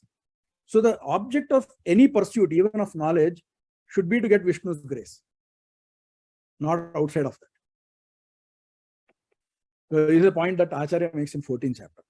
15th chapter is very famous. He will talk about the 3 Purushas. 15th chapter. 15th chapter. That one is there, and he will talk about, you know, how he is present in the sun, moon, and all of them. And he will say their tejas is also mine only, eventually. And then he will introduce to the concept of Kshara Purusha, Akshara Purusha. So we are consistent. Earlier we talked about Achetana Prakriti, and Chetana Prakriti is Chit Prakriti is Lakshmi. Here Kshara Purusha is Brahmaji Devatas, Akshara Purusha is Lakshmi. And Uttama Purusha to Anyaha. In what way is he Anya? He is Swatantra. He is Swatantra. All these 2 people are not Swatantra. So then he ends that particular thing. He says that if you know this much, okay, that there are this Taratamya is there, then you will become Kritakrutyascha Bharata. You would have done all whatever you should have done. Basically, you become Mukta. That's what he will say there. Then 16th chapter we saw. He talks about, you know, the Daiviya Sampat and Asuri Sampat. And 17th chapter talks about the different effect of different gunas, you know, on, in Dana, in Karma, in Karta, and all these places. And Ahara, Shraddha, most importantly the Shraddha, and how it is related to primarily to the Jiva Svabhava but sometimes it could be corrupted by, or it could be modified a little bit because of antakarana being of different nature. Then finally he comes to 18th, where all of this is getting summarized there. And he talks about how jivas is the locus of jnana, jnana and parijnana. Basically his jnana, ichcha, kriya, that's why he becomes an object of vidhi, injunction on prohibition. And then finally he talks about why each varna should do their own karmas. And then he says that you will ignore, you discard all avaishnava dharma and seek refuge in me. I will deliver you. I will liberate you from anything that is unpleasant or anything that is not good. Basically, I will give you moksha. And then he says, you should not give this Gita to anybody who has not done tapas, who is not a bhakta, and so on and so forth. And then he will say, on the other hand, if you give this knowledge to a person who has done tapas and who is devotee and all those things, then there is nothing which is dearer to me than that. So therefore, talking about Gita to other eligible people is one of the best activities that scholars can do.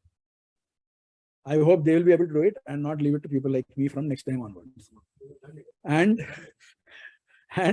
then Sanjaya says, it was so thrilling to see Paramatma's Rupa, Vishwarupa.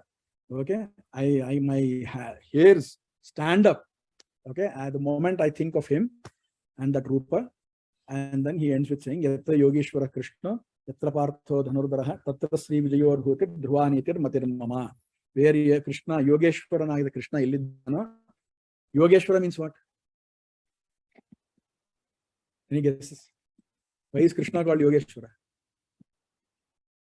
Yoga anta andre achintya shakti agidavanu. Shakti ullavanu. Antavarige Ishvara. Okay? That exalted mind is yoga, or exalted prowess is yoga. Adike avani Ishvara, he controls that part also. So therefore he is Yatra Yogeshwara Krishna, Yatra Partho Dhanurdharaha, Tatra Srihi, andre idu enanta sampat, Vijaya, victory,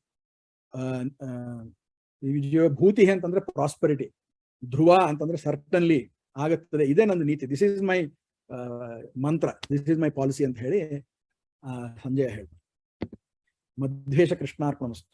ಒಂದು ಇದು ನೋಡ್ಬಿಡೋಣ, ಅವ್ರ ತಾತ್ಪರ್ಯ ನಿರ್ಣಯದ್ದು last ನೋಡ್ಬಿಟ್ಟು ಒಂದು ಚಿಕ್ಕದೊಂದು ಮಾತು ಇನ್ನೊಂದು ಹೇಳೋದಿತ್ತು.